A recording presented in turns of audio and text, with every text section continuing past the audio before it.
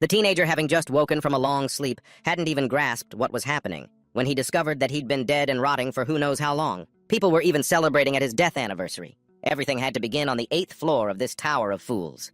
On the 8th floor's deadlands, footsteps hurried along. Rushed as if urging every breath onward, disciplined soldiers followed right behind Kazuki. Suddenly, he stopped raising a hand to signal everyone. With a serious expression, Kazuki announced, "We are here today to do something unprecedented, conquer the 8th floor Guardian. Don't dawdle because this is an alliance raid. If we don't clear this place, then the 9th floor will remain a mystery forever." Suddenly, the soldiers parted to form a path. His eyes narrowed at the sight of the approaching group. Kazuki shrewdly recognized them as Blue Eyes. A man among them was wearing a mask. He flashed his signature friendly smile and went to start a conversation. Subaru replied politely, "Sorry to have kept everyone waiting." Kazuki smiled, shaking his hand. "Kept us waiting. You're the first one here," Subaru asked curiously. "I heard that even the martial arts team is participating today." He sighed. "Well, Nazuki Mi Subaru is the one in charge after all. They probably just want to pick up whatever scraps you leave behind." Just then, he gripped the hilt of his sword and spoke. "If they just want to pick up scraps," Subaru said with a hidden meaning, "then I have something right here for them." And then he dropped a glowing object into his hand. A status window suddenly appeared. "Blessing of the Archangel." Kazuki wondered. "This is..." Subaru explained, "I intended to complete this raid." "Perfectly, but this is just in case. You should keep that with you." Hearing this, he hesitated. "But you need this more than I do." He cut in, asking, "Besides, after this battle, do you want to return to Blue Eyes?" Subaru emphasized, "You can just give it back to me then." At that moment, Kazuki's eyes felt a feeling of sadness rising in his heart. He patted his shoulder reassuringly and said, "Yeah, and if you don't want to give it back, you can just keep it forever." In that moment, a loud sound startled them both. As they looked, Subaru warned, "It's here." Kazuki was surprised. It's revealing itself this early. In the moment they prepared for the historic battle, everyone gathered. The 8th floor Guardian. He hurriedly shouted a loud command, "Brace for impact!" The Venom Dragon Hydra appeared with its grotesque heads. It began to attack everyone. He looked up, observed, and let out a soft sigh, remarking, "A chimeric monster." Subaru's hand was engulfed in dark energy, making his skin tingle. A system notification flashed through Subaru's entire body. His voice was ice cold as he announced, "Today is the day you die." The Venom Dragon. Hydra's eyes glanced toward Subaru. Right after all of its heads began to roar, coalescing into a blue orb. Kazuki, alarmed, shouted orders, "It's preparing to fire its breath attack!" Everyone fall back, but Subaru stepped up to stop them. "No need." Staring at the rampaging monsters, he asked in confusion, "What are you talking about?" The Venom Dragon Hydra combined its power, its roar echoing through the space. In that instant, he touched his sword, decisively drew it, and finally Subaru unleashed a slash into the air, carrying with it a dark power. Two immense powers of good and evil clashed directly. Kazuki glanced over and remarked with a sigh, "Subaru, you never change." Chino ran up cheerfully, praising, "That was amazing, Subaru. Your training sessions really paid off." Saigo touched his neck and complained, "Damn it, I was one step too slow. I wanted to land this first hit." Reina looked up and asked, "What did you give Kazuki just now?" His voice was laced with hidden meaning. "You'll find out soon enough." Subaru looked up and asked, "Is everyone ready? We're going to kill this overgrown lizard and clear the 8th floor." Immediately, everyone charged forward to attack the monster, leaving only Kazuki standing and watching. He uttered indifferently, "Look at them so united." Just then, someone approached from behind and said, "Just as planned, the hidden soldiers are also in position." Kazuki turned to look, a cold smirk on his face. "Excellent. In that case, let's begin." Someone accepted the order. "Understood." The mysterious person continued, "May fortune favor you." Kazuki glanced back at the battle before him with a callous expression. Her back was slender, her hair fluttering in the storm. And then they charged as one to attack the monster. Simultaneously, the dragon monster's crimson eyes flew wide open, and it unleashed lightning from its massive jaws, its face vicious with sharp teeth. Jaina moved closer to it. Sigan shouted to stop her, "Hey, don't just go slashing without saying anything." Just then she glanced back and saw the cold, sharp blade. Gina remarked, "You're really still not used to how I work, are you?" But he yelled back in protest, "You need to be a little more careful." Meanwhile, Yak rushed forward with a challenge. "I want to see who can deal the most damage, model." A wave of red light filled the space, along with the roar of a monstrous beast. As they each attacked from a different side, he grumbled, "If that's how it's gonna be." Then Yak cut in with a reminder. "The loser has to buy dinner." He flashed a confident smile as he unleashed a fierce sword strike. Watching the monster fall, Yak said, "Sorry, Chino." She, focusing her power, replied, "Don't worry about me. Just keep attacking." Chino focused, creating a giant shield. "Leave the defense to me." Just then, Kazuki approached from behind, startling her as he called out, "Chino, think you can defend against this too?" A moment later, she was hit by a surprise attack she couldn't block. Kazuki's cold voice rang out, "Seriously? This is the price for being too arrogant. Realizing something was wrong, Subaru turned his head as he heard a faltering voice call out, "Subaru!" Chino's body staggered and collapsed to the ground. He then saw him standing there with a cold smile. Terrifying veins bulged around Subaru's eyes, a clear sign of the fury in his mind. Kazuki's voice was taunting. "Subaru, you don't have time to be looking elsewhere." In that instant, the poison dragon monster closed in on him. Subaru's voice was filled with pain as he questioned him.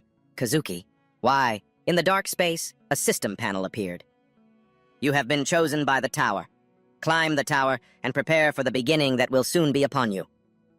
A message was sent to all players. The first message from the tower. Was it a trial or perhaps a blessing?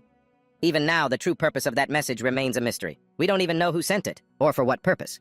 We simply followed its orders, unable to resist. And just like that, we aimed for the top of the tower, a place no one had ever reached before. Earth Muram, Junteza, Elfe, Lu Khan.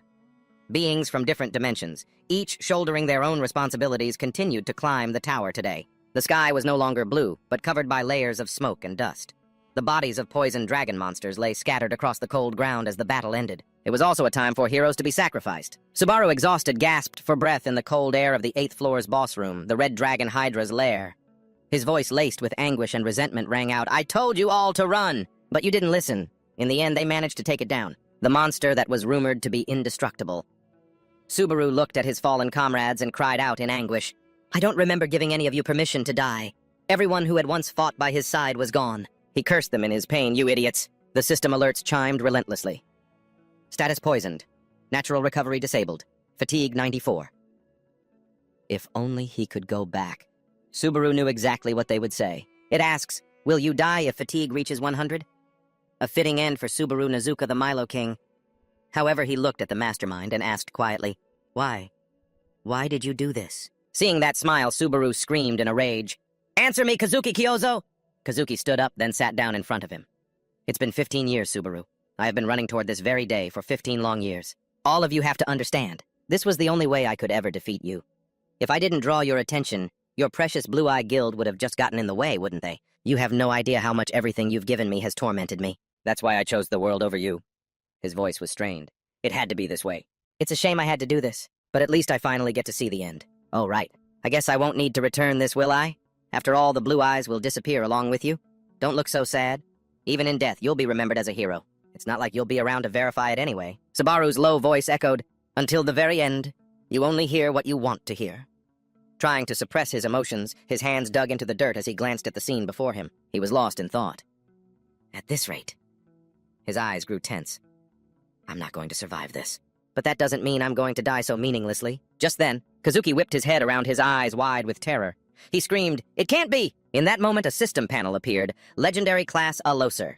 Subaru charged forward, shouting with conviction, "I can still use it! It still has uses left. Like I'd tell you, you piece of trash, system uses remaining 4.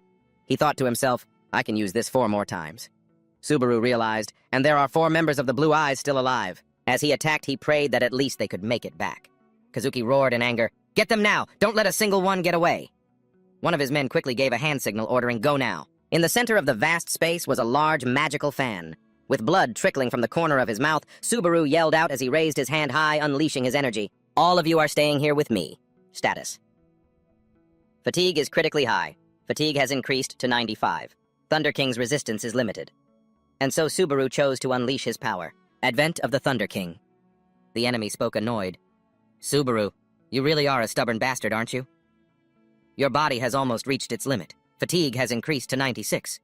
His voice rang out cold as ice. "I don't know what Kyozo promised you all to make you do something like this, but I hope you're all prepared to pay the price with your lives, because from this moment on, no one leaves without my permission."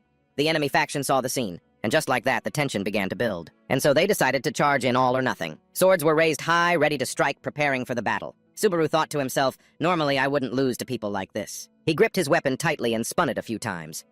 But if Kazuki makes a move, it'll be a different story. Just dealing with these other guys is already exhausting. The problem is my fatigue level. Subaru was exhausted, his mind in turmoil. I can't keep this up for much longer. In a moment of distraction, he was attacked from behind. Subaru's face contorted in pain. Blood spewed endlessly from his mouth. The status window warned, fatigue has risen to 98. Subaru forced himself to turn and counterattack, a chaotic scene with gruesome wounds. Light gradually illuminated the tragic space. His legs grew tired and his sword fell right beside him.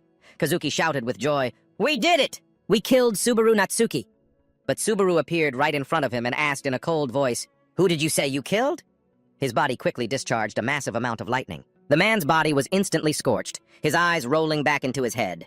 After the lightning dissipated, he collapsed to the ground while he gripped the blade lodged in his own body. Subaru had also reached his limit, slowly slumping down. People started shouting, "He's down!" Did we finally get him? Kazuki hid in the crowd observing that monster. Subaru couldn't believe his era would end. So simply, the system constantly warned fatigue has risen to 99. Danger. Fatigue is critically high. You will die if fatigue reaches 100. In his mind, Subaru thought, "Kazuki, you should know better than anyone." His legs could barely support him. That in the end... Suddenly, Subaru roared, "Get your sword ready, I will win!" His eyes were dark with hatred, while the other man was already thinking of his condolences. The Archangel's blessing system, I'll survive with this. Survive with... Just then, Kazuki's eyes widened in horror. In an instant, Subaru's sword was right in front of his face. In his shock, he thought, "No way!" Subaru declared, "In the end, I will be the one who wins," saying such cool things, while looking so pathetic. Kazuki thought, "At least I want to see him die before I go. My final lightning flash must have hit. But it's strange, Beth, to be thinking about this on the verge of death. Am I going to be stuck in this state forever? This in itself is torture. What is that? What's this smell? A smell. I can smell something. Could it be?" In a junkyard, a lid fell with a loud crash. Subaru was sitting in a stinking trash can. He glanced around, bewildered, and asked, "Is this hell?" An information panel appeared before his eyes. Name, Subaru Hosoi. Affiliation, Earth. He stared in confusion. Subaru Hosoi? What the hell is that? What is this trashy status window? Just then, Subaru roared in anger. "That name doesn't suit this face at all! And from Earth, they're nothing but a bunch of trash!" The people around him started whispering, "What are you doing here? You're just here to make the rest of us look good." You got it exactly right. Subaru Natsuki is an anomaly. Was he trying to achieve half of what he did 25 years ago? Subaru Natsuki died 25 years ago, then this body is... Subaru dazedly climbed out of the trash can. Are you kidding me? Is this a dream? At that moment, he fell to the ground with a painful thud. Subaru stared blankly at the item in front of him, a sense of doubt rising. He picked up the player tool. That's right, if I use this... Subaru quickly operated it, searching for Blue Eyes. The information came up, Lamku, the heir to Blue Eyes, lacks power. The secret behind the name Lamku. Lamku continues to grow, inheriting the will of Subaru Natsuki and Blue Eyes. Today, our Guildmaster Kyozo will win the next tournament. Discussing the heroic spirit of Blue Eyes on that day 25 years ago. He couldn't believe it. No way! Subaru looked at the face of the person in the picture, bewildered. He's not dead. The person on the screen was familiar to him. Kazuki Kyozo. From the beginning, they weren't all enemies. Subaru remembered their conversation back then. "What's up calling me out at this hour?" He replied, "Subaru, I'm thinking of leaving Blue Eyes." You were confused. "Huh, what's so sudden?" Kazuki suggested, "I want you to tell the others for me." Friends. At least that's what Subaru once thought Kazuki was. He then said, "You'll understand the reason eventually. Don't worry, even if I leave, I'll still be your shadow." A few years later, Kazuki had formed a guild and appeared before him again. He used a name they had once joked about, Lam Ku. That was the name of the shadow he mentioned. But he's still on the 9th floor.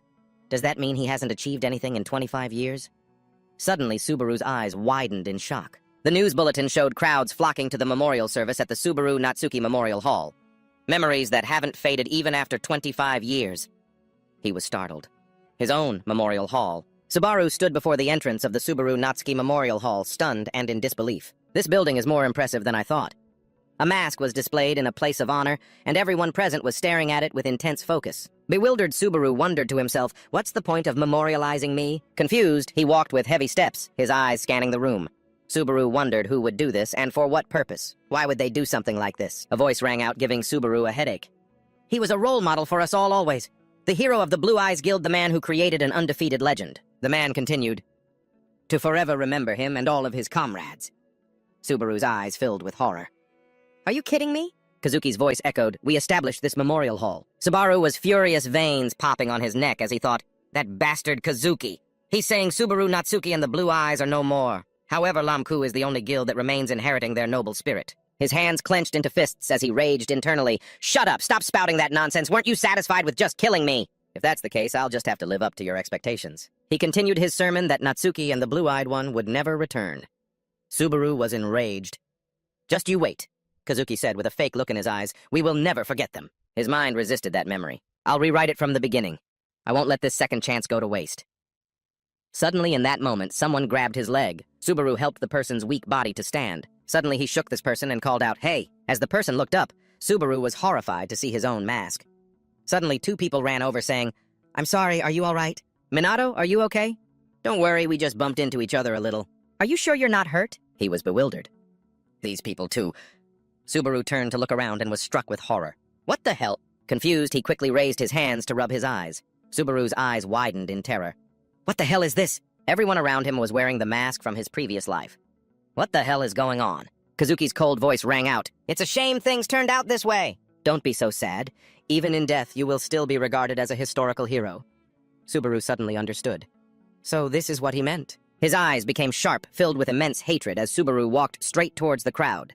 In front of him was his own memorial portrait surrounded by fresh flowers. Subaru thought all of this, and was just a way for him to take all the glory of the blue eyes for himself. Suddenly, his gaze shifted from hatred to astonishment.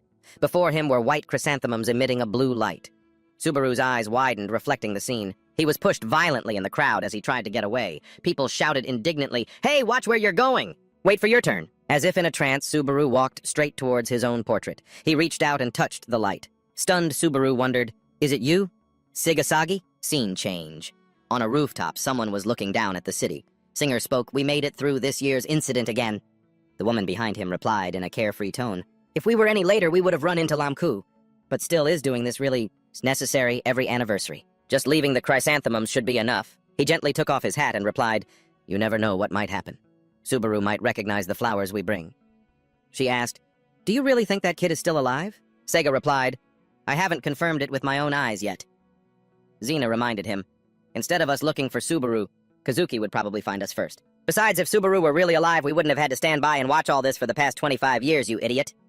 The sun was setting and birds flew across the sky. In a corner, Subaru wept endlessly like a child. He tensed up. She's really... Subaru was lost in thought. Is she really alive? He clutched the flower in his hand and called her name Sig. So this is the room Subaru Hosoi used. Turns out he was poor, huh? The searches on the blue eyes yielded no results. Subaru dropped the laptop onto the bed. But I'm sure Sig is still alive. She's still out there, but she's in hiding. Could Kaiser be the cause of all this? Knowing his personality, he wouldn't let anyone who knows the truth live in peace.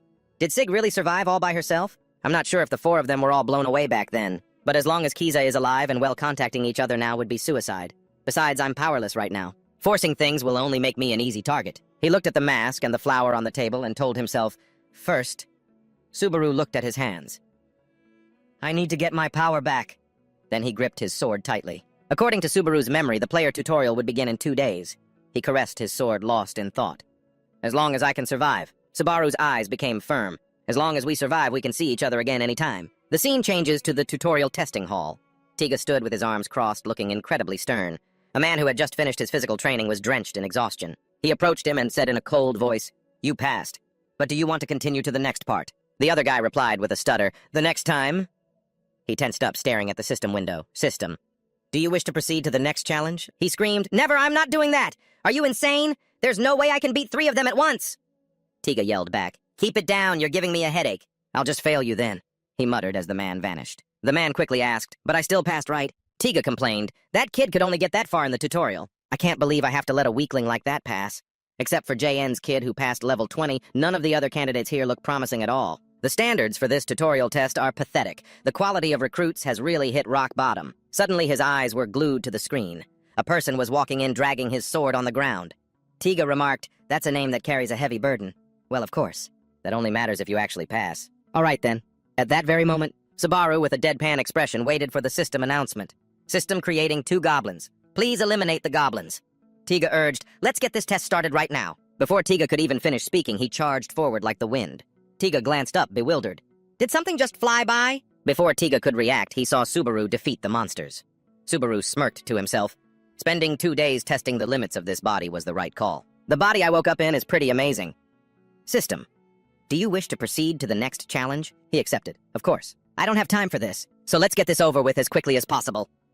Seeing the scene, Tiga let out a shocked gasp.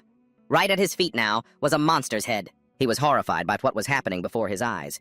What the hell is going on here? Tiga stood still, quietly observing Subaru's movements, his eyes wide with shock. He isn't just swinging his sword wildly. He's predicting his opponent's moves 2 or 3 steps ahead. Subaru's hand tightened around his sword. His knuckles turned white. Tiga assessed, "That's not just the mark of a good swordsman. Even I can't move like that. Unless he's the reincarnation of Subaru Nazukiyami." The sword in his hand came down with powerful, decisive strokes on the monster. Subaru gave the creatures a cold glance. "System, you have completed level 49. Do you wish to challenge the final boss?" He let out a sigh, then urged, "Right now." The space trembled once more. Right where Subaru was standing, the ground began to crack with strange white veins spreading across it. A giant hand emerged from the ground. Tiga shouted worriedly, "Hey, you idiot, wait! You're not Nazuki. If you value your life, you should stop right here." The monster roared. It was the Goblin King. The system window appeared. Sensing the offering at level 49, the Goblin King has been angered. Tiga screamed, "Give up before it's too late. Fighting the Goblin King is too risky. It's a suicide mission. Don't get greedy no matter how skilled you are. You can't close the gap between your stats." But Subaru's eyes were filled with determination. "I know that. With my current stats, I can barely do any damage to him." He tightened his grip on the sword. "Even so, I refuse." Subaru threw his sword to the ground, causing Tiga to clutch his head and scream, "Why did he drop his weapon? Has he gone mad?" I knew there was something off about him from the very beginning. But just as the Goblin King charged toward him, an arrow shot out, embedding itself in the creature's leg. Its expression suddenly changed. Meanwhile, Subaru was crouched low, his hands gripping poison darts. Surprised, the Goblin King looked down, but it still didn't understand what was happening. Subaru continued, "Let's make a bet. Will you take me down first? Or will I turn you into a pincushion first enough talk?" Subaru charged forward once again. Seeing this, the Goblin King let out a furious roar in response and rushed toward him, its legs moving swiftly. It swung its arm high, intending to strike him down. The two clashed. With his agile movements, Subaru quickly weaved and dodged its attacks. He was reminded of a time he had trained before. Subaru was repeatedly throwing darts, but he couldn't hit the center. Just then, a girl approached and said, "You can't throw them like that." It was Xena. So Xena stood up to demonstrate for Subaru. As she threw a dart, she said, "Anything can become a deadly weapon if you grasp its center of balance." And with that, the dart she threw hit the dead center. And now he was using that very same technique. Following Xena's guidance, he hit the monster's throat. Then he grabbed another dart and plunged it into its body. Subaru said with a smirk, "Power is proportional to spin and accuracy, and inversely proportional to hesitation. That's what Xena taught me." Taiga, standing nearby, thought to himself, "The goblin's poisoned corpse and the poison needles, they won't disappear until the challenge is over. I can't believe I'm using a mechanism I look down on like this. Not only swordsmanship to cut down goblins, but also the throwing technique to pierce an opponent with a hidden weapon." After thinking it over, he said aloud, "He's a genius." "A genius, sir. Does a word like that even cover it?" The Goblin King was now covered in wounds. It had lost all ability to fight and collapsed. Subaru quickly picked up the sword and said, "I've got nothing against you." With that, he delivered a fatal blow to it. Finally, the system panel appeared. "You have defeated the Goblin King. You have completed tutorial stage 50 for the first time. It's still just the tutorial. Don't make me slash a monster like that during the training phase. Leveled up, gained prestige, gained achievement points, unlocked the tutorial shop. This shop can only be used during this stage. What can I buy with the points I have now? Current achievement points 2,425. He went from one surprise to another. I've never even seen this shop before. Opening the tutorial shop. It looks like the prices range from 5 to 200 points. I'm going to have way too many points left over. As soon as he pressed the button, Subaru's eyes widened. He mumbled, "I can even buy an item like this nameless demon sword. Price 1,000 achievement points. Rank sword. Type weapon. Consumes the user's vitality and spirit to enhance slashing power and physical abilities. A failed work by the master swordsmith Cinder Z. It has no name. I can't believe I've come across one of Cinder Z's creations here. It's extremely tempting, but should I use something that drains my life force? A mithril sword. Price 1,400 achievement points. Rank sword. Type weapon. Reduces the user's fatigue accumulation and increases combat duration. A mithril sword, blessed by the Holy Church." Looking at the Holy Sword, Subaru couldn't help but feel conflicted. I don't need a demon sword, I need a holy sword. Should I prioritize destructive power and choose the demon sword, or should I prioritize safety and choose the holy sword? He silently weighed his options. Both are good. How should I use these initial points? I need to choose carefully here. But then an idea struck him and he decided to choose again. I can still change it. The system panel appeared. Greedy Spike. Price 1,400 achievement points. Rank F. Type skill. Level 1. Effect. Nullifies the side effects of skills and items used by the user. The skill's rank and level can be upgraded. Amount required 1,400 points. Subaru's eyes went wide with astonishment. I've never seen a skill with an effect like this. With the demon sword, maybe it could even nullify the disadvantage of draining life force. The system panel updated continuously. Purchased skill. Greedy Spike, 1,400 points. Purchased nameless demon sword, 1,000 points. He was extremely satisfied with this. Totally worth it. He took the sword in his hand, gave it a few swings, and remarked, "Just as I thought, this skill and the demon sword seem to be a perfect match." Instead of struggling with just a single skill, it turns out he chose the demon sword. Tiga also came over and said, "A good choice. That skill and that item are very compatible. However, as an examiner, I, Tiga, don't understand why you chose that skill. I don't know if it will be useful. And you weren't sure if it would be effective either." Hearing this, Subaru immediately retorted, "Do you want me to explain every little detail?" Suddenly, Tiga flew into a rage. "Explain it!" Is that what he wanted to ask? Talking politely is so hard. "You must be very tired after the test, so I'll let it slide this time. It's not for any special reason or anything," he thought to himself, so that snot-nosed brat has become an examiner now. He remembered a young man from long ago. "I'm a fan. Can I have your autograph, sir?" "An autograph? I don't have one." "Then just writing your name will be fine. My name is Hidutu." After remembering, he started to ramble. "In my day, learning etiquette was the first step to becoming a player. Compared to that, young people these days, just because they have a few skills, they become arrogant. I don't know how they were raised, but they hate losing out and only demand their rights. And instead of respecting their elders, they call us old fossils. Times have changed, just like the amount of hair on your head." Subaru replied, "Anyway, I have no intention of answering, so just keep the test results a secret." There he goes again, talking back with that shallow knowledge he scraped together from the internet. Hearing this, Tiga suddenly said smugly, all right. If that's how it is, then how about this? I'll personally drill the etiquette you're lacking into you from scratch. Do you have any intention of joining the Knights Guild? Don't want to? Hey, it's rare for an examiner to personally recruit someone you know. To the second floor. Gotta move. Wait, stop, hey. Despite this, Subaru left decisively. And finally, Subaru disappeared. Tiga sighed wearily. Good grief. I'm so disappointed in you. After a while, Subaru landed in another place surrounded by a chaotic mix of voices. Second floor. How about some fresh deep-sea fish from the Junte region? Special jerky. Come on, have a little taste. In this starter area, we've got everything from fabrics made in the martial arts world to jackets from Earth. I've returned to this place. I've seized an opportunity that no one else has. This is my second attempt because I've already experienced it once before. I have to handle things better this time. For my comrades who are waiting for me and to get revenge for the horrific end we faced. A private training room. For self-training, learning new skills, testing equipment, durability, and so on. As he arrived, an old man asked, "Which floor are you from?" Subaru quickly replied, "I just came up. It's a place all the players frequent." The old man pointed the way for him. "In that case, you should use training room number 1. There's a straw dummy in there." After hearing that Subaru had a question, "I'll use number 5. "Number 5? The old man suddenly got cranky and raised his voice. "I'll be honest with you, don't do it. It's a waste of money. Just use number 1. I appreciate your concern. Just give me 30 minutes. Acting like he's the main character in some Korean drama. "Fine, whatever. Do as you please. You won't get a refund if you leave halfway through, you know." The system window appeared. "You have used 50 credits. Remaining credits, 10,050 C. The higher the number, the harder the training room." And that was indeed the case. For a player without proper equipment, being underestimated was expected. However, he still bravely stepped inside. All right then, let's get started. And now Subaru was ready. He gripped the sword in his hand. A red glow appeared and the system window popped up. The nameless magic sword has recognized its master. All stats are temporarily increased. Absorbs all of the user's HP and MP. Spike of Greed. Level 1 has resisted the backlash from the nameless magic sword. A portion of HP and MP has been restored. Spike of Greed Level 1 has failed to resist the sword's backlash. Fatigue is gradually increasing. Just as I expected, Level 1 is still too weak, but just a little more. The nameless magic sword has absorbed the user's HP. Power increases in proportion to the HP lost. As he read the system window, the sword's power grew stronger. It emitted an incredibly brilliant red light, but Subaru couldn't control it. Is this my limit? Still within expectations. You have consumed 10,000 credits. The skill level of Spike of Greed Level 1 has increased by 1. He plunged the sword into the ground, panting heavily as the system window appeared. Spike of Greed. Rank E. Skill classification. Level 2. Prevents the side effects of skills and items used by the user. Credits required to level up 20,000 C. 20,000 C. Spike of Greed. Level 2 resists the sword's backlash. Spike of Greed Level 2 has partially succeeded in resisting the sword's backlash. The nameless magic sword has absorbed all HP. Power is further increased. I did it. At this, Subaru's expression grew more determined, his eyes bloodshot. Subaru resolved to push forward.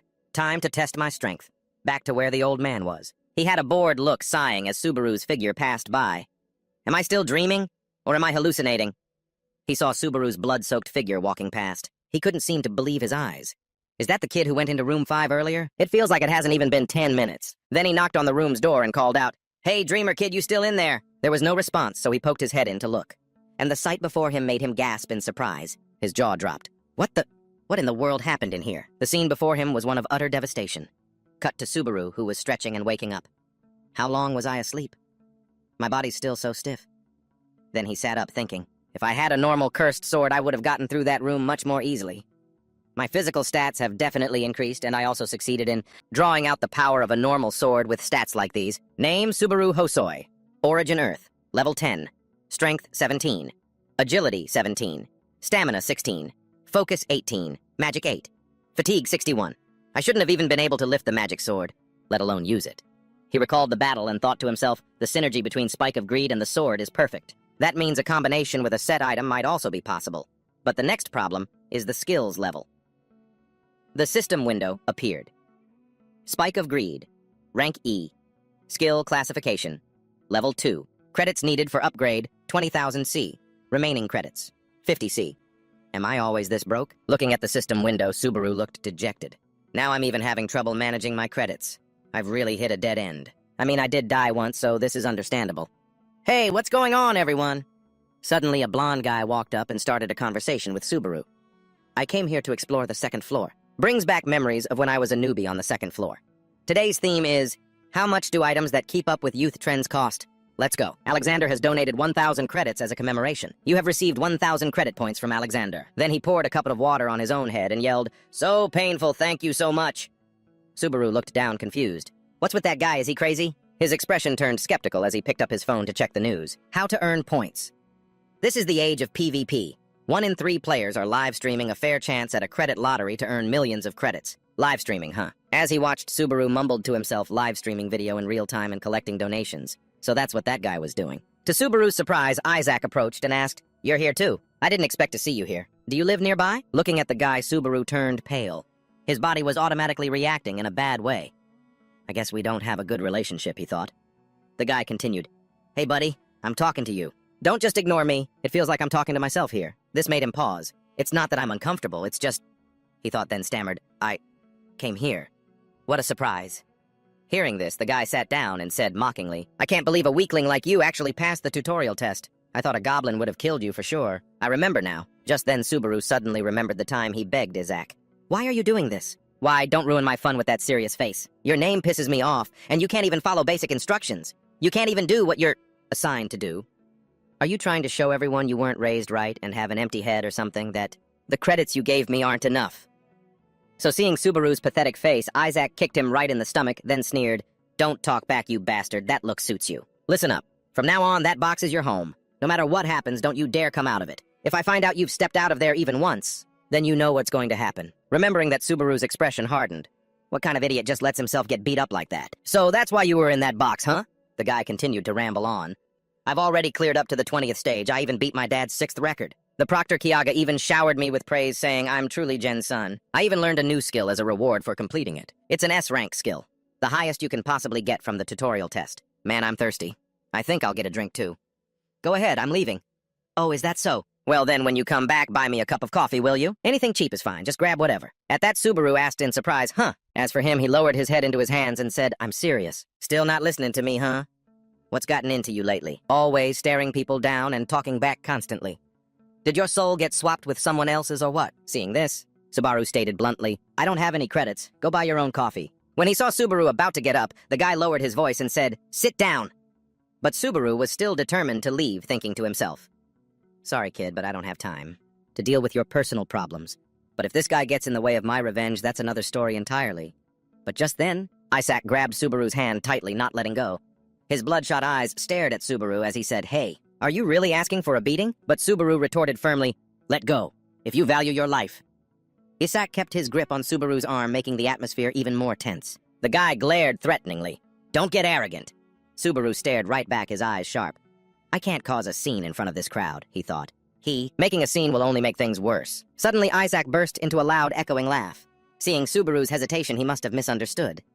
"Don't be so scared. I'm just messing with you a bit, same as last time." "Right? You're still the same coward you've always been. With skills like yours, you must have had to try really hard just to pass the tutorial test. I bet you're feeling pretty proud of yourself." But as he finished speaking, Isaac took slow steps closer to Subaru, looking at him with contempt. "You piece of trash. Do you really think you can beat me? If I wanted to, I could make you disappear. You know who my father is, don't you? After saying that, the guy turned and walked away, laughing loudly. Be careful, my friend. Subaru remained calm, silently watching him go. Some friend. The system announced, there are 2 main ways a player can grow. The system now provides step-by-step guidance. First is through the gates. By clearing the tower's gates and receiving rewards, a player can naturally become stronger. To enter the tower's gates, you must pay credits. However, your safety is guaranteed in a digital space, as the gates are created within it. So even if you die, all you lose are your credits and your progress. The second way the system announced is by hunting. By hunting monsters outside the safe zone or clearing the dungeons on each floor, you can definitely grow by doing so. Your growth will be faster than clearing gates, but since the hunting takes place in the real world, it's a life or death situation. If you die out there, you die for real. At that moment in the Orc Lair dungeon, whispering. That's why players avoid hunting, because there's no reason to risk your life. But a slender figure stood with resilience. Subaru sat leisurely in front of the monster he had just defeated.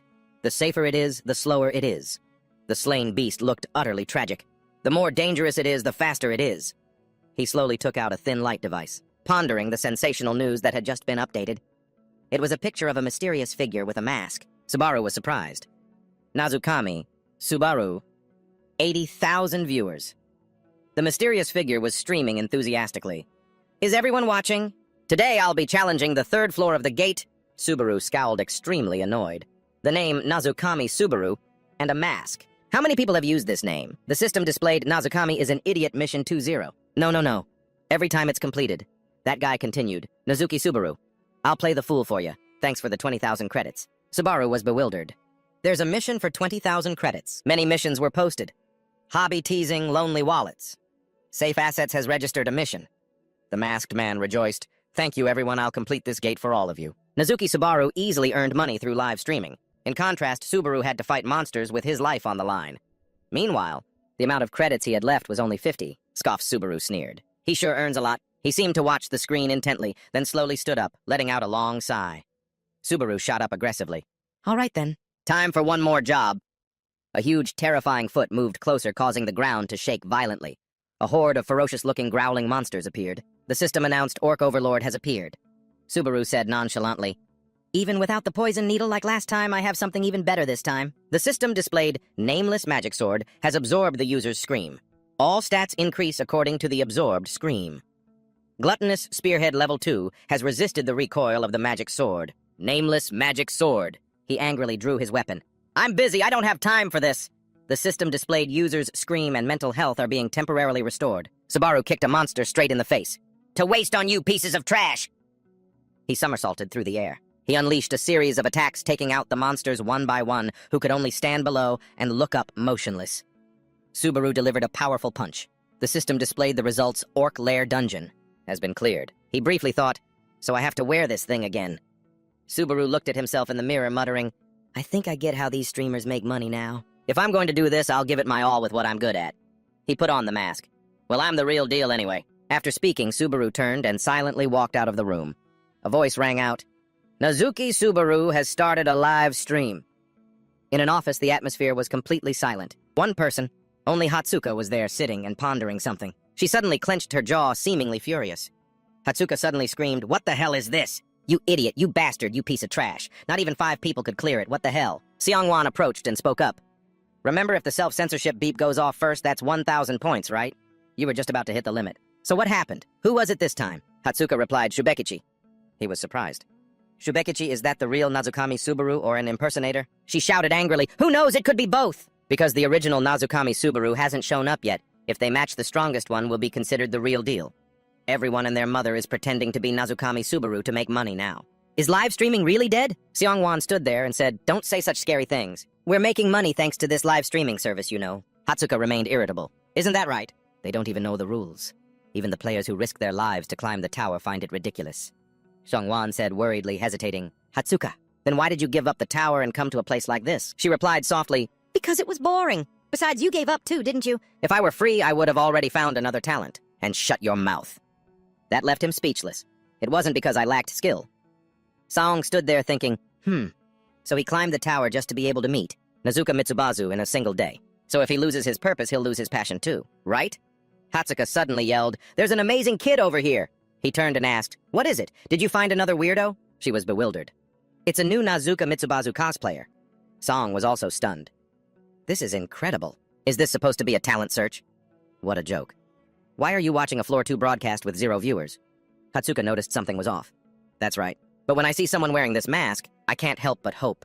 And those 1,000 credits I just donated?" As soon as Song heard that, he dropped to his knees begging, "Please forgive me." The system continuously made an announcement. "Beginning the trial of Floor 2, complete. The opening dungeon and escape achievement points will be awarded based on the monsters dealt with." Subaru thought to himself, the trial on the second floor isn't so hard that it's confusing, but the feeling of someone watching me is still a bit pressuring. Suddenly, someone sent a message, "What floor are you on?" The stranger kept asking. "First time," he mumbled, "Yes, this is my first trial." A flood of messages arrived. "Are you sure? Is it okay to broadcast like this? If it's your first time, you probably don't know much about what's around you." Suddenly, a monster with a ferocious face appeared. Subaru quickly grabbed the monster's head. He flung it, sending the monster flying far into the distance. System notification: One-Eyed Bat has been defeated. Received 1 corresponding point. Subaru paused and muttered, "Is there a problem?" System notification: Beginning first trial. Conquer the rookie dungeon and escape.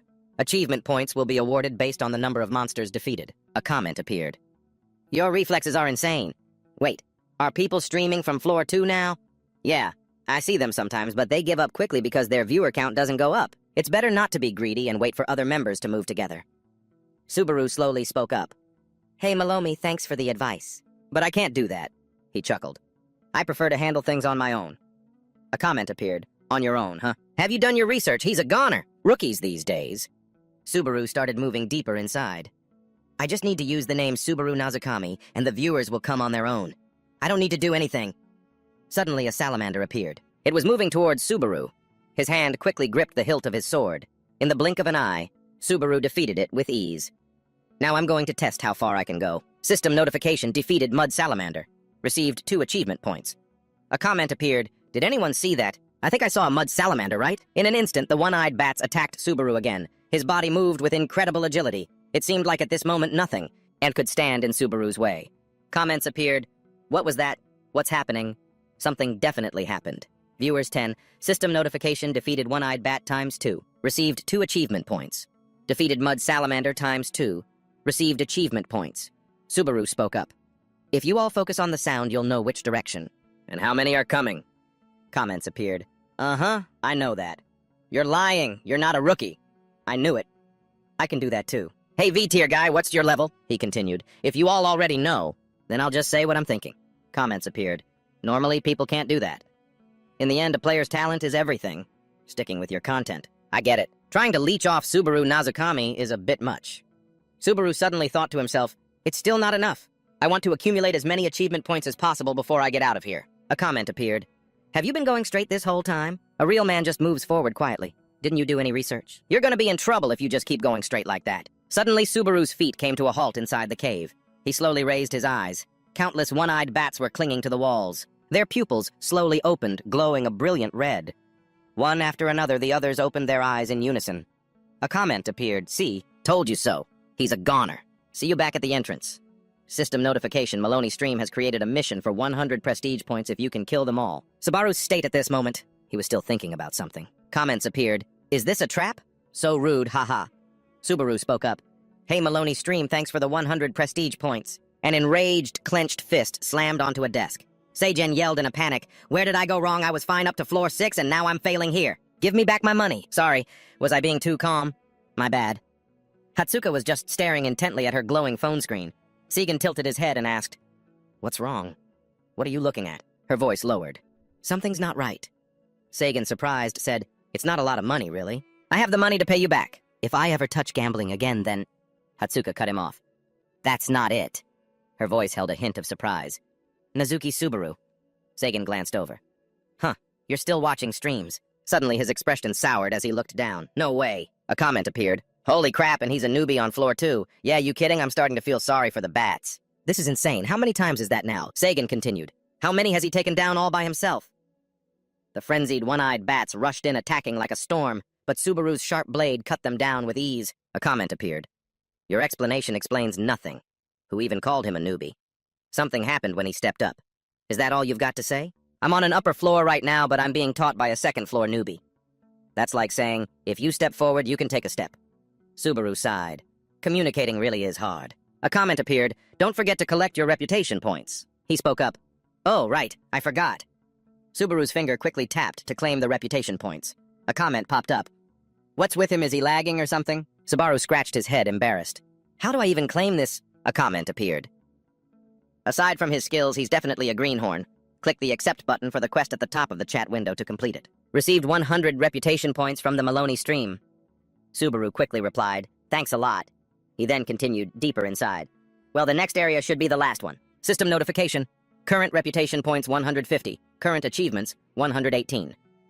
Suddenly, a piercing scream echoed from outside the building. Hatsuka said excitedly, oh, this is bad. She could only exclaim, this is bad. Sagan gritted his teeth, covering his ears.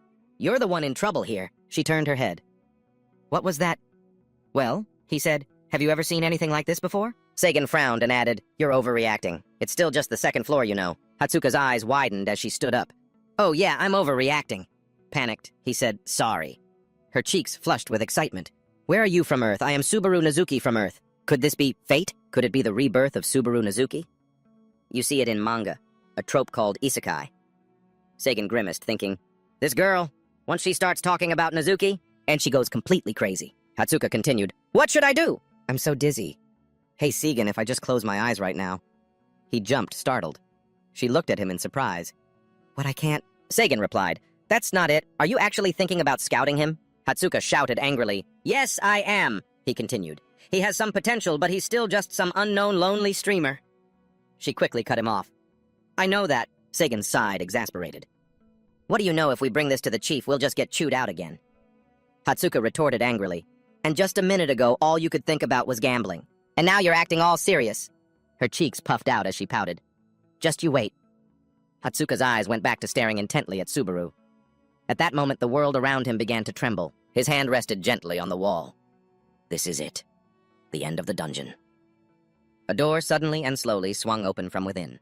Subaru stood firm, facing it with complete confidence. And there it was, a werewolf, sleeping, sitting up. So, you're the werewolf GZ. A comment appeared. I feel the pressure every time I see this guy. It's insane. Please keep it a secret that I struggled with this guy for 8 tries.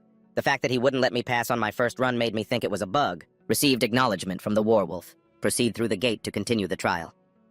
Subaru thought to himself, the werewolf, it's not a monster created for hunting. It's a gatekeeper meant to judge the strength of new players and decide if they're worthy of continuing. His eyes slowly glanced to the side at the screen. Subaru's expression froze in surprise. 3,000 reputation points. A comment popped up, another big shot appeared. He probably has no intention of donating, announcing a budget tightening. Besides, this isn't a monster you have to kill. The werewolf's jet-black pupils began to open slowly. A deep scar ran through the fur above its eye. The system quickly announced, Werewolf GZ, gatekeeper of the second floor. It let out a long breath and spoke. A player, huh?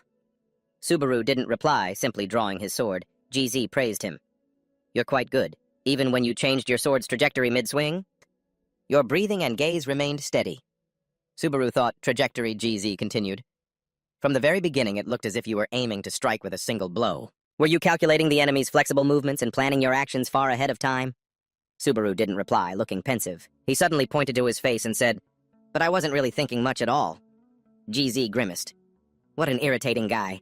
Subaru continued nonchalantly. Would it be better if I couldn't do that, perhaps? GZ laughed awkwardly. Normally, no, you can't? Subaru resumed his thinking. You find it strange, too, don't you, GZ? The important thing is communication, making eye contact, and conveying everything in an instant. When you're taking down a group of one-eyed bats at once, you can't be thinking about aiming for each individual eye. The lone wolf always attacks lunging head first, so the more it does, the bigger the opening it creates. System notification. Let the werewolf acknowledge you. The werewolf's eyes widened in surprise, looking at Subaru. Alone? It asked, puzzled. Did you really come alone? Subaru replied coldly. Can't you tell just by looking? The werewolf began to move closer to his face. You are an interesting one. I smell the scent of a great warrior on you. A comment appeared. The scent of a great warrior. And you said I stink. He said I smelled like a pile of corpses. Subaru's eyes sharpened. The warriors of the wolf tribe can smell a special scent, not just body odor. They can see through to a person's very essence. The werewolf spoke. You have the qualifications to pass through this place. The test is over. You may go. A comment appeared. What's with this guy? So this is how anti-discrimination works out sometimes, huh? Subaru scratched his head, thinking to himself, even in my past life, this never happened. What a shame.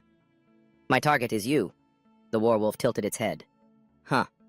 Isn't it the door behind me? Subaru quickly nodded. Yeah, someone told me to kill you. Suddenly, the warwolf looked up and continued, as expected of a man who possesses the soul of a great warrior. At that very moment, in a sun-drenched office, Hatsuoka and Saigen were in the office, fingers tapping uncontrollably with a hint of irritation. What is this? After the entrance floor, The department head, John, spoke up. That stream, how many viewers does it have? Saigen gave an embarrassed laugh and answered, about 20 people. Hatsuoka cut him off. No. She smiled brightly and continued, it's over 30 now. Saigen grimaced, thinking, I'm not going to correct you, you idiot. John suddenly picked up his glasses and put them on, saying, are you people kidding me? You think I don't know you're making bets during work hours? And what's more, I told you to find someone promising and you bring me a guy with 20 viewers. Hatsuoka's eyes slowly drifted down. 30 people? John angrily interrupted. That's not what's important, Hatsuoka. Why don't you just become a streamer yourself? You have the skills and you definitely get fans, she said loudly. Chief? Hatsuoka looked down at the screen. I just looked and it's past 40 people. John scowled. Hey, are you even listening to me? At that moment, Subaru was still in a ready stance before the warwolf. Suddenly, its arm shot up, revealing sharp claws. His palm tightened on the hilt of his sword. Don't think about anything. System notification. Nameless Demon Sword absorbs the user's mana. All stats increase corresponding to the amount of stamina consumed. Subaru calmed himself. Be calm. System notification greeds edge. Level 2 negates the side effects of the Nameless Demon Sword. His pupils suddenly glowed. Even if this is your first time. Just as he finished his thought, the warwolf charged. Just do it like always. Subaru's blade quickly parried its claws. The warwolf didn't stop there. It raised its claws again, its arm frantically and continuously attacking Subaru. His feet struggled to stay firmly planted on the ground. Subaru pulled his sword back, panting. He's really strong. Trying to block him with brute force is impossible. But the warwolf's sharp gaze fell on Subaru. Truly a warrior. It quickly turned and attacked him again. The warwolf spoke, but you are not on my level. Both of Subaru's hands still gripped the hilt of his sword tightly. A comment appeared, a defensive strategy is only for hired thugs. Hired blades probably won't work, but it's still dangerous. He's absurdly strong. Maybe try 2 or 3 times. The guy who gave this quest is gonna regret it. He'll get it done. That's going to be tough. At this point, Subaru's entire back was pressed against the wall. He panted, thinking to himself, sometimes there are more effective ways than using brute force.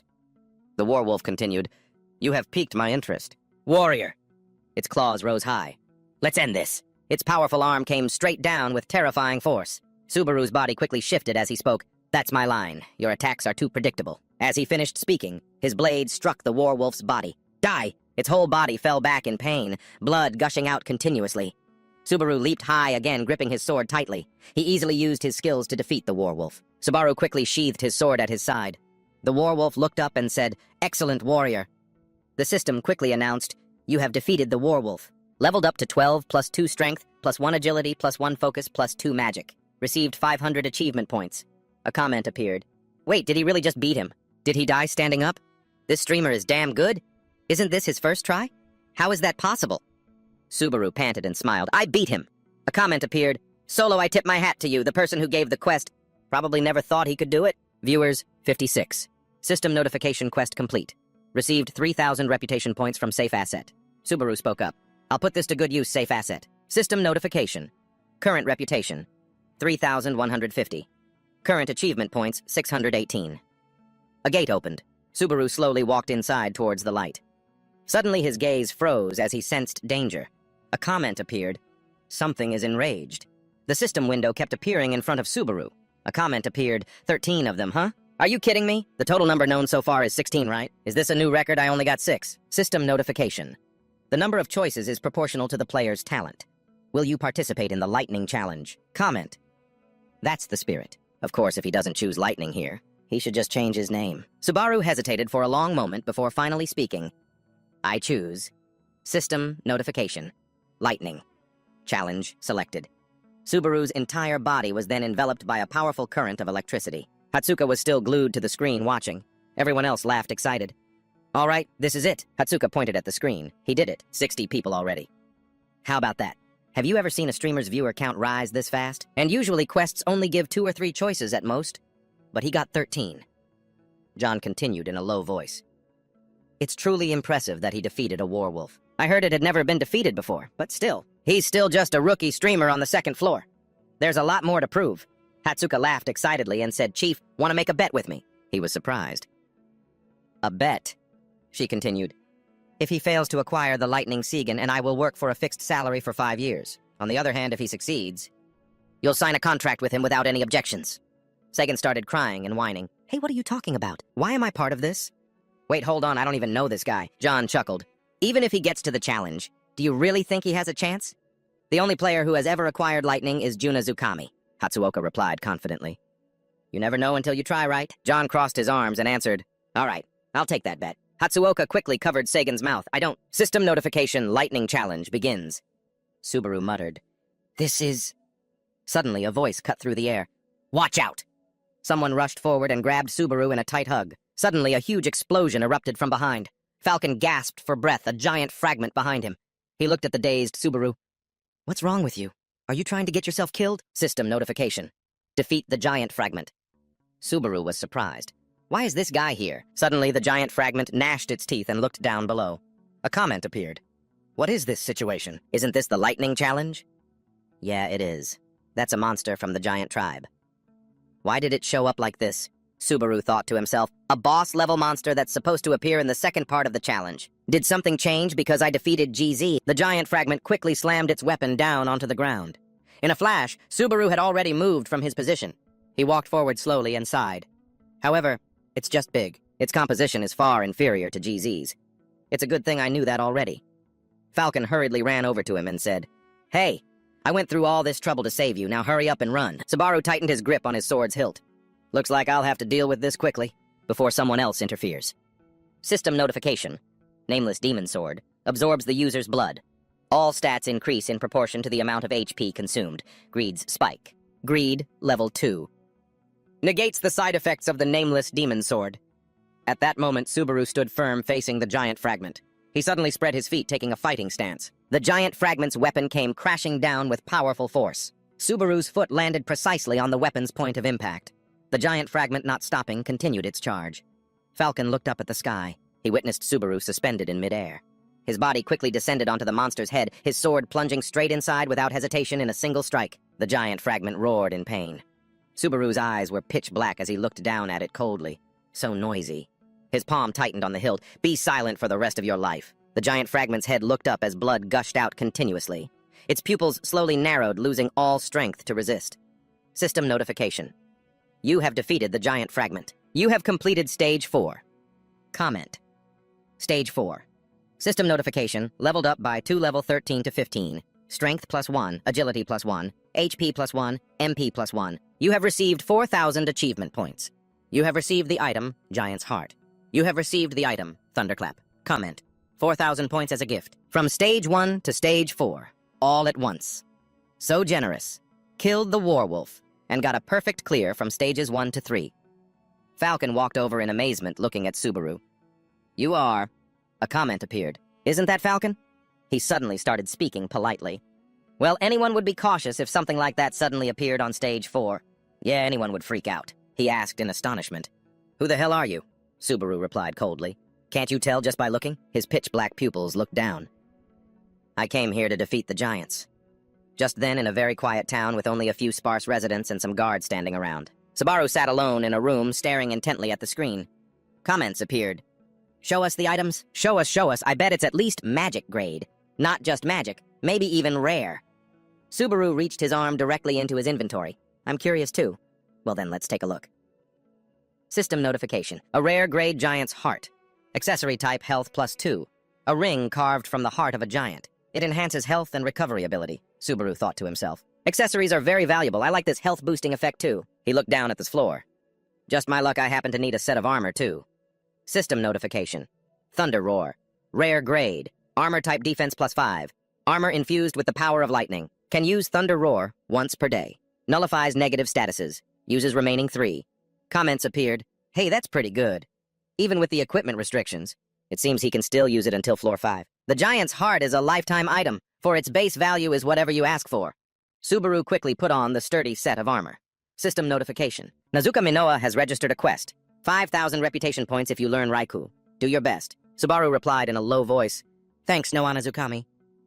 System notification inbox registered a quest.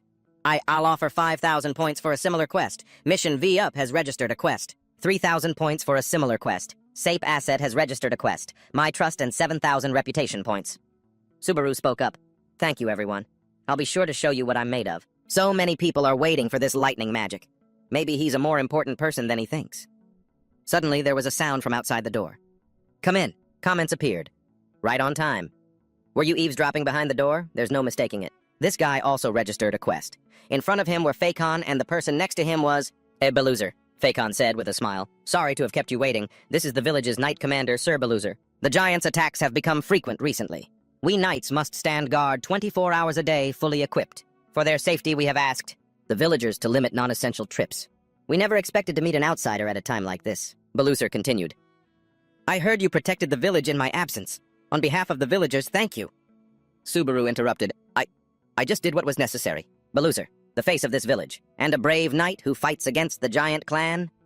Beluzer said grimly, Fortunately, during our reconnaissance, we discovered the chieftain of the giant clan. We plan to risk our lives to corner them, so please forgive my rudeness. I beg you please save our village. Subaru didn't answer, just looked at Beluzer's current state. Comments appeared. Beluzer, don't die. Beluzer, is he going to die? Stop with the spoilers. Subaru grimaced and thought to himself, based on my memories, Beluzer will definitely die in the next stage. His arm slowly reached forward. Raise your head. Subaru smiled confidently and continued, All right, I understand. I'll cooperate. Beluzer smiled and quickly shook his hand. Thank you so much. System notification beginning Stage 5 survival. Everyone began to walk forward together under the setting sun. Subaru was still looking intently at his screen. He thought to himself, because the number of viewers has increased, the comment feed is scrolling so fast. It's impossible to interact like this. Suddenly, Beluzer stopped short, raising his hand and saying, Stop!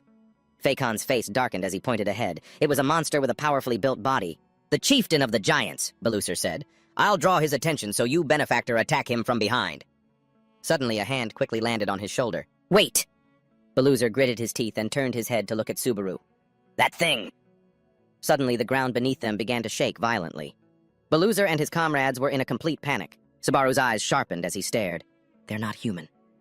At that moment, the chieftain's pupils widened. Its eyes slowly glanced to one side.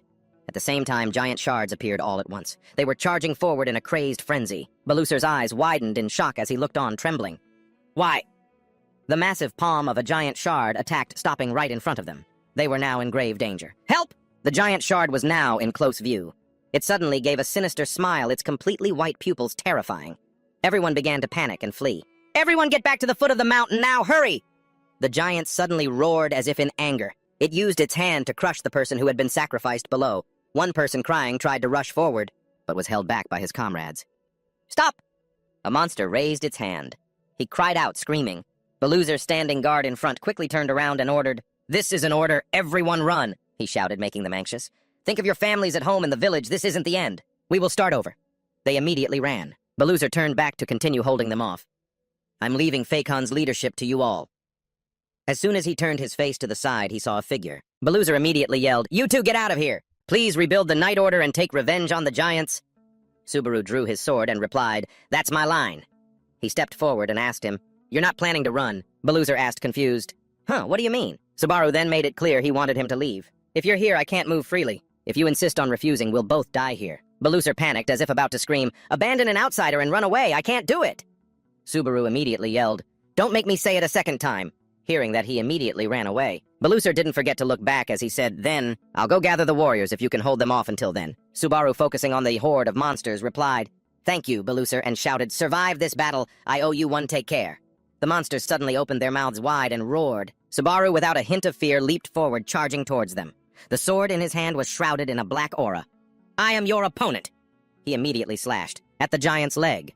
The slash made it lose its balance, nearly toppling over. The others, hearing their comrade's scream, glanced over. Subaru raised a hand to wipe his sweat. A system notification appeared.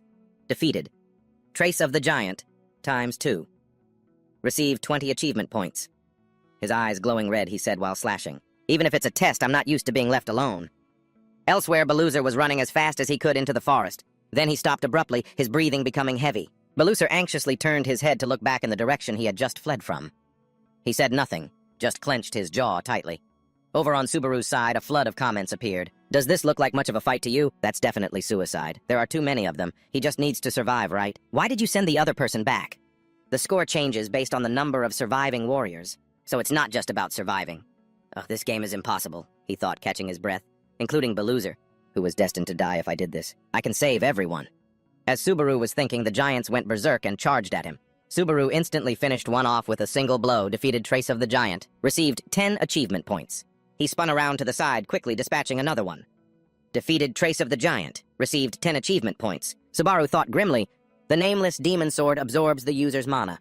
All stats increase corresponding to the amount of mana consumed. If I take them down one by one, it won't be difficult. He raised his sword, gripping it tightly.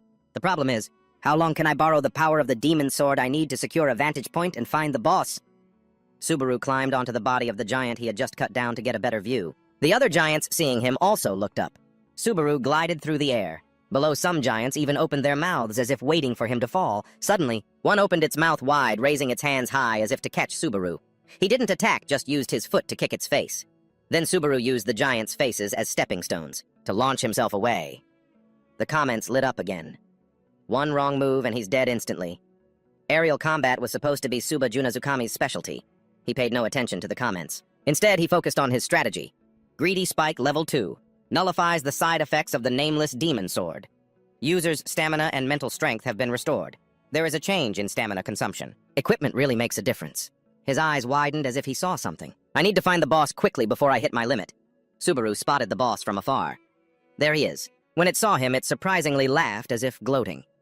Subaru quickly charged towards it. It also prepared to swing the weapon in its hand.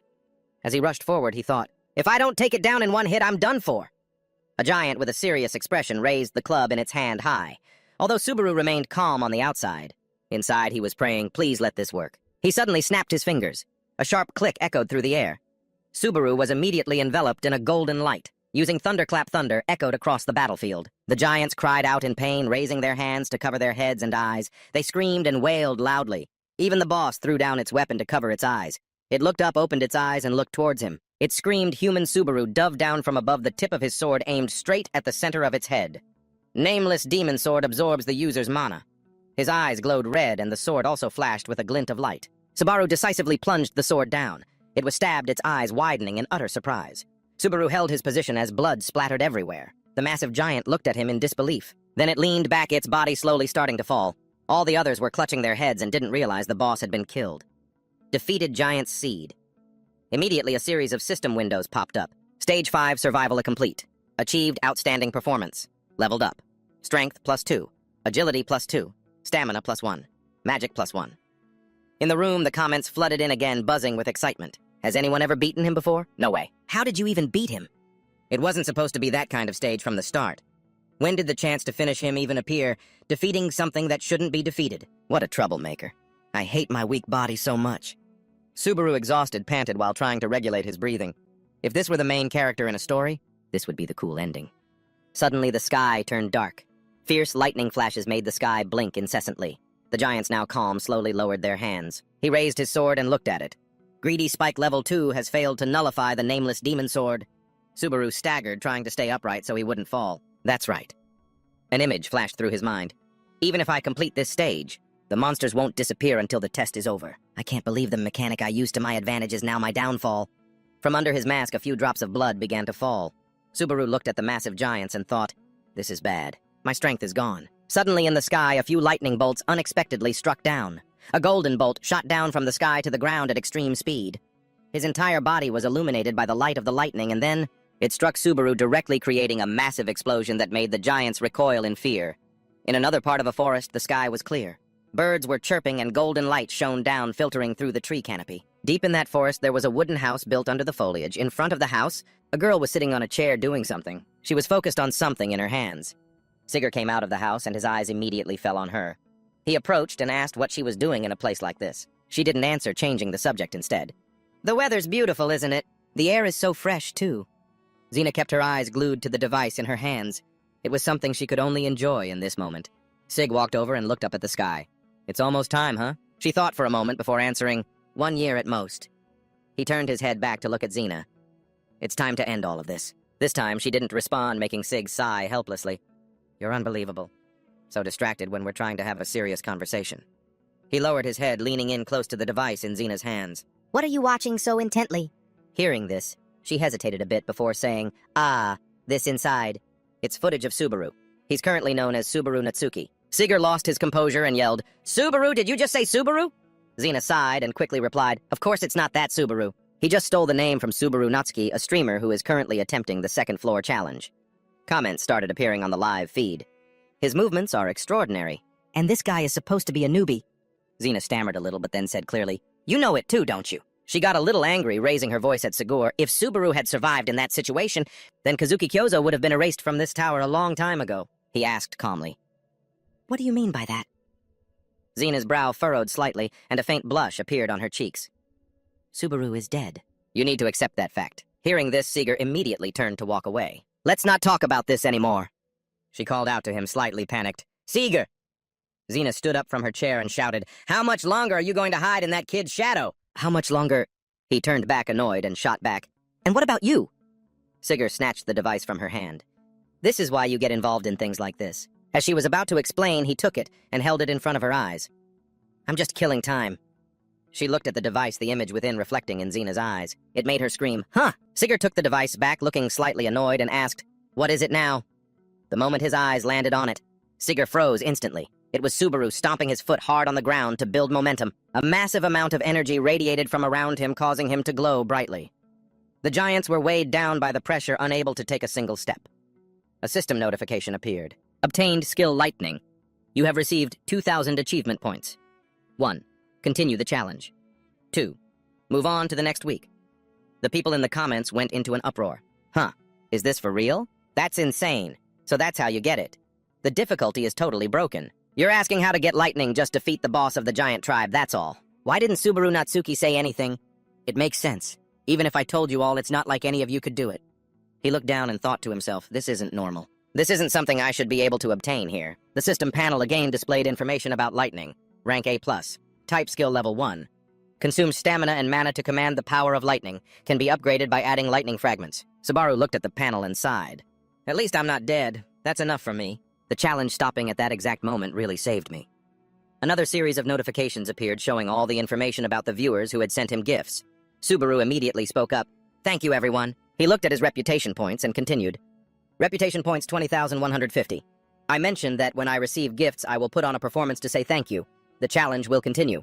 The giants, now able to move again, immediately charged forward, growling. Subaru's sharp eyes swept over them. I will show everyone that thing. 20,000 reputation points consumed.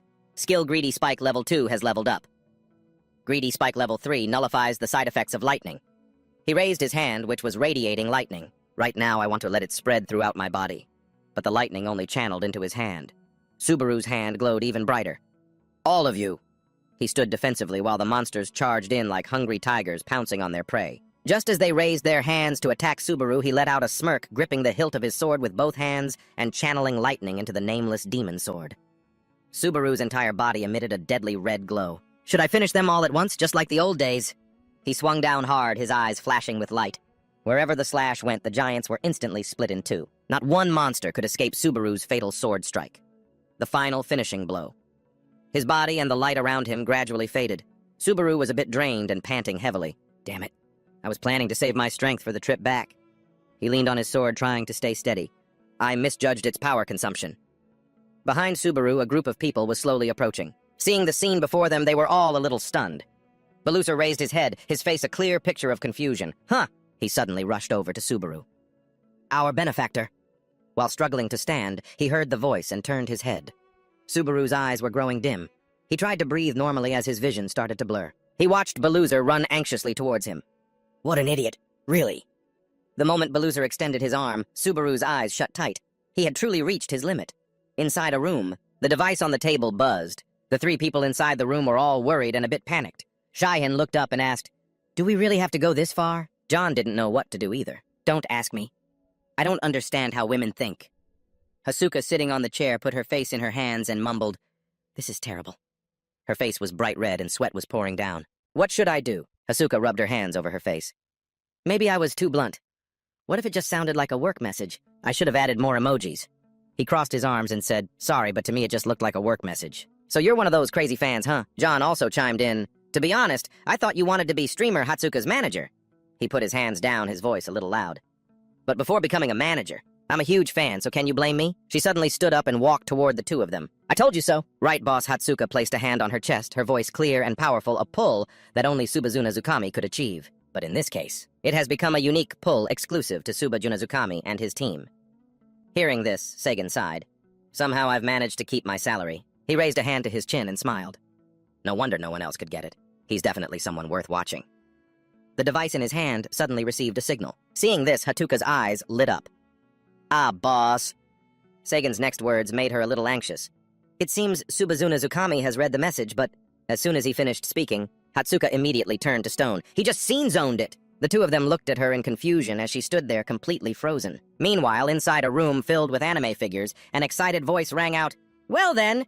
A young man was sitting on a gaming chair in a modern room with an expensive PC setup. He looked at the large LED screen, unable to hide his excitement. Shall we begin? A streamer who specializes in analyzing player matches using his sharp insight and knowledge. He has defeated countless opponents and built a solid reputation for himself. A confident smile appeared. Hoki. They say he has demonstrated his sharp analytical skills by watching footage of various players. Among them is Kuzoka Oamon, who just joined Blue Zone. The future of Blue Zone, a comprehensive analysis of Kuzukawa. Amon. Hoki pointed to the screen displaying Amon's image.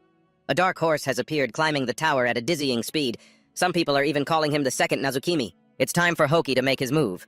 This also includes Kazuki Kyozo, a former member of Blue Eyes. Can he become the strongest man? Kazuki Kyojo of Blue Zone. Hoki analyzed. Kazuki Kyojo is now a player representing Earth. The pressure on his shoulders must be immense. But today, I want to take a closer look at his skills. Of course, the generational legend Nazukami Subaru is no exception, no matter what anyone says. The throne belongs to this man. Hoki praised, when you think of a player on a completely different level from the rest who comes to mind, most of you right now are probably thinking of this man. That's right, Subazuna Zukami. Hoki started his live stream introducing himself enthusiastically. Hello, I'm Hoki. Thanks for tuning in today. Today we're going to join Hoki to focus on dissecting the hottest player right now, Nazukami Subaru. The comments immediately exploded. Nazukami Subaru is back. Yeah, not the original though. Isn't he still on the second floor? This early? Turns out there are a lot of Nazukami Subarus. A new Subaru, running out of ideas. Hoki paid little attention moving his mouse. Now, let's not ruin the mood from the get-go. Hoki started rewatching Subaru's battle. He couldn't comment further. He could only marvel. Whoa, this is insane!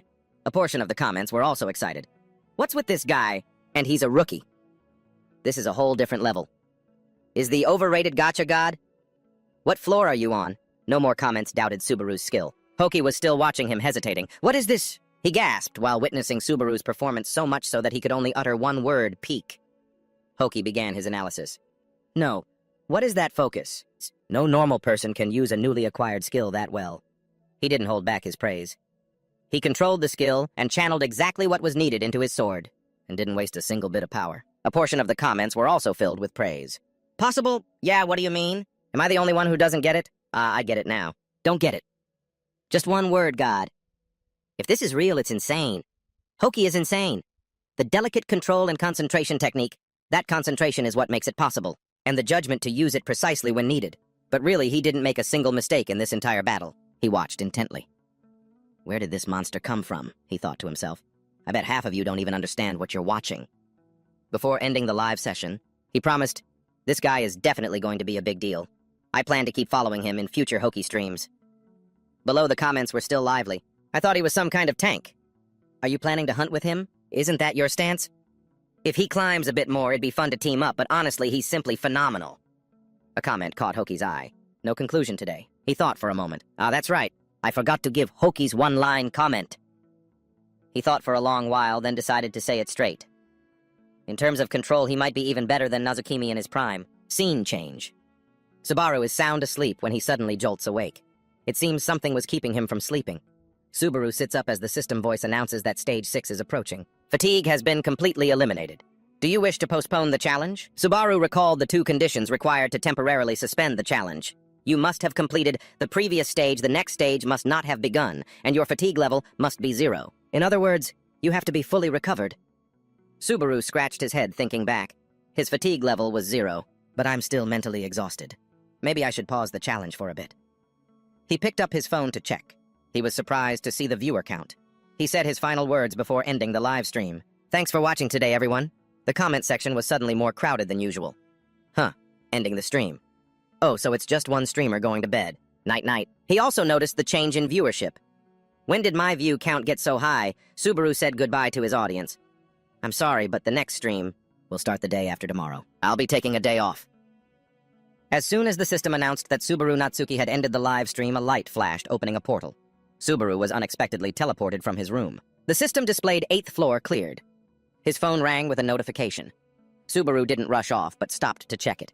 He was stunned when he saw the message he'd received. It was an important letter. From Sultan Entertainment addressed to him, Subaru Natsuki.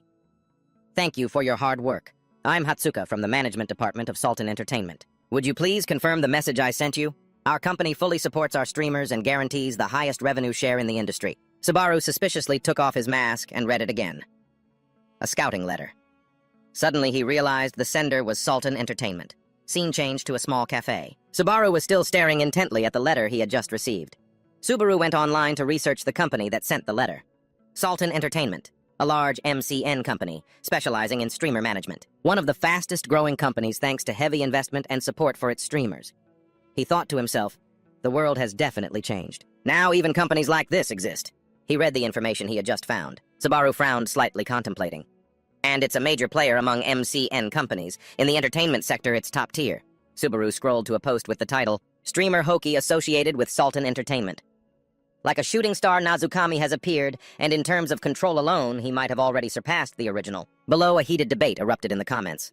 Hoki's next target. This guy is full of crap. Crap!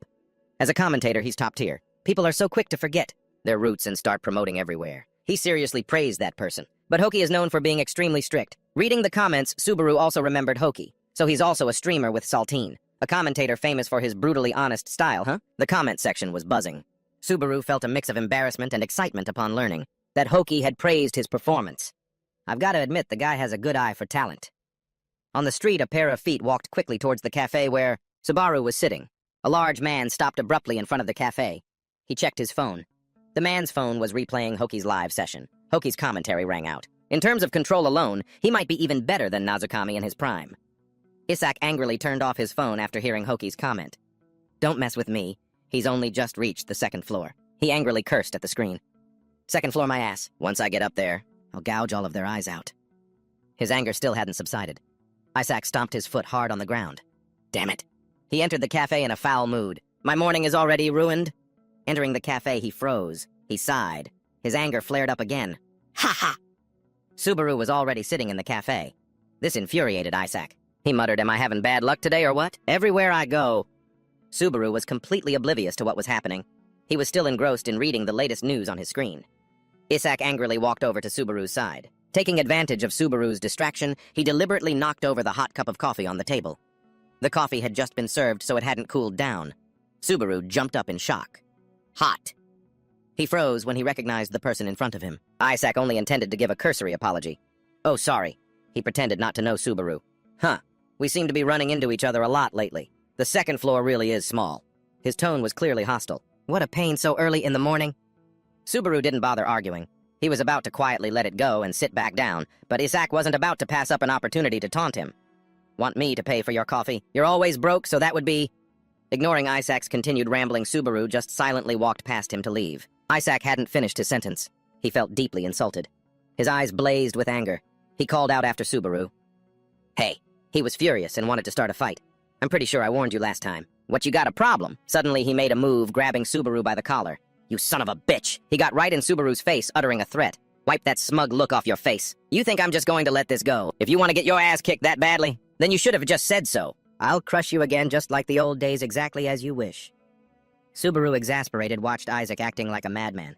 He grabbed the man's wrist and replied gently, sorry, but Subaru shook his hand off. I don't have time for that today. Subaru's grip was not light at all. It left Isaac's wrist bruised. The man was shocked, unable to believe it. Has he always been this strong? Subaru walked away nonchalantly. Just consider it you paying for my coffee. Thanks for the treat. He left, leaving Isaac dumbfounded and alone in the cafe, suddenly stuck with the bill. The man yelled, Hey, get back here! Isaac's shouts didn't make Subaru turn back. The cafe door slammed shut like a slap across Isaac's face. He sighed. Ha. And here I was, planning to climb the tower quietly. He cracked his knuckles angrily. Before it was Subaru Natsuki, now it's Subaru Hosoi. He didn't even bother with the coffee and walked out seething. All of them are just trying to piss me off. Just then, as Subaru was strolling down the street, he suddenly remembered something. Oh, that's right. His fingers tapped out a message to someone. Scene change to a bathroom. Hatsuka was relaxing in the tub when her phone chimed with a notification. The screen showed a message from Natsuki Subaru. Let's meet up. Inside a dungeon, a ray of light shone down, clearly illuminating the scene below. Monster carcasses were strewn everywhere. A battle had just ended. The sword in Subaru's hand was still glowing red. Subaru stood before the boss door as a notification appeared, entering the boss room of the dungeon hideout of the exiled lizard. Another notification appeared. Greed's Spike Level 3 nullifies the side effects of the nameless demon sword. Subaru thought seriously before entering the battle. I've slowly gotten used to this body. But from high above in the pitch-black space, a flame shot downward. A giant lizard, its entire body covered in raging fire, charged forward. The system displayed Boss Salamander has appeared. The monster let out a hideous roar. Without hesitation, Subaru charged, thinking carefully as he attacked to prevent an accident. Hey, like last time, and to master the use of Thunderclap, I need to test its maximum power. With that, he and the salamander clashed. He used lightning, channeling it into his legs. By channeling power to his legs, Subaru easily jumped high. Subaru lunged forward. At this moment, it was as if he were reliving the golden age of his past life. The monster also charged, opening its mouth to launch an attack. A blast of fire shot straight at Subaru. He immediately channeled lightning into his sword. The system displayed lightning infused into the nameless demon sword. Subaru swung the demon sword hard. His slash tore the monster's flame in two. The system continuously notified Greed Spike Level 3 nullifying side effect of lightning. Nullification failed. Fatigue increased. Subaru ignored the warning, wanting to test his strength by swinging his sword once more. This time, the demon sword's slash cut across the monster's body, forming a perfect arc. Upon victory, his system announced, Dungeon conquered hideout of the exiled lizard. Level up strength increased by 1, stamina increased by 1. Subaru left the dungeon.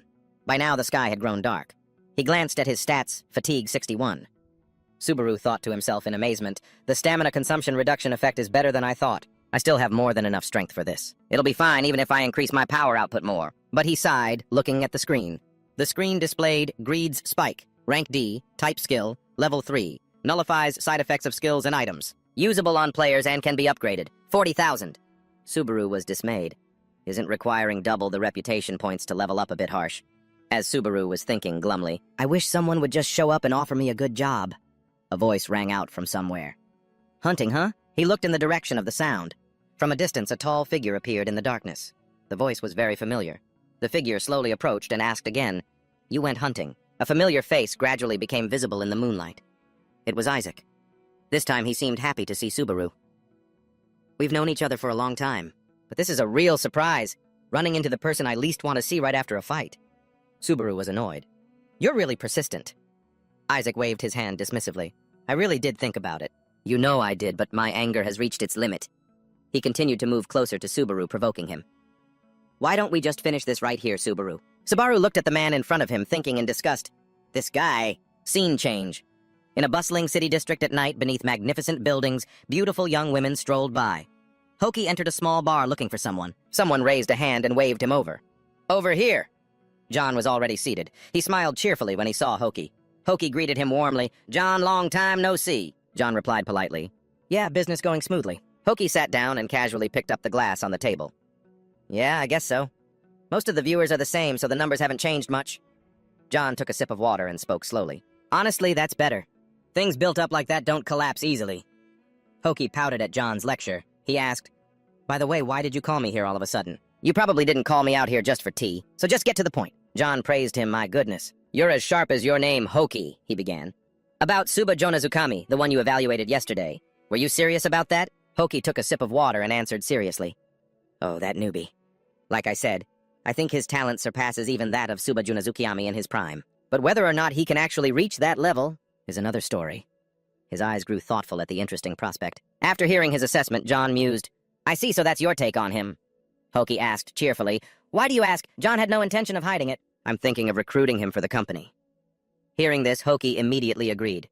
As expected, you've got a great eye. Good call, but he has way too few viewers. Which is why you've held off on recruiting him, right?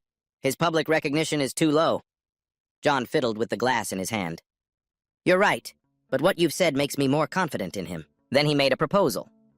Let's set up a collaboration between him and Subazuna Zukami. It's our job to boost his viewership and recognition. Meanwhile, with Subaru, Isak was still being defiant. Right now, it's just the two of us here. Subaru just wanted to leave.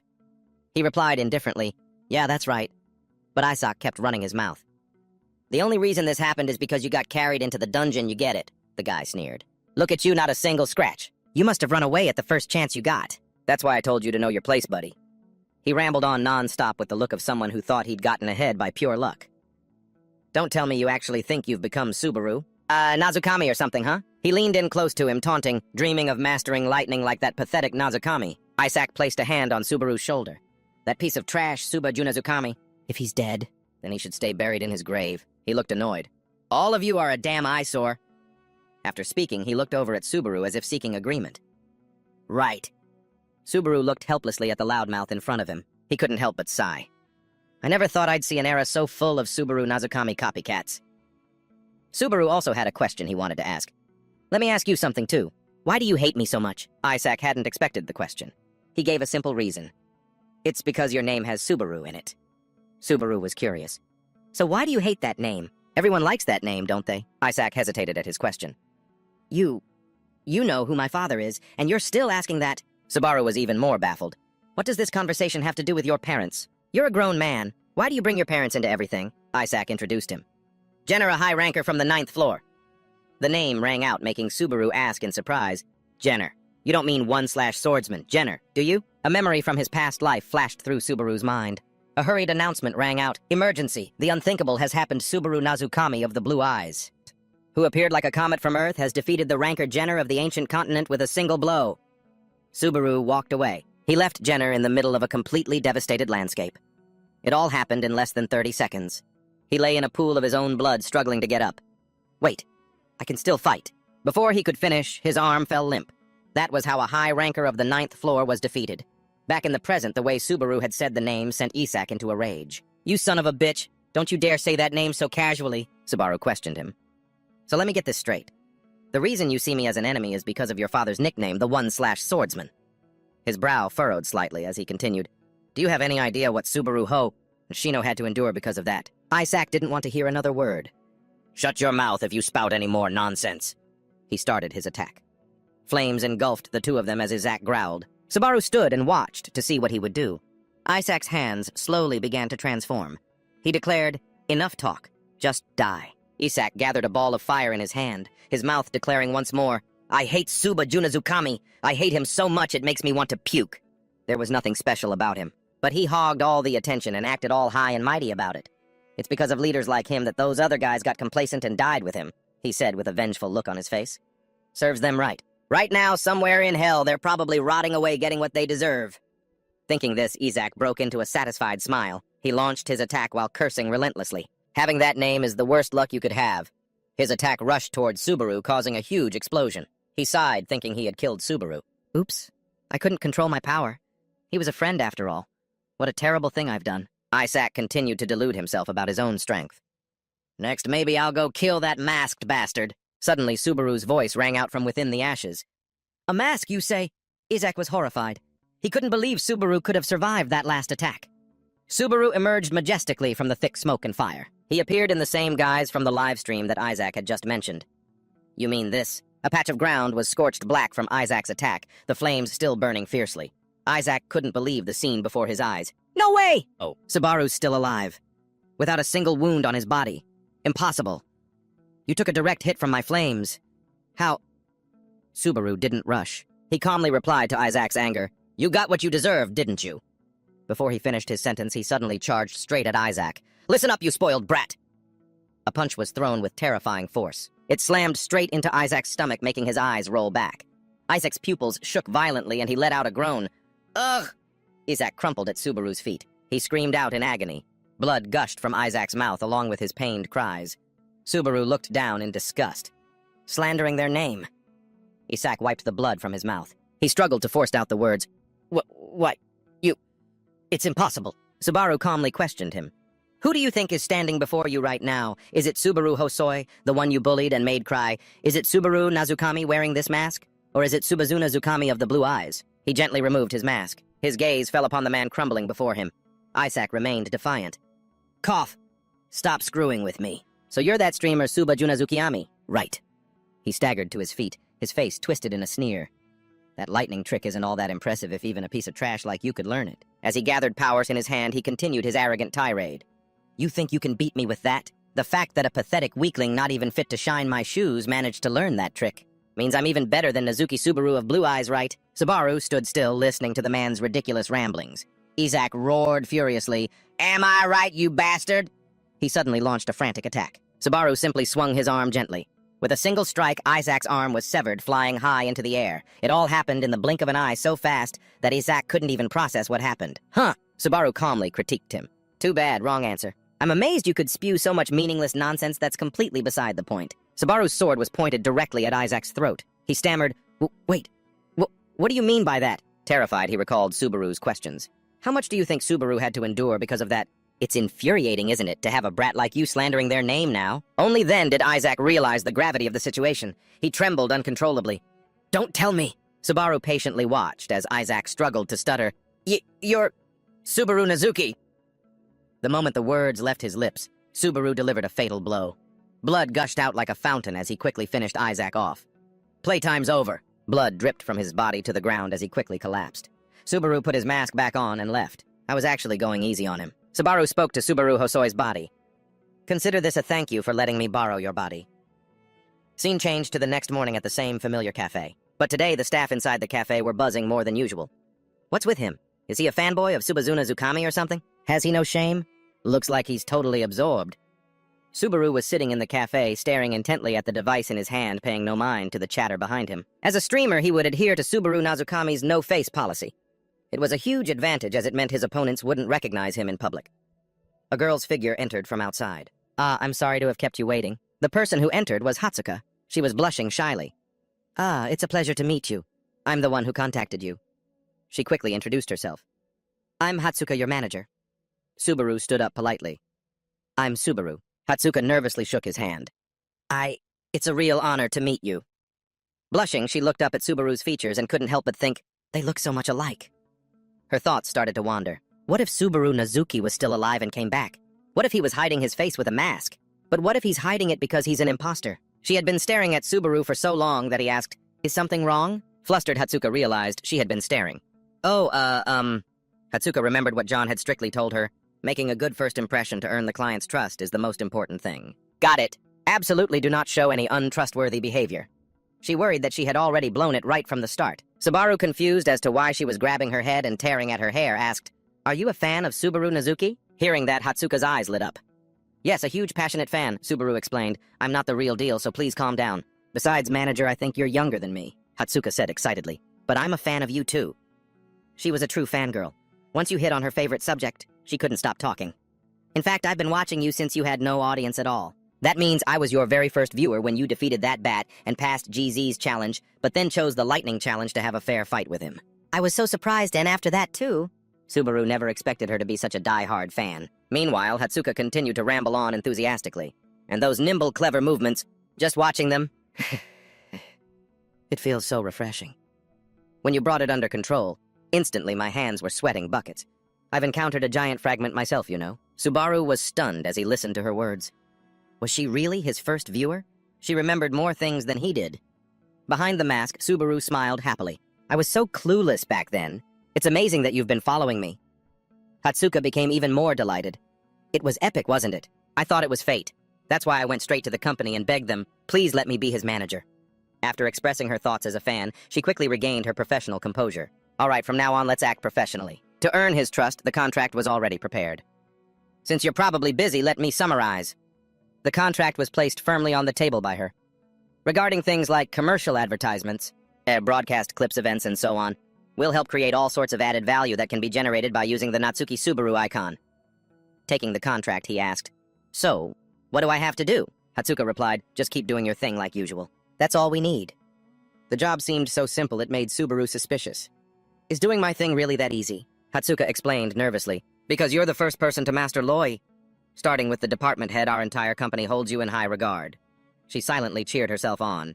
Good job, me. One last push. She asked enthusiastically one last time, "So what do you think? Are the terms agreeable?" Suddenly, Subaru asked, "Are all the managers at Sao Tung like you, Ms. Hatsuka?" Subaru's question extinguished Hatsuka's smile. She nervously shrank back, "No. Everyone else is much more reliable and professional than I am, though I'm not that bad myself." But seeing her so flustered, Subaru quickly had to clarify, "And no, that's not what I meant when I asked." Subaru's eyes scanned over Hatsuka. He silently analyzed her. Judging by the aura she gave off, she wasn't an ordinary player. For someone of her skill level to just be a manager. Hatsuka muttered nervously, "We're doomed. We're doomed. Doomed, doomed, doomed." Behind the mask, a worried expression crossed Subaru's face. "In other words, from now on, the opponents I'm about to face will be much stronger. There's no time to rest. I've got to keep picking up the pace." At that moment, Hatsuka was worried. Her face fell as she had another internal monologue. "I absolutely have to make a trustworthy impression. What if he refuses? At this rate, should I just force him to sign?" Contrary to her thoughts, Subaru held out his hand. He accepted. "I get it now. You're someone I can trust." Hatsuka was surprised, not expecting him to agree. "Ah," Subaru said sincerely, "please take care of me." She was moved, welling up with happy tears, and gripped Subaru's hand tightly. "I'm the one who should be saying that, please take care of me." The live screen lit up as Subaru appeared again. This time, his live session had quite a few viewers. The comment section buzzed with excitement when he appeared. "There he is. Hey, everyone. I was waiting for you. Hey, newbie, you're too close to the screen. Look at that mask. Looks like it's the same content again today." The live screen showed 703 viewers. Subaru was astonished. 700 viewers? So soon, right after I started the stream? Is this thanks to Hatsuka's announcement? Earlier, Hatsuka had posted an announcement guiding the stream schedule. Without keeping the audience waiting, Subaru began to enter the dungeon. "All right, let's get started." The system announced, "Beginning Stage 6, the Unsung Legend." The scene shifted to a forest in a heavy downpour. An army was encamped there. Inside a tent, many soldiers were gathered. They were all surrounding their leader. Belus spoke, "Fakon, where is our benefactor?" Fakon replied, "Sir." Another soldier interjected, "I find this suspicious. Should we really trust someone who isn't even a knight?" Others agreed. "That is right. It's hard to believe that an outsider suddenly appears and single-handedly defeats the boss of the Giant Clan unless you saw it yourself, Belus." "You might have been deceived." "Was that really the boss of the Giant Clan and not just some grunt?" Belus was furious that his soldiers were insulting his benefactor. "How can all of you say such things?" Suddenly, a loud call came from outside Lord Belus. A soldier announced, "The benefactor is awake." Belus quickly ran over. "Benefactor, are you feeling all right?" Subaru stepped inside. "Thanks to you, I can walk normally without any help." As Subaru appeared, the soldier's suspicion grew. "That's the hero who defeated the Giant Clan's boss." "I mean to be respectful, but he doesn't look very strong." Of course, Subaru knew what these people were thinking. "It seems you don't believe I defeated it. Or maybe, you just don't want to." Earlier, Hatsuka had shown Subaru a trick. By activating a pre-saved pose, I can adjust my mic frequency so only the audience can hear my voice. Subaru thought with silent thanks, "This is a pretty useful feature for a tedious situation like this one." He walks past the soldiers who are muttering under their breath. "So shameless." The comments start to get interested. "Don't underestimate him. Did he just smile under that mask? He's so confident." "First, thank you." A hand is politely offered. An older soldier introduces himself. "I am Dale." Subaru replies politely, "It's a pleasure to meet you, sir." Dale expresses, I was worried about protecting the village, but everyone was trampled." Subaru asks, puzzled, "Trampled?" Dale says sadly, "Yes, by that thing." Dale's vagueness confuses Subaru. "That thing, are you saying there's something even more dangerous than the boss?" Dale agrees, "Yes." He explains, "As you may already know, the true giants, the ones who once waged war against the gods, were sealed away somewhere and vanished. Most of the giants here are more like the thoughts or traces they left behind." Suddenly, Dale trembles as he mentions that one. However, the giant that appeared after you killed the boss is different. He's close to a giant of legend. I can't believe such an entity still exists. His story gets the comments section buzzing during the live stream. Does that mean it's a floor 8 level threat? No one's ever gotten that far. No way, if it's real, how could anyone possibly defeat it? It wasn't just the comments section. All the soldiers were in shock after hearing Dale's story. Subaru calmly replies, "Then we have no other choice but to defeat it." Dale is impressed that he isn't afraid. "Oh, quite confident, aren't you?" he reminds him. "We're in a position where we have to beg for help, but I'm sure that's an impossible request." The others continue to mock him. "He's only saying that because he hasn't faced that thing yet." Beluser speaks up. "Benefactor," he recounts, "there is a legend passed down from ancient times. Millennium Mountain. At the peak of that high mountain, a fragment of lightning is hidden." He pauses for a moment. "And the only one who can find it is... I believe it can only be you, Benefactor. At the village, the villagers are desperately fleeing. Smoke and fire rise violently everywhere. A group of giants enters the village, but behind them an even larger shadow appears. It repeats a low chant. A giant 10 times the size of the others also enters the village. It mutters strange words. "My child!" It grabs a soldier. The man panics and screams, "Ah, stop!" The giant lifts the human it just caught high into the air. "I will." It crushes the persons in its hand like a toy. It growls, "I will send you off with the blood of humanity." All of these scenes unfold before Subaru's eyes from above. Riding his horse, Subaru looks down on the village. That thing. The comments section is buzzing from the recent spectacle. The one defeated earlier was its child. "Yeah, it's huge. Is that a true giant?" Subaru pulls the reins and leaves. He remarks, looking back one last time. "He's really trying to kill everyone down there." The comments continue. "The test is actually trying to kill us. Seriously impossible things are happening. The test. Everything is moderated, hehe." Before leaving, Beluser instructs Subaru, "It will take about 3 days for the giant to get here. If you can't find the lightning by then, just run away. That is the only way to protect your life, benefactor."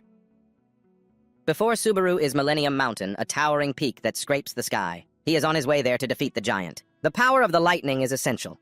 It might be the key to this trial. A few doubtful comments pop up. It'll probably take at least 2 tries. Reading comments like these, Subaru confidently asserts, "No, there isn't a single trial in this tower that I can't conquer."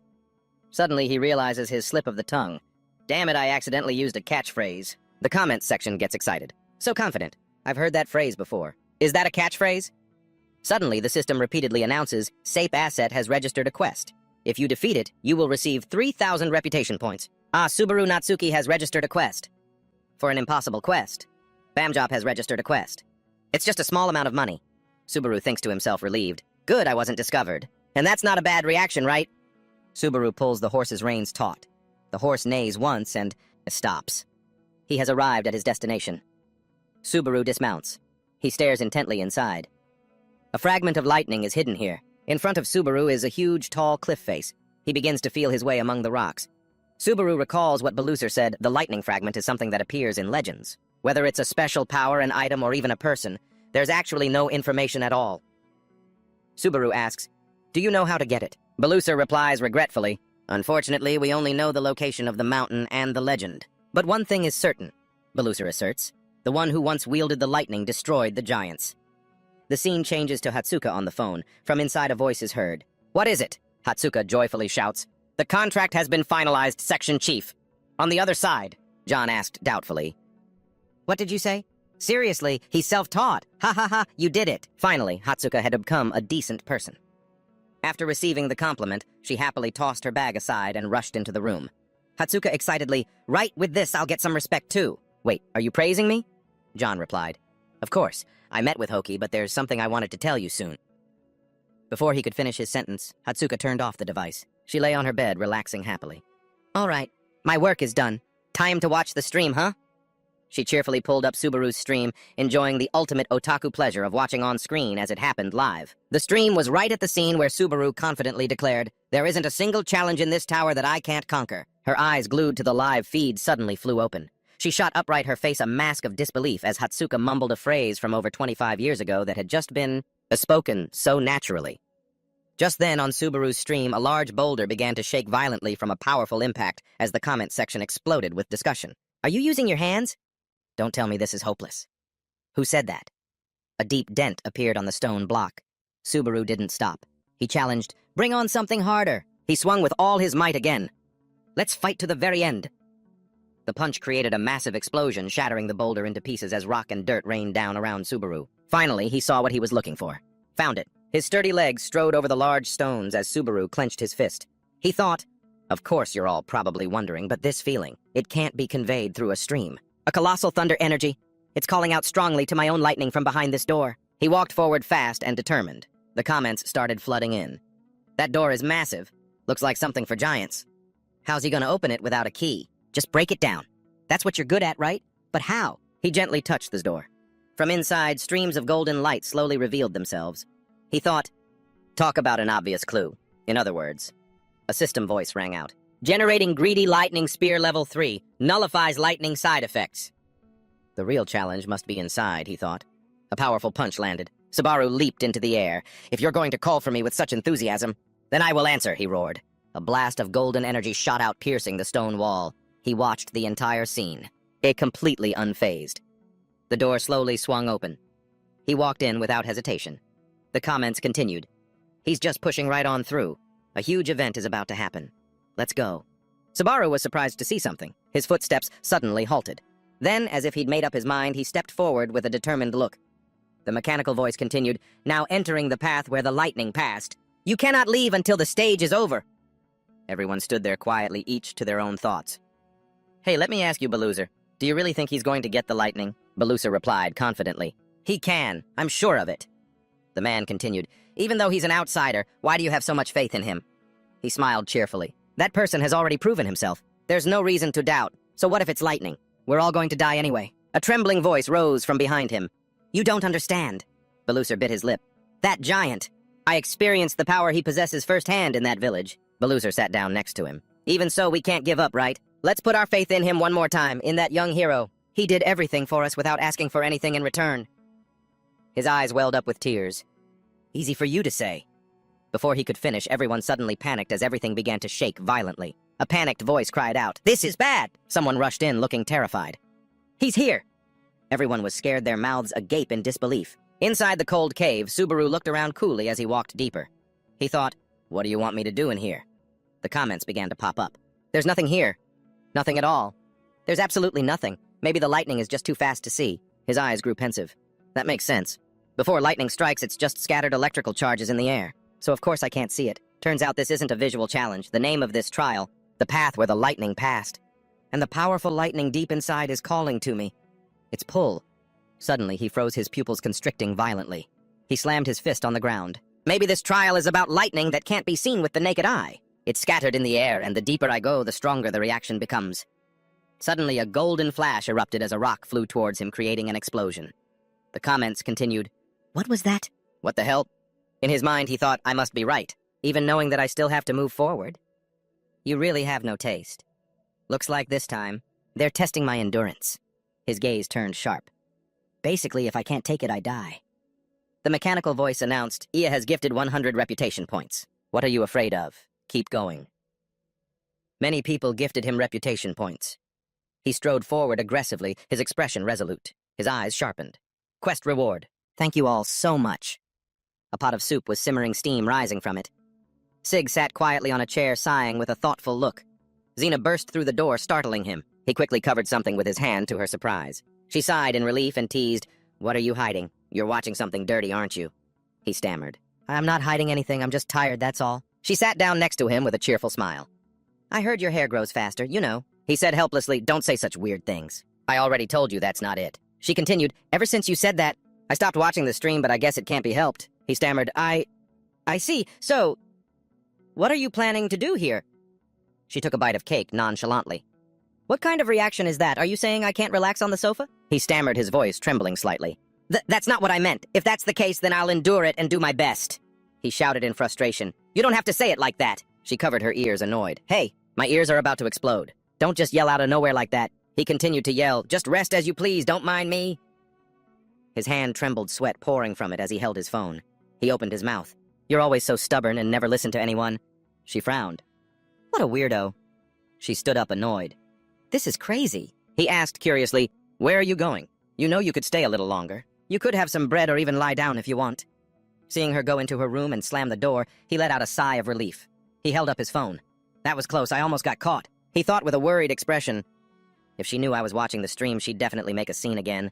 I don't even want to imagine it, even if our positions were reversed. Subaru wouldn't forget us. The voice from the phone echoed, So basically, if you can't take it, you die. Sig was lost in thought. His personality and way of talking are really just like Subaru. Thanks for the quest reward. However, he's nothing like Subaru when it comes to desperately grinding for reputation points. I don't know what's going on. Suddenly, a hand gently rested on his shoulder. A deep, husky voice spoke up. You should be asking yourself that question. Gina placed a hand on his shoulder. His face turned ashen. Her voice carried a dangerous tone. Did you think I really wouldn't notice trying to fool me? You're still too green, a mechanical voice rang out. Create the path of lightning. Tears slowly fell. Subaru remained silent, feeling how fleeting everything was. He walked slowly as if he had no strength left. Suddenly, sources of yellow light surrounded him. The system's voice rang out. Progress 2.3%. A sensitive tremor ran through his arm, shaking him to his core. A familiar feeling. When it comes to lightning, I've faced it more times than I can count. His eyes turned sharp and determined. The system's voice spoke urgently. Progress 2.3%. There's still a long way to go, he thought as he continued walking. He was still quite hesitant in his heart, but he decided to just assume the goal was already very close. Comments started popping up. Why isn't he running? Wouldn't it be better if you ran? Hurry up, please. He glanced coldly at the comments. I might not read the chat from now on. Honestly, just run. Looks like he's too injured to read the chat. Clinging to life and fearing death. Reaching the goal is a given, he thought, but if possible, I want to aim for more than that. Subaru's face appeared on the computer screen. Hoki stared intently at the live stream, deep in thought. He recalled John's words, you and Subaru Natsukiyami should team up. Thinking of that, he said coldly, how long has it been since John personally handled a project? John set down a glass of water and spoke up. I've always told you, haven't I? In the entertainment racket, you can only do half the job yourself. Understanding that this was part of the evaluation, he slowly continued. Who your family is and which players exist in this era are what decide your popularity. He gave an appreciative smile. Exactly. Subaru Natsuki's stream isn't about fan interaction. It's more like the mark of a veteran player.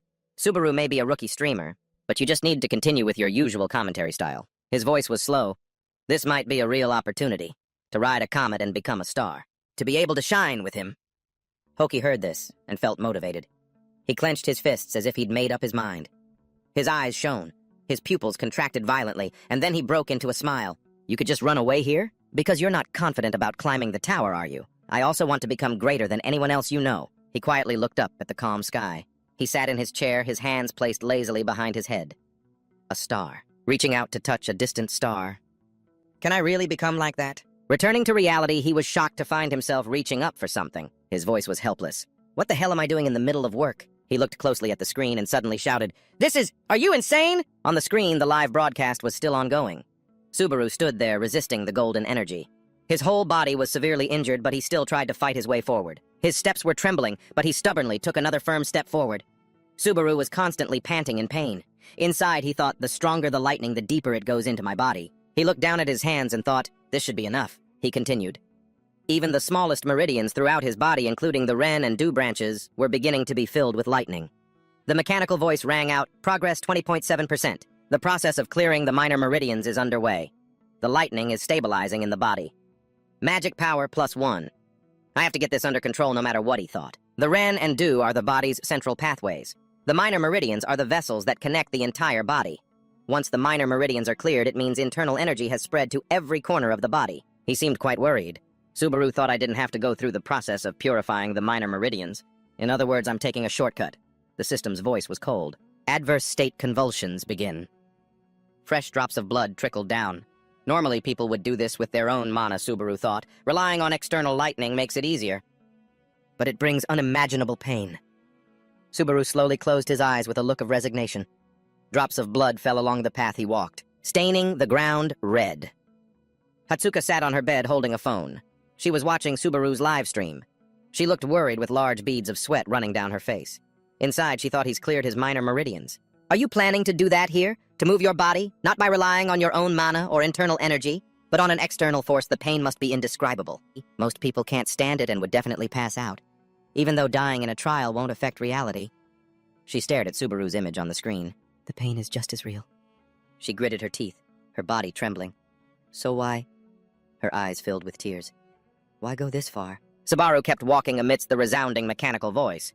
Progress 50.3%. The process of clearing the minor meridians is underway. The lightning is stabilizing in the body. Magic power +1. His body, covered in wounds, collapsed to the ground. It's all my fault, he thought, utterly devastated. It's like I'm the one who killed them. Saigen stared at his phone screen. He spoke. I always say this, don't I? There's no trial that can't be conquered, he asserted confidently. Don't worry, he said to everyone's delight.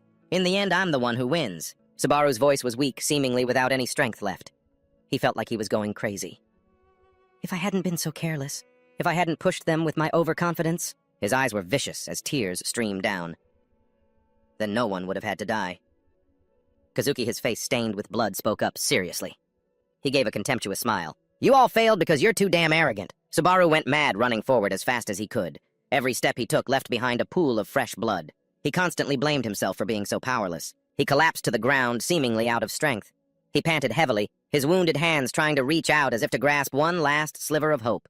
The scene changes to a grassland. With endless stretches of green grass, Subaru glanced at the leaves fluttering around him and mumbled, Where is this? He then noticed a group of people sitting around a campfire up ahead. Subaru froze for a moment, his whole body suddenly tensing up.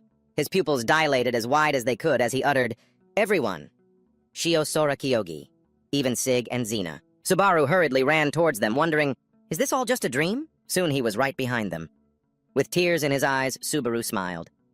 Of course that's how it has to be, right? My God, what a disgusting nightmare. At least listen to what I dreamed about.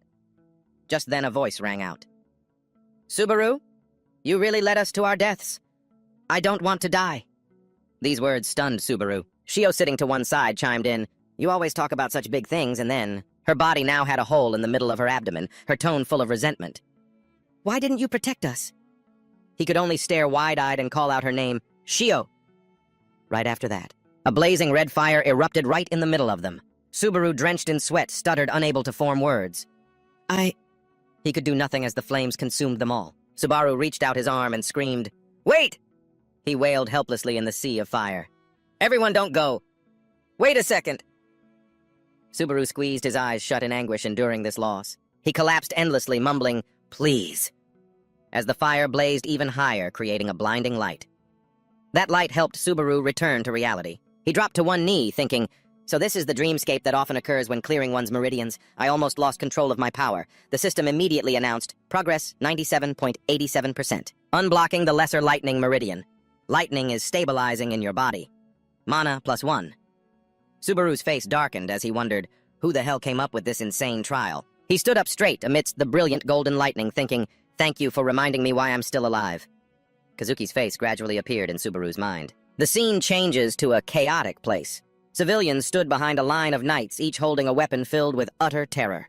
A giant beast appeared instantly. Right outside the barrier, they could only wait for the moment to charge. Suddenly, it bared its teeth in a challenging grin. Seeing this, the knights turned to each other and muttered, You've got to be kidding me. Is that thing really the boss, so that masked guy abandoned us? Suddenly, a voice from behind made the two men turn to look. Our benefactor will definitely return. Belus walked over, stating with conviction, You entrusted the fate of this village to a stranger, whose name you don't even know, and now you dare to doubt him. They hesitated, denying it. We didn't. He frowned in disdain. How shameful. And you call yourselves knights? Suddenly, a hand clapped Belus on the shoulder. You're right. Dale added, Before we blame others, we should remember that protecting the village is our duty. A second later, he drew his sword. Dale pointed his sword forward and declared, Knights aren't the ones who are protected. They're the ones who do the protecting. Without another word, he dashed forward at the speed of light. Dale's charge inspired the men behind him to follow. Today, let's die as true knights. On Subaru's side, the system announced, Progress 99%. A circle with a glowing golden orb appeared instantly. He stared at it, bewildered, wondering, What is that thing? But based on the progress, that must be the target. Suddenly, it showed his fatigue level had reached 97, making Subaru pause for a moment. Streams of golden spiritual energy flowed through his body. Subaru ran towards the source of the energy, telling himself, Just one more step. The system warned, You must reduce your fatigue level. Going any further will be very dangerous. Yet he still lifted one foot, and then the other. At the same time, a foot stomped hard on the ground. It was Dale who had gathered momentum to leap up. He swung his sharp sword to the side. Dale used all his strength, and delivered a decisive slash at the beast. Blood instantly splattered from its body. The beast looked up and let out a blood-curdling scream. It bent down and threw a punch at Dale, but it missed. Meanwhile, Belus was charging in with his sword in hand. He shouted, Leave the rest to me! Belus quickly stepped on a nearby rock. He used its force to leap in front of the beast.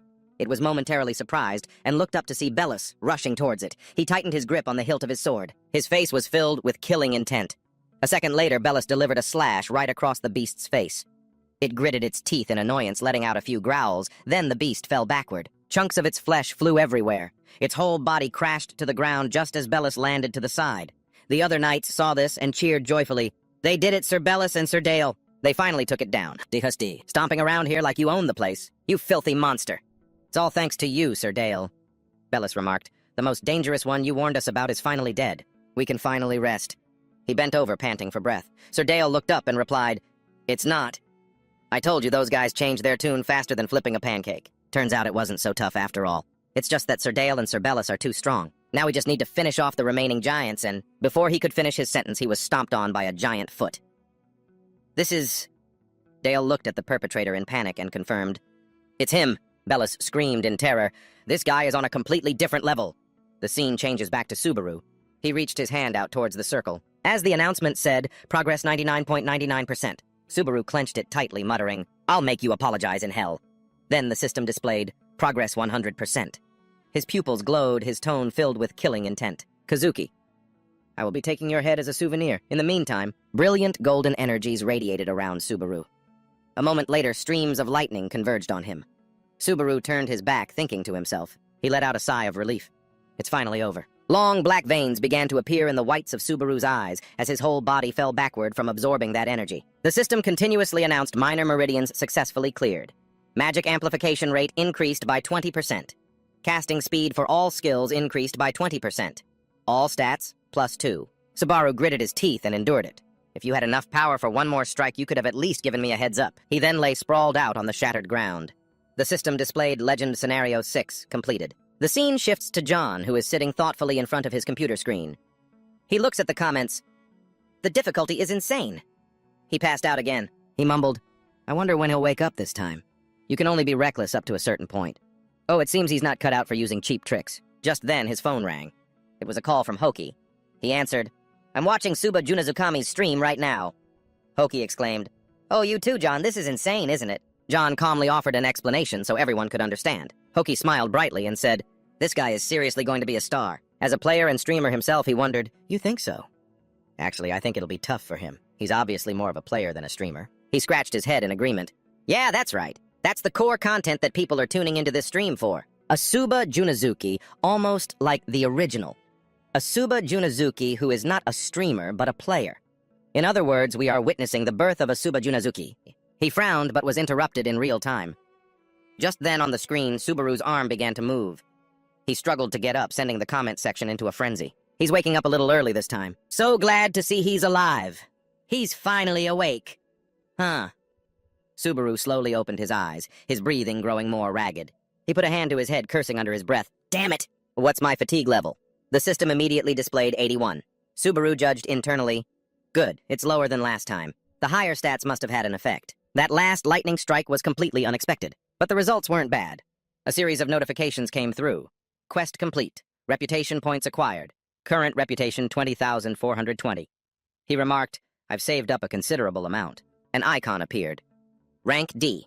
Skill type. Limit break. Raises the skill limit of items and skills used by the player. Subaru summoned his sphere of lightning in his hand. He thought to himself, but this still isn't enough to raise the skills grade. If I defeat that giant, it might be enough. And this is the key to taking it down. The sphere's information appeared. Lightning spear. Untradeable. Weapon type. Equipment grade stable. An ancient spear carved from pure lightning. A single throw delivers a devastating, decisive blow. Uses remaining 1. The comment section exploded. What an insane item. A one-shot throw. That thing dropped here. Are you kidding me? By the way, it's because of his account. Subaru panted, thinking to himself. Even though it's a one-time use item, normally you can't even get this on the 8th floor, let alone this early. Then he spoke up. Exactly. It doesn't look like a spear, does it? A moment later, he reached out and pressed a button. Subaru then stretched his muscles and mumbled, High-grade items can change their form based on certain conditions. Everyone immediately started commenting, How do you even know that? My dude is already talking like a pro. Subaru walked into the cave alone. All right, time to go destroy that thing. The crowd cheered through their small screens. Yeah, blow it to bits with that lightning. The scene shifts to Beluzer, his face etched with fear. He and Dale stared blankly at the enormous eye in front of them. The giant merely stretching was enough to strike fear into everyone. It tossed its long silver hair back. The beast let out a piercing roar, its mouth dripping with saliva. The system displayed Giant Seed has devoured the giant's record. A knight suddenly ran towards it, causing Beluzer to shout, Hey, what do you think you're doing? With tears streaming down his face, he laughed helplessly. I told you, didn't I? You people don't know anything, oh gods. I'm not like those other fools. He dropped to his knees, begging, Please have mercy on me. The giant looked down from above and spoke. Mercy, don't lump me in with those cowards. It raised its hand. Dale rushed over, urging, What are you doing? Get up. Beluzer, hurry. Get the villagers as far away as you can. Run. Suddenly, something made Dale freeze. The knight standing behind him screamed in panic, Dale! A loud thud echoed as the two of them were killed right in front of Beluzer. He looked at the surrounding smoke and dust, thinking to himself, There's no way to win. Beluzer glanced back, searching for an escape route. He saw the horde of giants behind the village. He realized they were cut off. Beluzer's eyes flew wide open, sweat pouring down his face. He gritted his teeth, trying to compose himself. A second later, Beluzer screamed, I know who killed your child! I know exactly who did it. The giant immediately spoke. The one who killed my boy was... It leaned down, its voice filled with bloodlust. He drew his sword and hesitantly said, "That's..." Bellis pointed his sword in a certain direction, indicating, "Over there. The one who killed your son went that way. Gathering power to kill you and your race." As he finished, he silently prayed, "Please fall for it." The giant stared intently in the direction Bellis pointed. Then it spun around, roaring, "Lies, your words are tainted with falsehoods. The one who killed my son is not here. Or did you just point that ragged sword at a random spot if you don't answer me right now?" Suddenly, a surge of lightning from the mountain range made it freeze. The beast was utterly stunned by the sight. Bellis was no less surprised. Over there, a vortex of lightning was erupting on the mountain peak. He panicked, sweat streaming down his face, wondering, "Benefactor, why now?" Subaru stood on the peak, looking down. The system displayed, "Act 7 Thunder will now commence." He muttered, "Good. This is the final act." A flood of comments appeared. "And it's getting bigger again, isn't it?" "It's still growing," Subaru thought. "If something even stronger than this appears, then this trial can't be called second-floor content anymore." The comment section was buzzing. "This is some kind of twisted preservation of misery, even if I gathered everyone. Are you seriously planning to fight that thing? Shouldn't you run away?" Covered in countless scratches, Subaru said, "It's fine. No need to overthink it. I just need to land one hit." He summoned a lightning spear, thinking to himself, "Right now, it's not an opponent I can face head-on. I have to take it down before it reaches me." A second later, Subaru raised it high. The system announced, "Activating lightning spear." A bolt of lightning shot straight into the sky. It displayed, "Initializing lightning spear. Activation rate 10.1%. Then thousands of lightning spears shot upwards. They swirled into an endless vortex. Subaru stood there, channeling energy into the sky. The system suddenly reported, "Fatigue has reached 84. Still, his hand did not lower. "Fatigue has reached 85. Then Subaru curled his fingers as if gripping a weapon. A spear materialized in his hand. The notification came, "Activation rate 33.1%. Subaru gripped it tightly. The system reported, "Greedy spearhead is negating the side effects of lightning spear." Negation failed. Compatibility is very low. He coughed up a mouthful of blood, sighing internally. "As expected, my skill level is too low to wield a legendary item. Even so, this body has to endure it." The warning chimed, "Fatigue has reached 88. Activation rate 50%. A series of comments appeared while looking at Subaru's cold expression. But since he learned to use lightning, he's had to endure so much. Maybe he's starting to enjoy it. At this rate, he's probably addicted. Subaru was startled for a moment when he saw the giant looking at him. "So it noticed me, huh?" The commentators affirmed. "How could it not notice? Even my grandma could see you." He aimed his weapon forward and exclaimed, "That's right. After creating a spectacle this big, it would be weird. If no one paid attention." The system announced, "Activation rate 78.5%. The giant looked at the streak of light before it and muttered, "Thunder." It started walking in that direction. In a hateful tone, "So you're the one who killed my son?" The beast muttered as it ran, "It was you." Seeing this, Bellis yelled, "Where are you going? I'm your opponent." He glanced to his side. Just then, other giants charged at him through a sea of fire. The main beast, however, squinted at the mountain, erupting with lightning, muttering. My son was tormented. Its face darkened as it continued. You must have suffered so much, my son. The beast kept moving, whispering, "I will return that pain to them." Its thundering footsteps grew more and more intense. Unable to hold back, the beast broke into a sprint. It threw a punch forward, roaring, "I'll pay you all back with interest." The giant launched itself towards Subaru, attacking. It opened its wide mouth and bellowed. He gripped the lightning spear tightly as the system panel announced, "Initializing lightning spear. Activation rate 88.5%. He thought to himself, "It's a 50-50 chance. Hit or miss, that's all." In the chat, people were discussing, how is he going to throw it? This is no joke, it's too fast.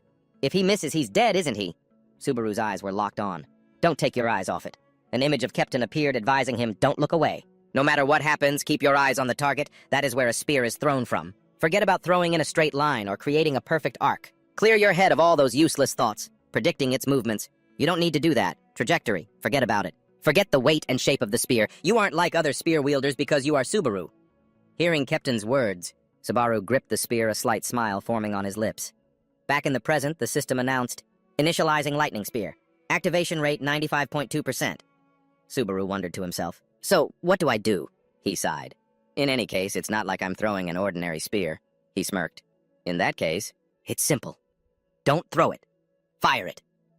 The giant closed in, but Subaru just kept holding the spear. The chat panicked. "What are you doing? Hurry and let it go. You're going to die if you keep hesitating." Subaru stared at the giant. "Just a little longer."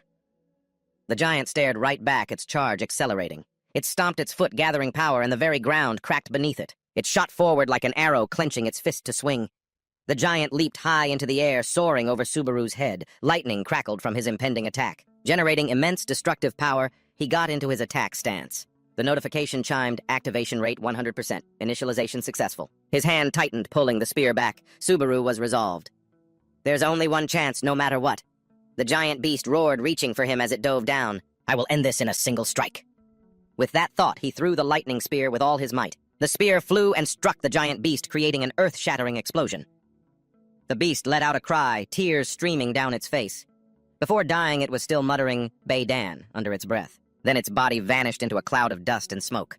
Subaru's feet stepped out unharmed. He walked away coolly. The chat exploded. So cool, freaking insane, so damn strong. Watching this was worth it. A notification appeared. Seed that devours lightning has been defeated. Stage 7. Lightning complete. Then a series of level-up notifications followed. Strength +2. Agility +2. Health +3. Focus +1. Magic +1. Received 5,000 achievement points. Item acquired. Thunder Core. A glowing stone appeared in front of him. Subaru reached out his hand. The Thunder Core, is this it? When his hand touched the stone, it glowed. The blinding light forced him to close his eyes.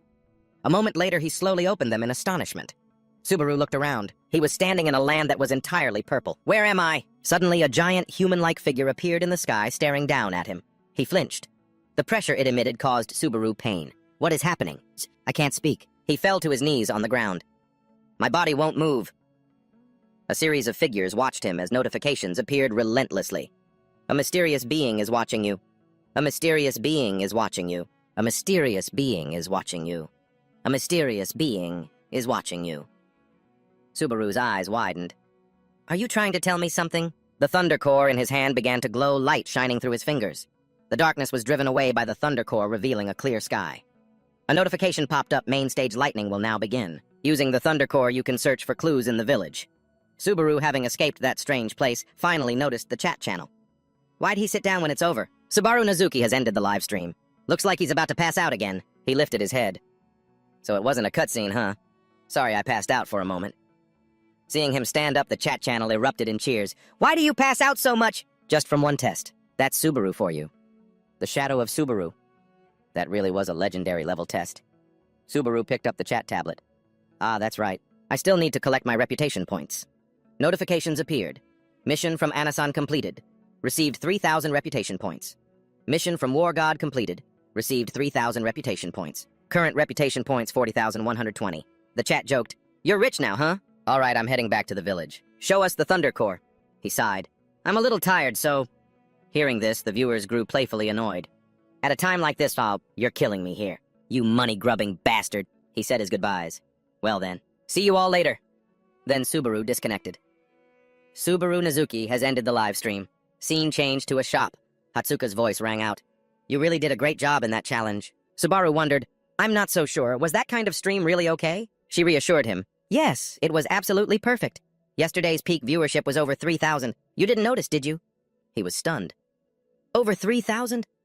Sorry, I was so focused on the challenge I didn't pay attention.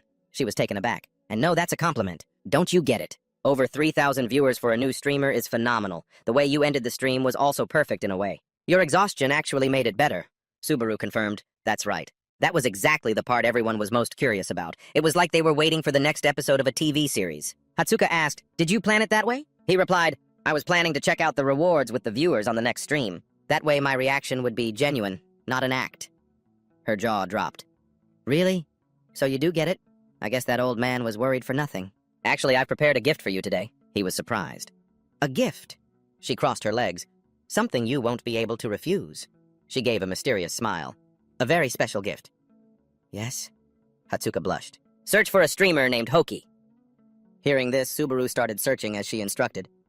Yes. A blonde man appeared on screen chatting. All right, as the title says, today's topic is this. Or wait, should I use a different topic for today? Anyway, enough rambling. Everyone take a look at this first. Nazukami the second, or the one who will become the original. The chat was buzzing. Hello.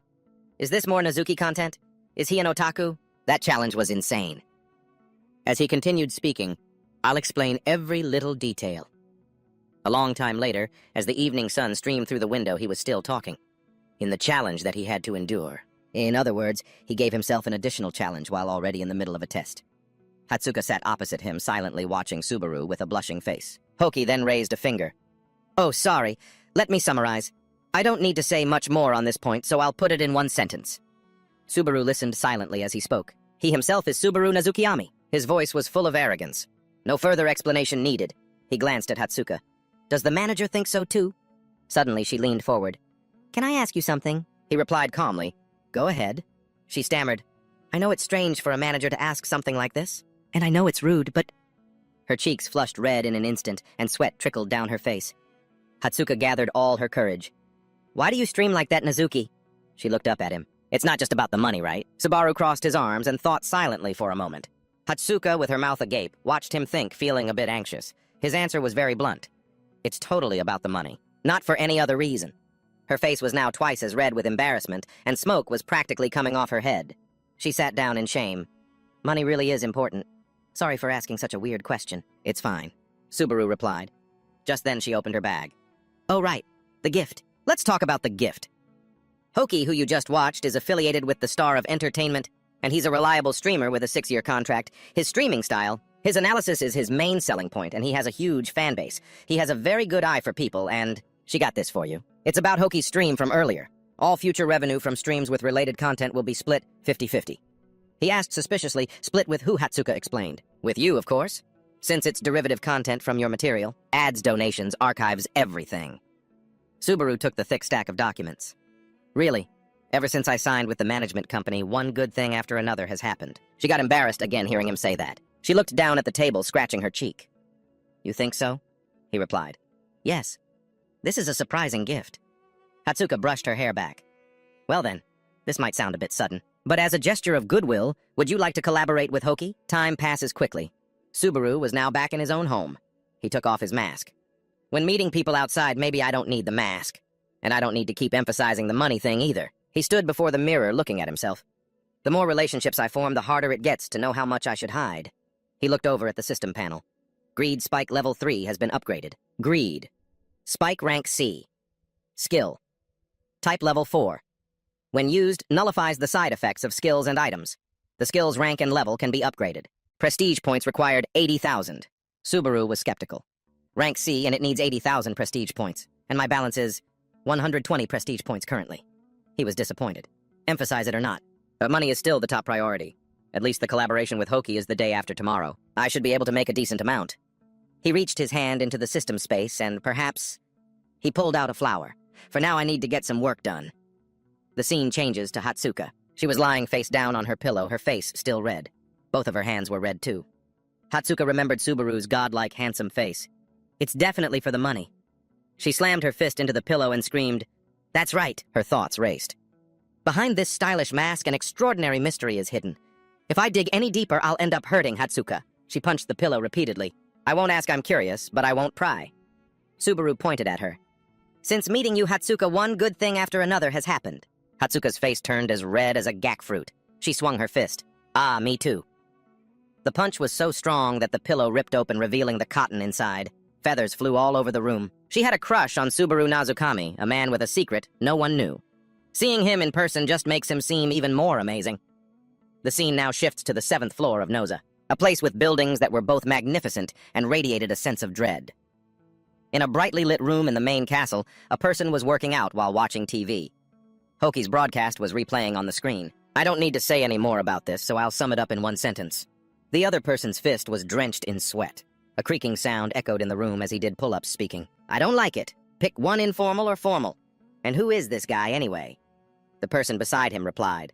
A streamer named Hoki. He boasts about having an average of 8,000 viewers. This muscular young man was Kozoka Owaman of the Lam Ku. Owaman let go of the bar. A streamer, huh? I'll have to experience it for myself a little. The nameless man approached. But for now, more than Hoki, I want you to focus on Subaru Nazukami from that stream. He was surprised. Oh, so the faker learned how to use lightning. Subaru's previous battle was playing on the screen. Aman commented with admiration, Ha, that's actually impressive. The nameless one spoke up. You think so? He replied. The Super Spear Knight of Lam Yan once said that the most important thing when throwing is to never take your eyes off the opponent. He was astonished. Wait, Aman, you even remember casual lines like that? Aman looked up. I train hard to absorb everything about them. Their breath, everything. They were players who once stood at the pinnacle, but everyone has overlooked one important thing. Lam Nyan didn't just have Subaru Nazukami, every member was the strongest. And there are suspicious circumstances surrounding their deaths. Just then, Hoki's voice rang out. He is Subaru Nazukami himself. No further explanation needed. Hearing this, Amon grew displeased. What right does that show-off brat have to be so smug and to talk about them so disrespectfully? The nameless one replied, That's the biggest problem with streamers, isn't it? They're willing to abandon their beliefs and pride in an instant just to get attention. Amon couldn't take it anymore and used the remote to turn off the TV. He turned to the other man completely annoyed. Why did you even show me this? The man stammered. It wasn't me. Guildmaster Kyozo asked me to show you. Amon was surprised to hear that. Kyozo. The other person continued. Lightning is the symbol of Lam Nyan, and Lam Nyan is the predecessor of our Lam Ku. A cart was pushed forward. We've learned that this streamer is obsessed with money. He yanked off the cloth covering the top. A golden light shone and Amon's eyes widened in utter shock at what he saw. Under that cloth was a huge pile of gold bars. The nameless fellow continued to explain, We've secured a sufficient budget. We have to bring him in no matter the cost. Amon's voice was filled with disbelief. Are you kidding me? He stroked his chin and mumbled. So he's a money grubber, huh? In the village, everyone was working hard on repairs. The system announced, The second floor of the challenge is about to begin. Belusor waved his hand, directing people. Gather all the injured in one place. Treat the critical cases first. Distribute medicine to the lightly injured as soon as possible. Suddenly, the sound of familiar footsteps caught his attention. Belusor unknowingly let out a small, relieved smile. As if he'd met a saint, he called out his name in joy, Benefactor, you're finally awake. How are you feeling? You collapsed right outside the village. We were so worried. If you hadn't woken up, I really don't know what I would have done.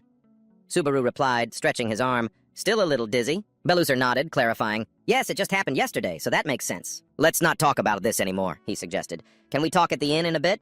I have a few questions. He immediately bowed in agreement. Of course. Ask anything you like. With that, Belusor placed a hand on his chest as a farewell. I'll see you later. Watching him from a distance, Subaru thought, he's a genuinely good person.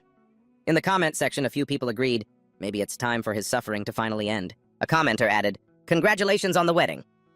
A while later, back in the small wooden cabin, the first thing he did was open the system panel. Gotta check the reward first. Subaru held the gleaming orb in his hand and read its description.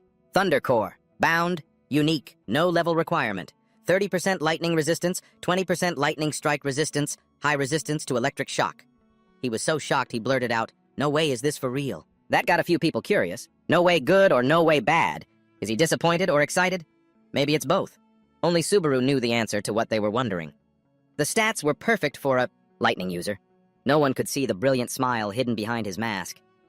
This thing is way too good. Just as he was celebrating his new treasure, a knock on the door interrupted. Please accept this. Someone carrying a large basket of fruit opened the door and stepped inside, much to the surprise of both Subaru and the online viewers. Huh, fruit. Belusor peeked in. Did you sleep well? The viewers started teasing, Ooh, is your boyfriend here for a visit? Someone missed you a lot. Why fruit, though? A moment later, the two were sitting across from each other at the table. After thinking for a bit, Subaru spoke up. So the legend is real. Though he misunderstood what Subaru meant, Belusor excitedly agreed. Yes, I saw that light too. You saved our entire village. Subaru then took out the item. This dropped from the giant's body. It's called a Thunder Core. Even Belusor couldn't hide his shock. Wait, it can't be. Seeing his reaction, Subaru asked hopefully, You know what this is, don't you? Contrary to his hopes, Belusor replied, No, it looks very strange. The answer was like a splash of cold water in Subaru's face. The online crowd erupted, Yeah, sure. I'm sure he knows all about it. Mr. Know-It-All, more like Belusor. Belusor hung his head in shame. I'm sorry. I only know the ancient legends. I don't even know if they're true or what happened after. Subaru could only sigh in resignation. No, it's fine. Just tell me what you do know. He began his story. I only know of 2 legends.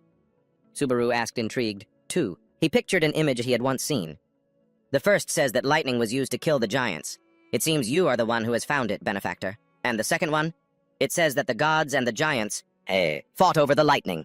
Subaru immediately interjected, They fought over it! Belusor nodded. Yes, this is essentially the legend of all legends. The gods and the giants waged a war for control over the lightning. The giants lost. So this gem, someone must have created it intentionally. Subaru wondered, touching and spinning it in his hand. But who could it have been? Even if the legend didn't spell it out, the reason was clear enough. Belusor answered the question on his mind. So that humanity could use the lightning, and as for why humanity would need it, His expression shifted dramatically as he spoke. Is the gods and the titans. Thinking of them, Beluzer knew they were far too strong for humanity. He then imagined a day when mortals each possessed a thunder core.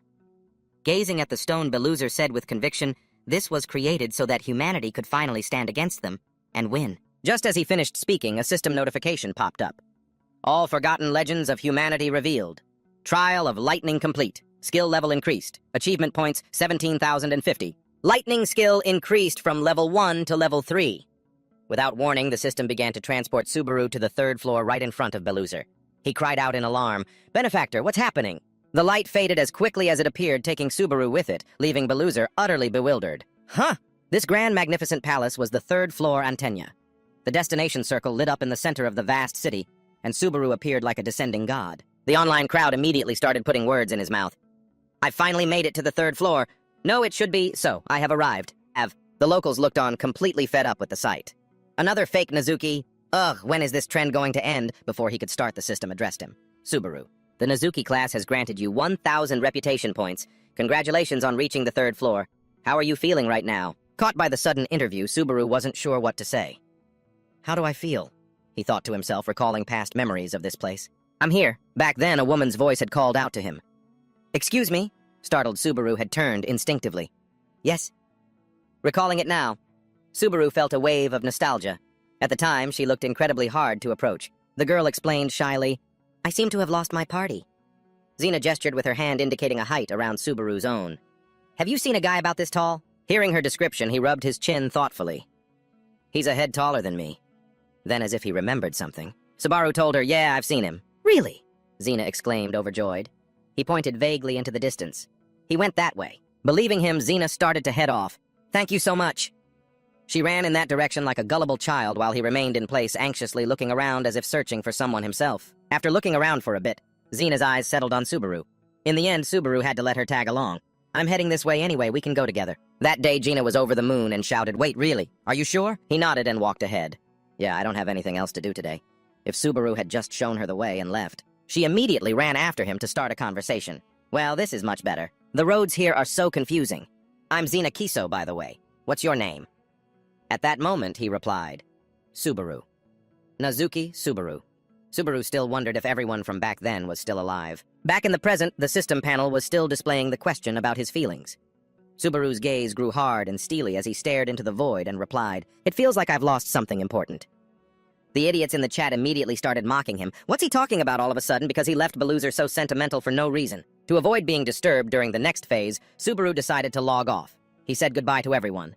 As usual, the next stream would be a collaboration with Hockey. They were a bit disappointed. Wait, it's over already? That was too short, man. A historic stream, though. Finally, the system announced Nazuki Subaru has ended the live stream. In a spacious and luxurious room with sparkling chandeliers, a hand suddenly rested on the table where Subaru was sitting. Sorry to keep you waiting. John stood opposite him, looking down at him. Hatsuka is on her way here right now. Unlike climbing via trials, moving between floors takes time. He smiled brightly and extended his hand for a handshake. It's a pleasure to meet you. I'm John. From Star Floor, enter. Moonfloor Subaru grumbled a bit annoyed, then remembered what she had said.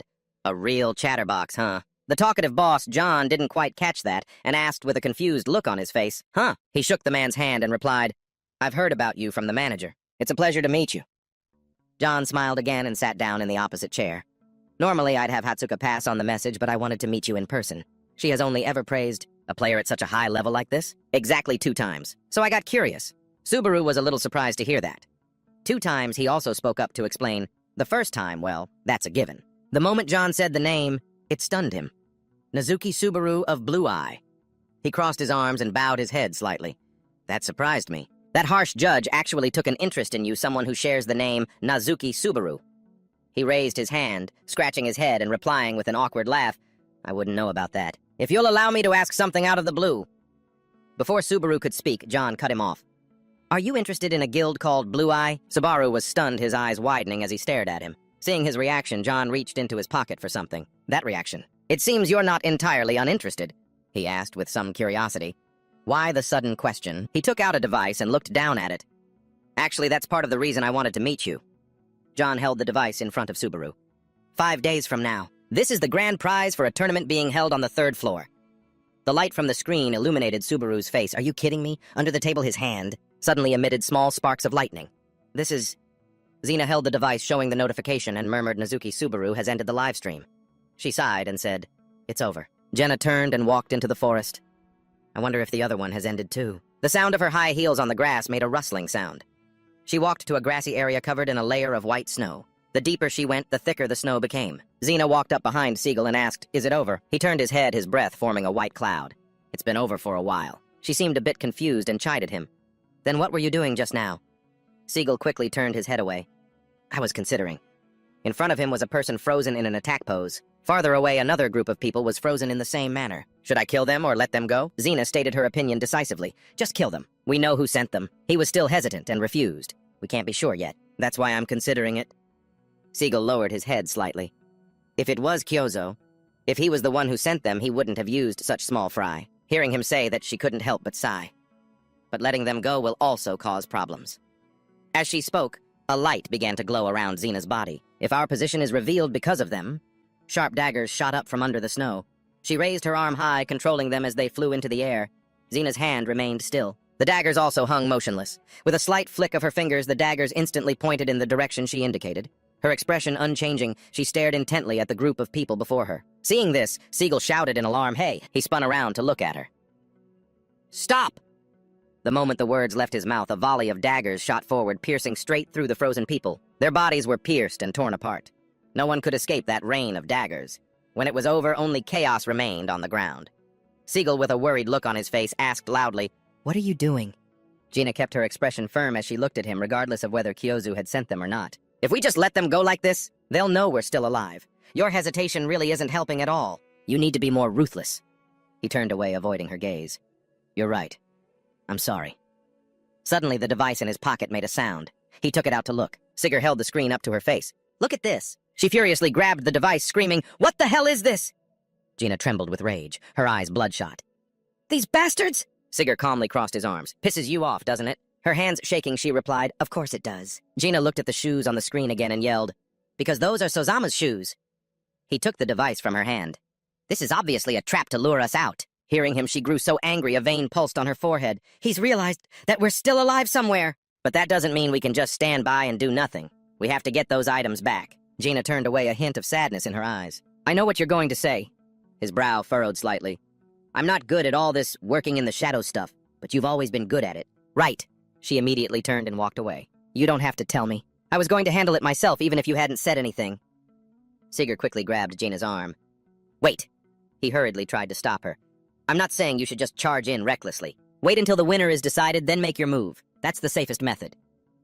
Back in the room, John held up the photo of the shoes and said cheerfully, a relic of a Blue Eyes member, a Tan Asia item. This is the prize the Blue Sector is putting up for this tournament. He was about to ask if he was interested when Subaru quickly cut John off.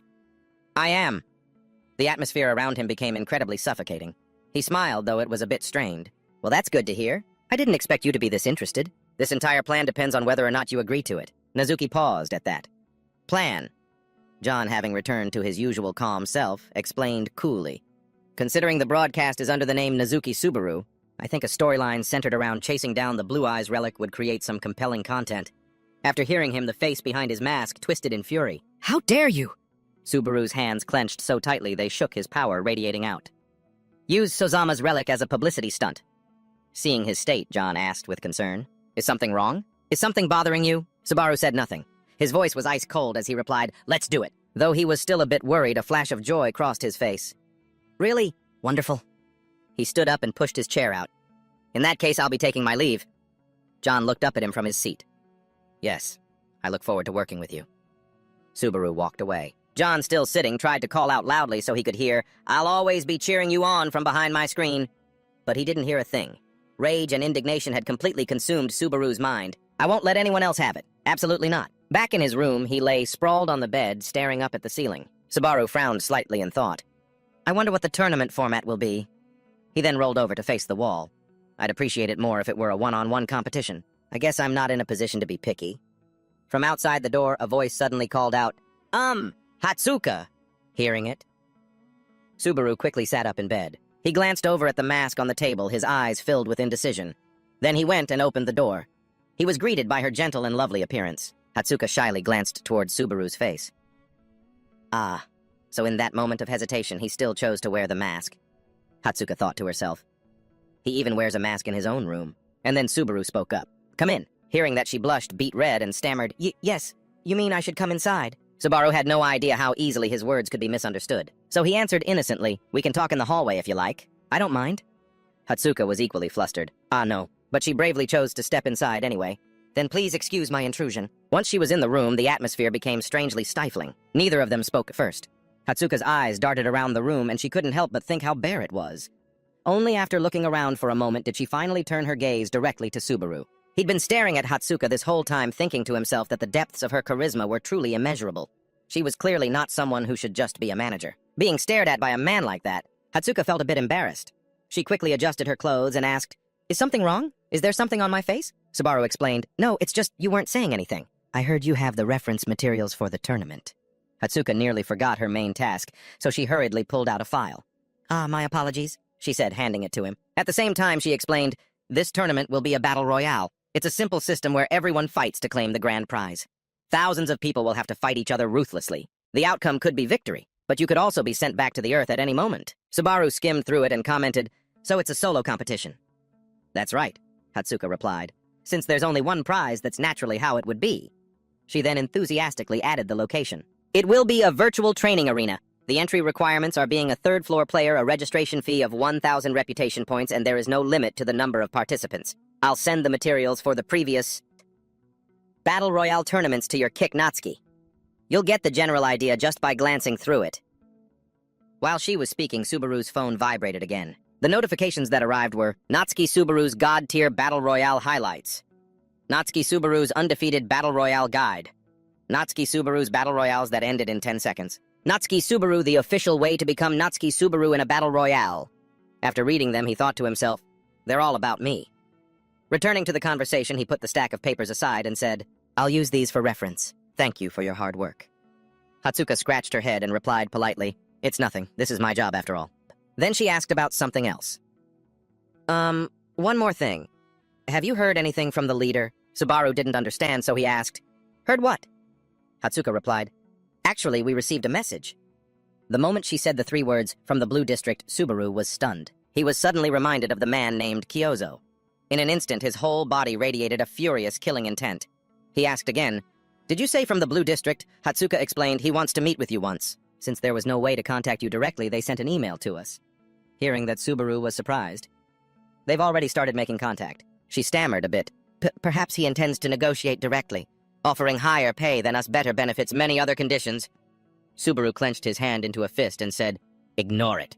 Hatsuka hastily replied, Yes, I understand. Wait, ignore it. Subaru stated frankly, I have no intention of joining the Blue District. The same goes for any other guild. To his surprise, Hatsuka shot up from her seat and raised her arms in celebration, looking completely relieved. She laughed happily. I was so torn on whether I should tell you or not. But I'm glad I did. As she spoke, Hatsuka casually made her way to the door. Well then, please enjoy your time until the collaboration. Seeing her leave like that, Subaru muttered, She's celebrating as if it were her own achievement. He took off his mask and said with amusement, For a normal employee to be this dedicated to the company's business, she's truly an extraordinary person. The scene changes to a certain stadium where 2 figures are conversing. It's John and Hoki both seeming to whisper about some plan. John spoke first. So this is today's project? A comparative talent test, the old versus the new Natsuki Subaru. Hoki asked, What do you think sounds interesting, doesn't it? John replied, A head-on confrontation with your own declaration. That's a bold approach. But if you lose, it'll be a massive blow to you. You get that right? Hoki didn't seem very concerned. In fact, he gave off an air that said, I welcome it. Because there will be a result I have to accept whatever happens to earn the viewer's trust. And then Hoki's eyes lit up with confidence as he asked, But have I ever fought a losing battle? John gave an arrogant laugh. Is that so? In the end, it all depends on Natsuki. Hoki scratched his head. I suppose so. Suddenly, the sound of high heels interrupted their conversation. Leader. It was Hatsuka and Subaru. She smiled as she approached. Good work today. John also replied warmly. Ah, hello. When Hoki saw Subaru, he was ecstatic, thinking a chance to become a star is rising into the sky. I finally get to meet you. As for Subaru, he looked around and thought to himself, this place is huge. Did you rent it privately? At that moment, Hoki extended his hand and spoke. Hey. He then smiled and introduced himself. I'm the streamer Hoki. Subaru reached out his hand. I'm Natsuki Subaru. I look forward to working with you. Hoki scratched his head shyly. Wow, it feels like I'm meeting the real Natsuki Subaru. Hey, in person. Meeting today's main character is so moving. I'm a fan, a huge fan. Subaru quickly explained. I'm still just a rookie streamer. I can't compare to you. John stepped in and cut them off. All right, save the pleasantries for after the stream starts. That's how streamers get to know each other. Hoki suggested, in that case, let's continue this on stream. The system panel instantly appeared. Hoki had started a live broadcast. He looked at the screen, waved, and smiled. Hoki here, thanks for tuning in today, everyone. Just then, status notifications kept popping up. A wicked thought crossed Hoki's mind. I heard these level-up announcements are a hot topic in the community, but to have 12,000 viewers right at the start. He announced, today is the moment you've all been waiting for. I've managed to invite that person here. His feet instantly appeared on the stage. Hoki introduced him. And here he is, Nazuka Misubazu, the man replied. Hey everyone, Nazukami Subaru here. The information panel was constantly flooded with notifications. He responded to the comments, nope, I've never seen his face either. I heard even his manager hasn't. Nazukami. Are you hiding some kind of secret? Subaru scratched his face and replied, it's not like that. Besides, I'm a good-looking guy, you know. Hoki was also shocked by the massive reaction from the online community for Subaru. He thought, whoa, at this rate, this is getting way more hype than my own streams. Sure enough, his influence was far beyond anyone's predictions. Subaru continued to enthusiastically reply to the viewers, saying, sorry, guys, but I'm not going to lose to any of you. It's not a fight, just a friendly get-together. Hoki silently marveled that his witty responses were even better than he'd imagined.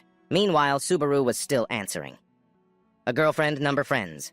None of those either at the moment. Hearing this important news, Shuka breathed a sigh of blissful relief, leaving John completely exasperated. A moment later, Hoki spoke up. All right, let's stop teasing our important guest. Let's get to the main event. As soon as he finished, the system announced, the challenge will begin now. Suddenly, the lights snapped on and the golem monsters began to activate, looking at the thousands upon thousands of golems poised to rush into battle. Hoki calmly began to explain. Why did I choose this challenge, you ask? I'll explain. On one side, their feet slowly began to move. On the other, he began to answer, there are two reasons. First, it's a perfect way to measure one's control. Then he hinted, and the second reason is, I can prove whether I'm right or wrong right here, right now. Over on Subaru's side, he received a notification, Mokaket has sent 100 prestige points. He thought seriously, do you really think you can beat it? But Subaru calmly replied, if I wasn't confident from the start, I wouldn't have accepted the offer. The screen quickly displayed the competitors. A comment appeared.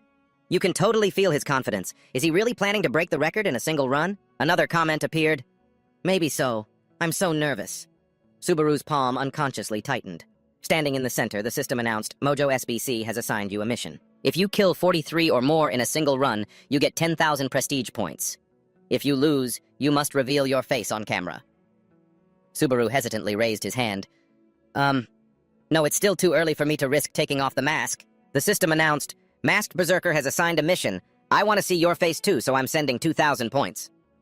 Stinky Mouth John has gifted 3,000 prestige points. Lava Monster added another 3,000 points to make it more interesting. Catbat has assigned a mission. Subaru raised a finger. Thank you for the gifts. I promise to show my face if I fail. A comment appeared.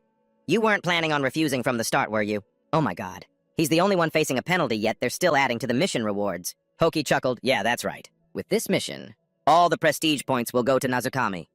He quickly pressed the timer. All right, let's begin. His finger finally pressed the button. It's showtime. The timer immediately started on screen. The golems quickly flew into the air, preparing to attack. Subaru's eyes sharpened, showing no fear. Activate lightning. His body shot toward the golems. Subaru's arm was enveloped in a powerful electric current as his palm immediately grabbed a golem's face. In a flash, he had easily taken one down. Kill count 1. A comment appeared. Just one hit. He didn't even use his demon sword. That was too easy.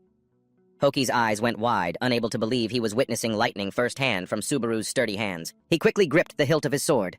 With a single motion, he effortlessly struck down countless golems. System notification time 0239. A comment appeared. This guy is so fast, in theory at this speed he'll reach 70 kills, but it's only going to get harder.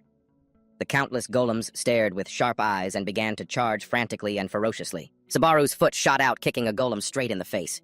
Kill count 23. His body was now hovering in midair. A comment appeared. Oh my god, that legendary scene is happening all over again. Is this a circus act? Aerial combat is Subaru's specialty after all. The golems all looked up in unison. Subaru's palm skillfully spun the hilt of his sword. Finally, he gripped it tightly and raised it high. In an instant, Subaru plunged his sword straight into the ground. Its powerful innate ability created currents of electricity that radiated outwards. 122 Super S26. The tip of the blade was enveloped in electricity. A comment appeared, "So cool." The people next to him were all watching the match intently. Another comment appeared, "He's definitely going to get first place right. He might actually do it. My condolences to everyone who assigned him that mission." Hoki's eyes suddenly froze at the sight before him as the timer continued to run down. On the bright screen, Subaru was still fighting like an uncontrollable madman. 4. In a flash, a golem's body was split in two. 122 Super S-42. Subaru struggled to stay on his feet, panting heavily. 5. He finally returned to his original stance, his eyes sharp. Before him, countless more golems appeared. They were holding weapons. Subaru braced himself and dashed forward. 2. The tip of his sword instantly pierced through a golem's neck. The time on the bright screen was quickly running out. The timer finally hit 0. The system announced, "The challenge has ended." Total kills 43. The record has been updated. The system displayed a long line of text, "First Blenazuka Misubaru." A comment appeared, 43. What an insane result, no way. I can't believe it. He was only short by 1. Oh my god, this is a historic moment. Hoki rushed over. 43. He's tied with Nazuka Misubaru. It's a draw. That was so close. What does everyone think? A comment appeared. That gave me goosebumps. I thought he only got to second place through sheer luck. I thought even getting second place was a stretch. I thought he was just some random scrub. Rambo Lin has gifted you 100 prestige points. I was so scared I pissed my pants. I've subscribed to the channel. Model, Hoki laughed. Thanks for the 100 prestige points. A comment from Hawkeye's Footwiper popped up. Gifted 200 points. There's a reason I'm boosting you. Hoki replied, "You again, Hawkeye's Footwiper. It's been 100 times already. Please change that username. Anyway, thanks for the prestige points." A comment from Most Dung Villette appeared. Gifted you 1,000 prestige points. Hoki scratched his head. Are you asking if this is Nazuka Misubazu's live stream? No, it's not. A comment popped up. ZN gifted you 10,000 prestige points. Hoki's eyes suddenly froze at the name on screen. ZN. Another comment appeared. Seriously, could it be the ZN? It's probably a fake. Why would the 1/swordsman be here? What if it's the real one? It's really him. A big name in the chat of an unimportant mid-tier streamer. Hoki scratched his head, embarrassed. ZN, thank you for the 10,000 prestige points. I can't believe a high ranker is watching this stream, Subaru thought to himself. The 1/swordsman, huh? Suddenly, an image of Dale flashed through his mind. A comment from ZN appeared. Gifted 1,000 prestige points. I always watch your streams. Nazuki Subaru's run was an inspiration to me. Oh my god, Hoki thought, I've actually made it. Hoki chuckled. Really, I'm so honored. Subaru glanced to the side. Why is he watching this stream? He wondered. Could he know what I did with ISAC? A comment from ZN appeared. Gifted you 1,000 prestige points. I've always watched your streams. Nazuki Subaru. Will you collaborate with me? Suddenly his eyes froze on the screen. A comment from Daoso appeared. This new guy is really climbing the ranks. I knew he was going to be big. Subaru didn't answer, just scratching his head shyly. John and Hatsuka both signaled for him to agree. Subaru said hesitantly, I have to focus on the challenges first. So, I'm going to have to decline. John and Hatsuka's eyes widened in surprise. Subaru immediately bowed. I'm sorry I've used up too much of my energy. Hoki, could you please end the stream for me? He was flustered. Huh. Wait, what? Hoki watched as Subaru walked away. No, wait, Nazuki, John said hurriedly. Nazuki, why did you turn him down? That was a massive opportunity to boost your streaming career. Hatsuka added, I'm shocked too. Subaru said nonchalantly. Is it really that important? John was stunned. Collaborating with a ranker, especially a high ranker, is something that almost never happens, he said. Subaru replied blankly, Is that all it is? If becoming a ranker is that important, then I'll become a ranker myself. After he finished speaking, Subaru just stared at Hatsuka and John. Suddenly, Hoki spoke up, breaking the tense atmosphere. Nazuki, you're exactly what I expected. That was an outstanding performance. When the revenue comes in, I'll send you your share.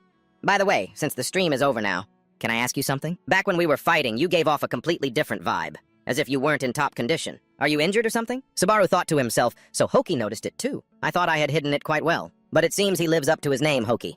Whether I won or lost it would have just caused problems for me. Hoki chuckled. Caused problems for you? Subaru's voice was low. The highlight of the stream was whether or not you could surpass Nazuki Subaru. That's where your growth would have been demonstrated.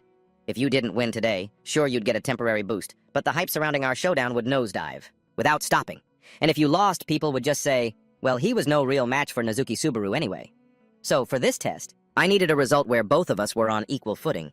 That's why a draw was the only optimal solution. Hoki was flustered. So, you mean if you'd wanted to, you could have beaten me? Subaru shifted his weight to one side. Who knows? We can't change the result now. It all depends on how people interpret it.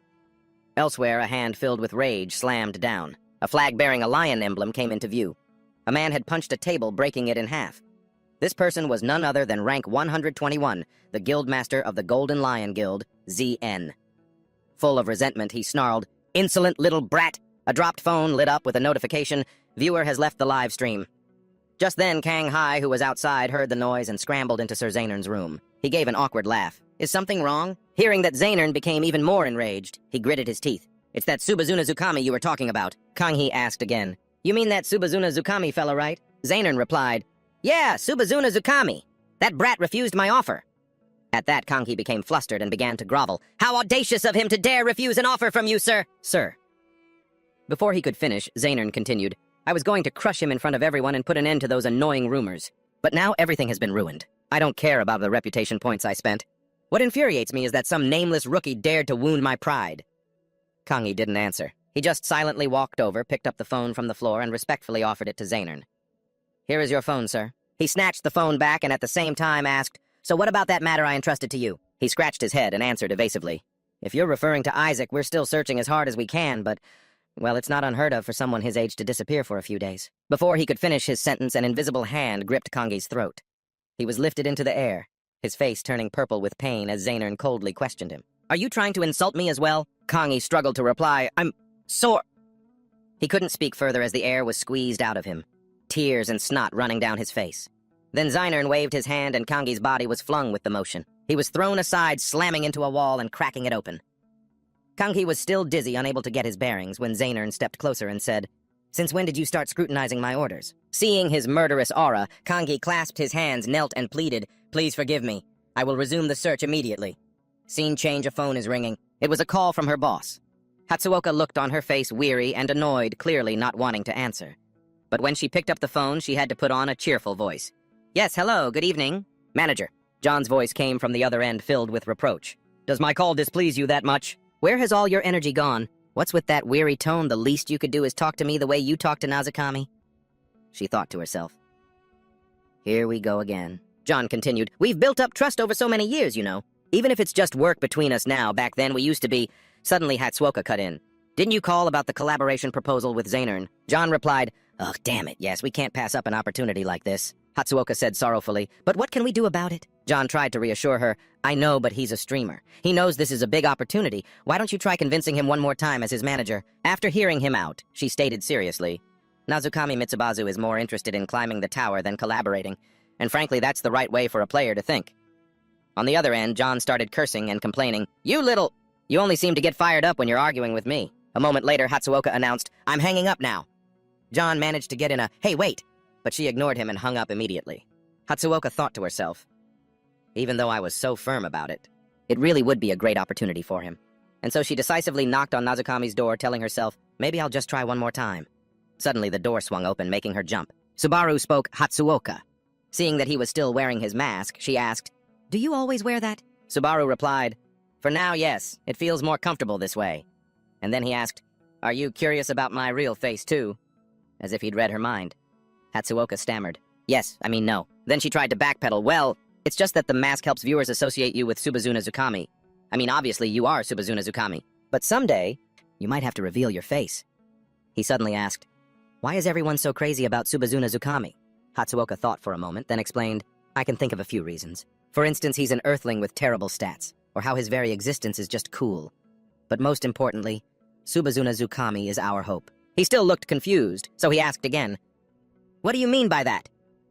Hatsuoka recalled an old memory and began her story. "You probably don't know this. But the first time I came to the tower, there was almost nothing here. Monsters were everywhere, there was nothing to eat, no way to earn money. Stability was just a fantasy. There was only one way to survive, and that was to climb. If you climbed, you earned reputation points. With those points, you could settle down and build a life. And slowly, bit by bit, people started to believe that this world could truly be ours.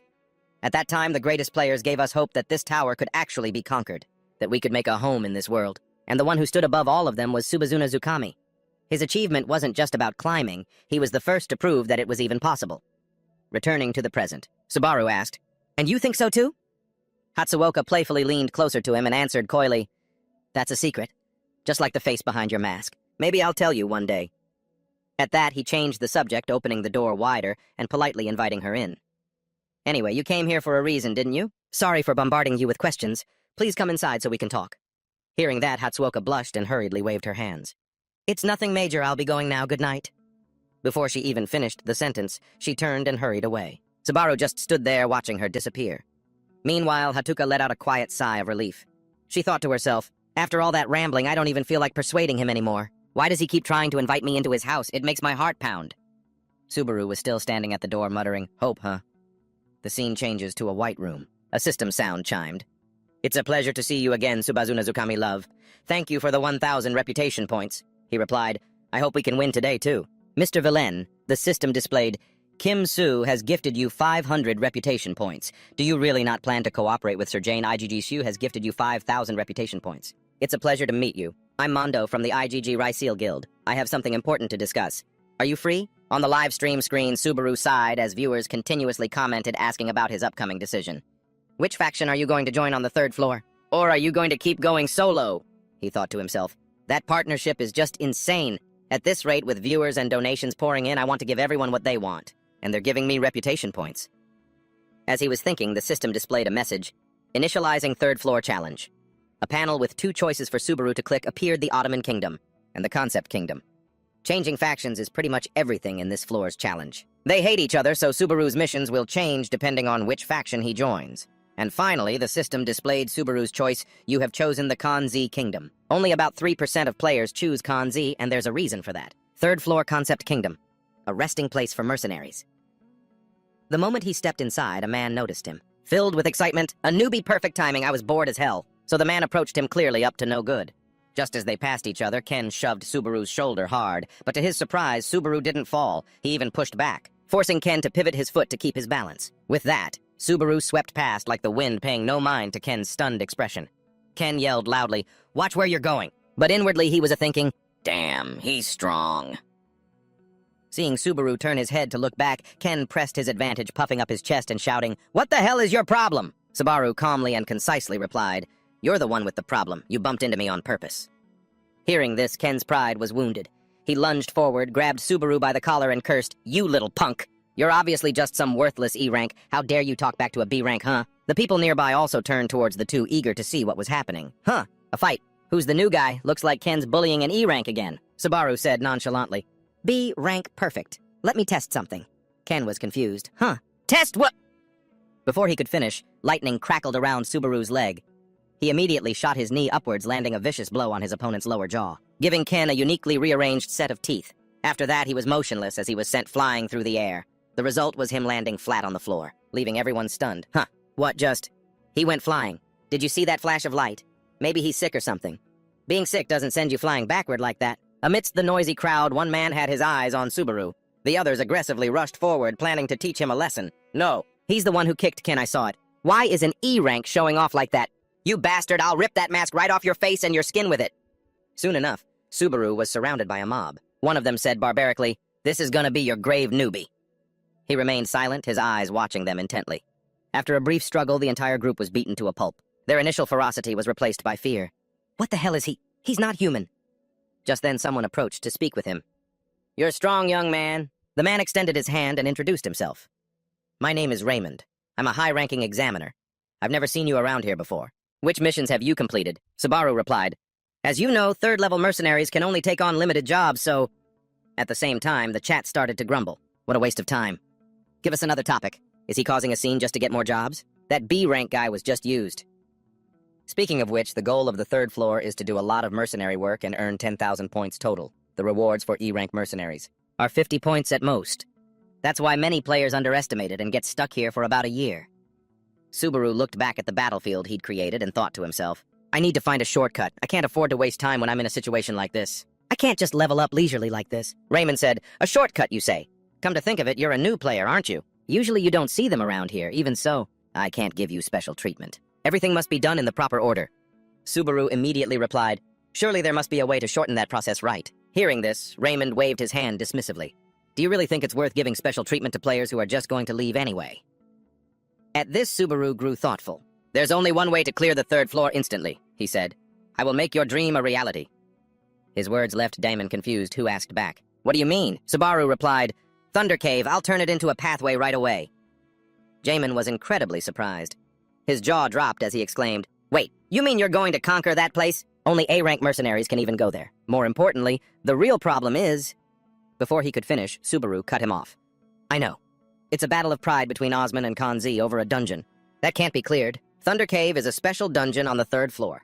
No player, mercenary, or knight has ever cleared it in the history of the conflict between the Kanzi and Ottoman kingdoms. A massive, impassable mountain range exists between them. It's something both nations have fought to conquer. Clearing Thunder Cave would allow them to easily pass through the mountains. It's long been their shared ambition both to prevent invasions and gain a military advantage." Subaru continued. "If you give me an A-rank certification, I'll clear it. I promise I won't abuse it." At this, Jamin became pensive. Seeing this, Subaru thought to himself, if he refuses me right here, and then things are going to get messy. I'll have to defeat him if it comes to that. This thought immediately made the chat explode. "Oh my god, run, you'll end up like the last guy." However, the man's answer was the opposite of what he expected. Raymond gave a knowing smile. "In that case, I'll write you a letter of recommendation to join a raid. Raid parties are always short on people." At this, the chat could finally let out a sigh of relief. Phew, he made it out alive. He doesn't even know he just dodged a bullet.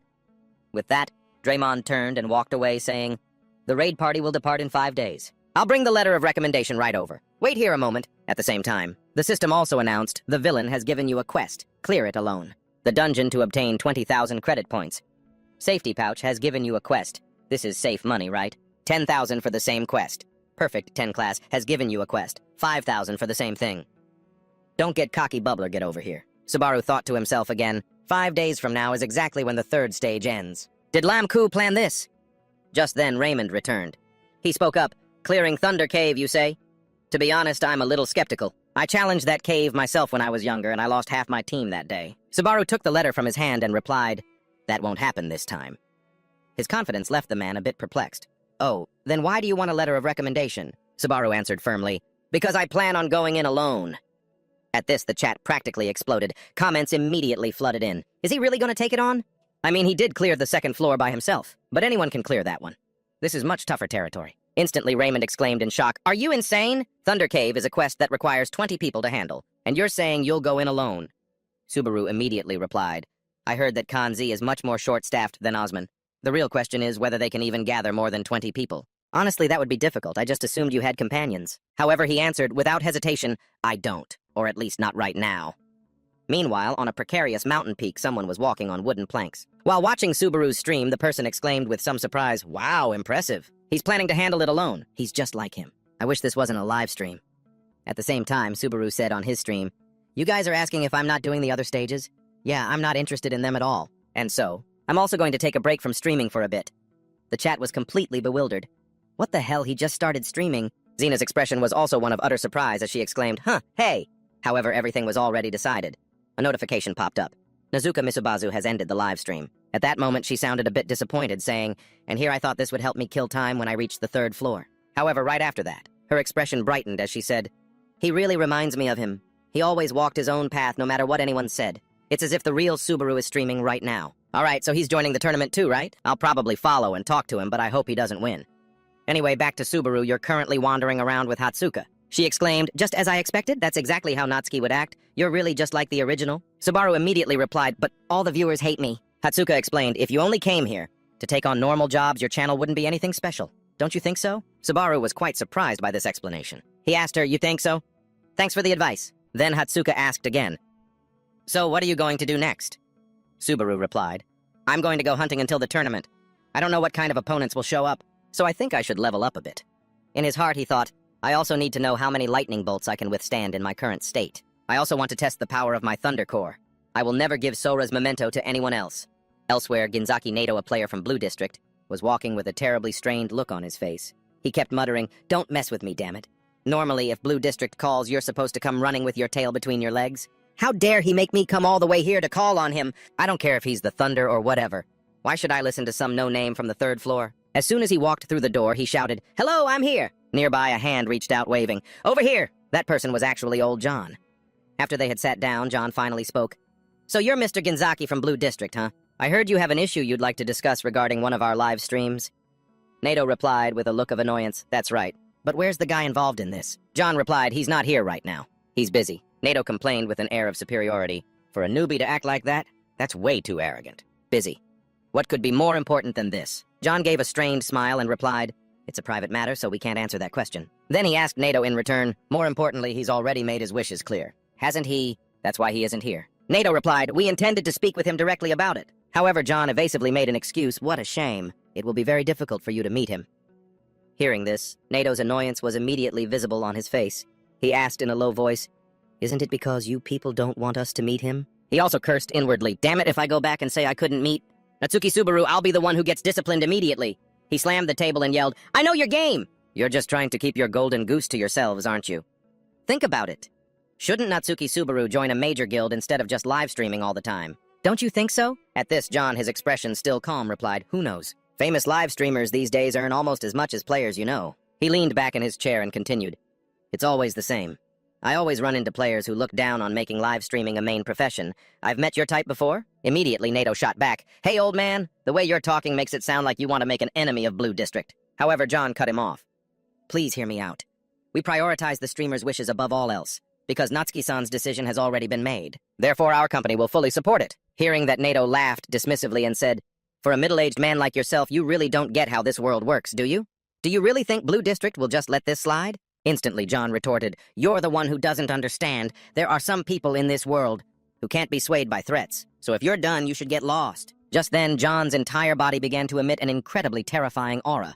It was so frightening that NATO's face turned pale. He instantly shot to his feet and yelled, "Hey!" However, in his mind, he couldn't stop wondering, what the hell was that? What was with that overwhelming mana just now? He continued, "Get lost, old man. Who do you think you're talking to?" However, John just waved him away. As the guy walked off, he looked back, pointed threateningly, and said, "I swear you're gonna pay for this. All talk." But inside, he still couldn't shake off the fear he'd just felt. Damn it, what the hell was that? Could it be that I imagined it? In response to the threat, John just sighed and said, "Oh, I'm so scared." 3 days later in the dungeon 3rd floor, the Sky Serpent's nest. A giant sky serpent twisted its body flying towards Subaru, its fanged mouth wide open. Subaru calmly waited for it to approach, his eyes glinting as he got into a fighting stance. He raised his sword high and brought it down in a standard slash straight into the sky serpent's throat, its mouth filled with fresh blood gushing out as it shrieked, splattering red everywhere. The sky serpent thrashed about its massive body, writhing in agony. It let out a piercing scream. Subaru just stood calmly to the side, resting his blood-stained sword on his shoulder, waiting. He coolly muttered, "All right, this test run is enough." He immediately crouched down, leaving a sonic boom behind him as he dashed towards the sky serpent like a flash of lightning. Then he mumbled to himself, "I guess I should end this here." Dust and smoke billowed up wherever he passed. Subaru leaped up powerfully, raising the sword in his hand and lunging at the sky serpent, which had its blood-filled maw wide open. A massive, earth-shattering explosion erupted. The sky serpent's head seemed to blow apart. Subaru sat nonchalantly on the creature's body, taking a rest. He heard a series of notifications in his ear. "You have defeated the sky serpent, boss. You have leveled up. Your strength has increased by 1. Your stamina has increased by 1. Your focus has increased by 1. Then he looked at the treasure he had just obtained in his hand. A sky serpent's fang. Pondering, Subaru mumbled his calculations. This should sell for about 10,000 credits, or at least that was the price 25 years ago. Suddenly, the system screen displayed a slew of information in front of him. Name, Hosoi Subaru. Affiliation, Earth. Level 35. Strength, 36. Speed, 33.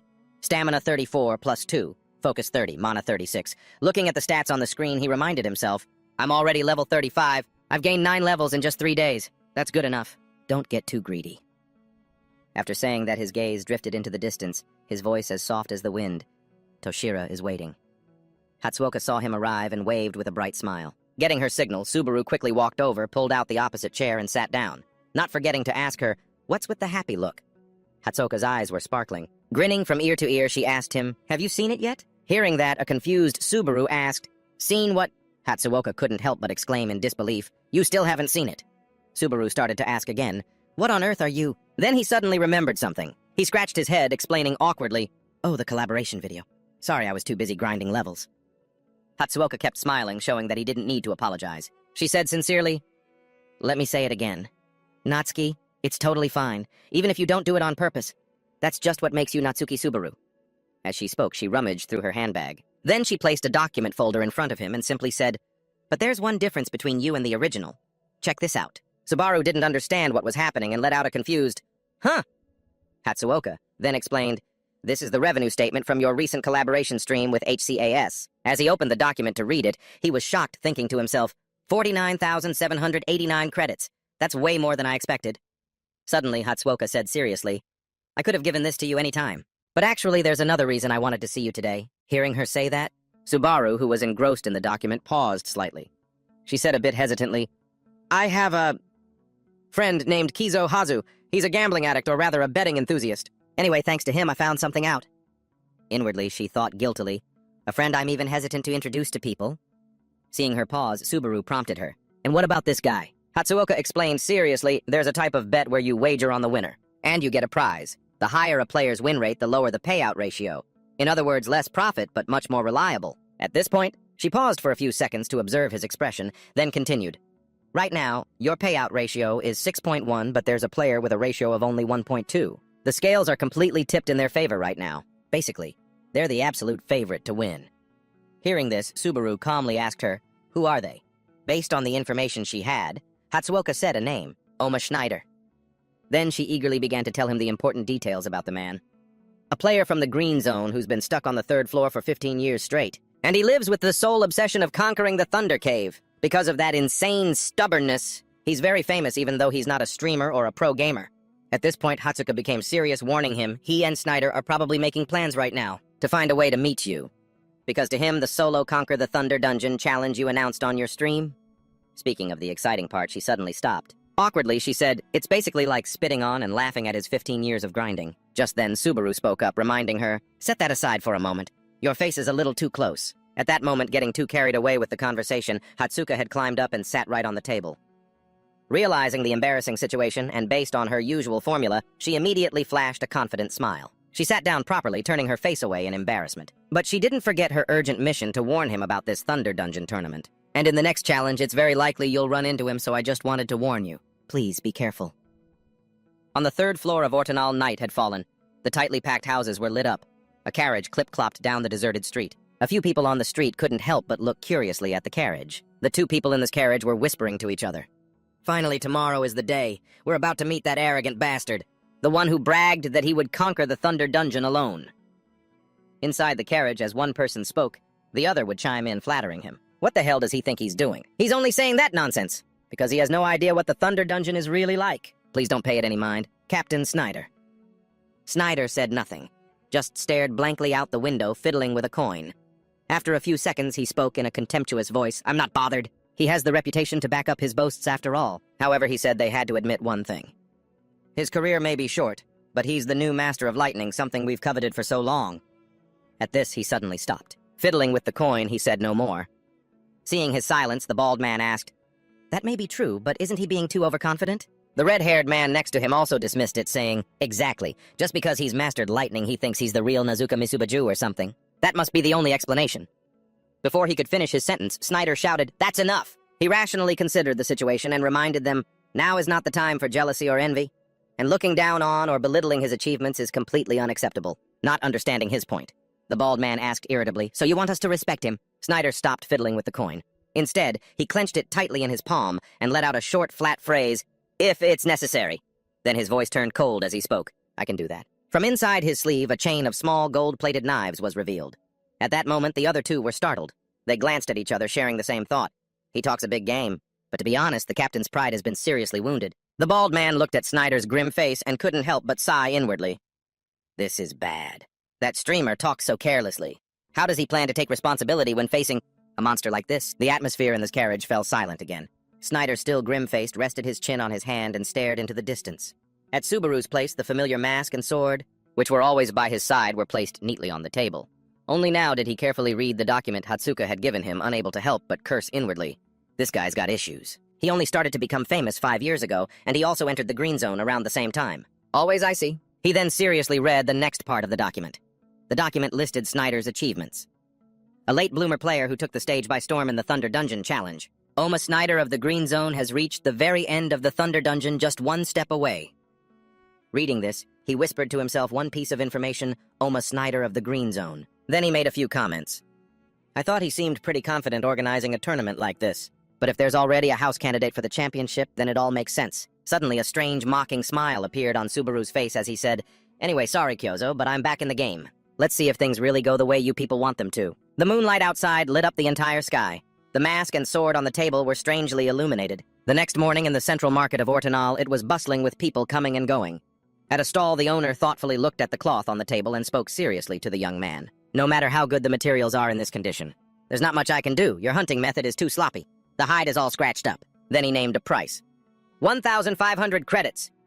Hearing this, the young man shouted in dissatisfaction. What, that's it? The shopkeeper, stroking his slick hair, nonchalantly said, Take it or leave it, kid. That's my final offer. The flustered young man had no choice but to say no. After the disappointed boy left, the shopkeeper rolled up the hide, thinking smugly to himself, Today's my lucky day. As Cho hides have self-healing abilities which makes them very valuable.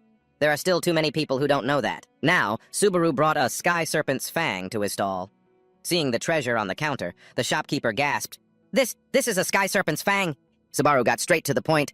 How much will you pay for this? The shopkeeper pressed his eye right up to the fang, trying to pick out a flaw, but couldn't find a single one. He thought with some annoyance, There's nothing to find fault with. It's an S+ grade item with virtually no damage. Still, he was a cunning old fox, and he thought confidently to himself, But he's picked the wrong guy to haggle with. Doesn't matter if he's a pro or not. Putting his thoughts into action, he put on a show of regret and said, The condition is very good. I'd classify it as a high B grade, or maybe an A. I must say the hunter who got this is quite skilled. If it weren't for this tiny scratch here, I wouldn't hesitate to call it S grade. But unfortunately, you've come at a bad time. The supply of sky serpent fangs has surged recently, so demand is plummeting. As he spoke, he took out a calculator, punched in some numbers, and showed a figure to him. He then put on a generous act, saying, However, I'm in a good mood today, so I'll give you a special deal. 8,000. Seeing the price, Subaru fell silent, deep in thought. Considering I'm already 25, this probably isn't too bad, is it? Just then a voice cut in that condition. It's easily worth at least 15,000 credits. Hearing the man's voice, both he and the shopkeeper immediately turned around. Snyder was slowly walking up behind Subaru. He reminded the shopkeeper, Sky serpent fangs are hard to come by, so basically the seller can name their price. His nerve struck. The shopkeeper frantically yelled in protest, That's a blatant lie. Subaru and Snyder faced each other for the first time, neither speaking first. In the end, Snyder spoke up, asking him, You're Natsuki Subaru, right? Subaru realized the man knew who he was. He also said his name directly. Snyder. At a coffee shop. A lavish maid cafe decorated with trendy items popular with women. Subaru crossed his arms and asked, Why don't we just get straight to the point? Not far away, a few girls were whispering, Is that Snyder? Subaru said, annoyed. Our relationship isn't close enough for us to be on a leisurely date. Like this, he thought with a sigh. He glanced at the sweet ice cream decorated with pink cookies, then looked at Snyder and wondered, Does a parfait really suit this guy's image? Just then the old man spoke. You once declared that you would conquer the Thunder Dungeon. Subaru shot back. So what? The old man immediately said, You really are an insolent drifter. Snyder frowned and continued, At least that's what I thought at first. A guy who's only just reached the 3rd floor suddenly comes out and declares he's going to conquer the Thunder Dungeon. Subaru asked, Does that mean you've changed your mind? Snyder put his spoon down on the table, then answered, 50-50? The old man continued, But I do acknowledge at least half of who you are, because you have talent, an overflowing amount of it. Snyder sighed. It's still hard to believe you're the one being compared to the Natsuki Subaru. Subaru observed the old man and thought to himself, I thought he was just some eccentric. But his eyes are dead serious. Annoyed, he challenged, and, You didn't track me down just to give me a gold star, did you? Snyder said. I have a proposal. The old man, gritting his teeth, then commanded, Take back what you said, that solo declaration. The one you made the other day. Admit that it was just arrogance born from ignorance. Go on stream and sincerely apologize. Subaru calmly remarked, That doesn't sound much like a proposal. Snyder declared, Of course I'm not telling you to do it right now. If I defeat you in this tournament, you will have to admit your own immaturity. The old man continued, That's when you'll bow your head. Subaru sighed and replied, Fine. In return, if I win, he countered, You'll give me all the information you have about the Thunder Dungeon. Since you're the one who proposed this, I'm sure you'll accept that condition, won't you? Snyder stood up and said, No problem. After all, there's no way I can lose. The old man frowned and continued, At least not to the person you are right now. Then Snyder left. Subaru sat still, muttering thoughtfully to himself, Looks like he hasn't wasted the past 15 years, huh? At an entertainment company's office, a blue-haired man shouted, 10,000 people! A notification popped up on his phone screen. He marveled, as expected with a reward like that. The number of participants is insane. The blue-haired man was Kizo Hazu. He stared at the screen and mumbled, If only they'd held this when I was still on the 3rd floor. I've done this at least once before. The screen showed 2 names, Snyder, 1.2, and Nazuka Misubazu, 6.1. Kijo Hazu smirked, judging that Nazuka Misubazu was too big of a gamble and too high risk. On the other hand, Snyder was a blue-chip stock. With a proven rate of return, he silently calculated. With this many participants and Snyder's odds at 1.2, the answer was obvious. A professional gambler like me trusts his gut over the odds. Kijo Hazu's hand trembled as he tapped the screen. All right, I'm all in on Snyder.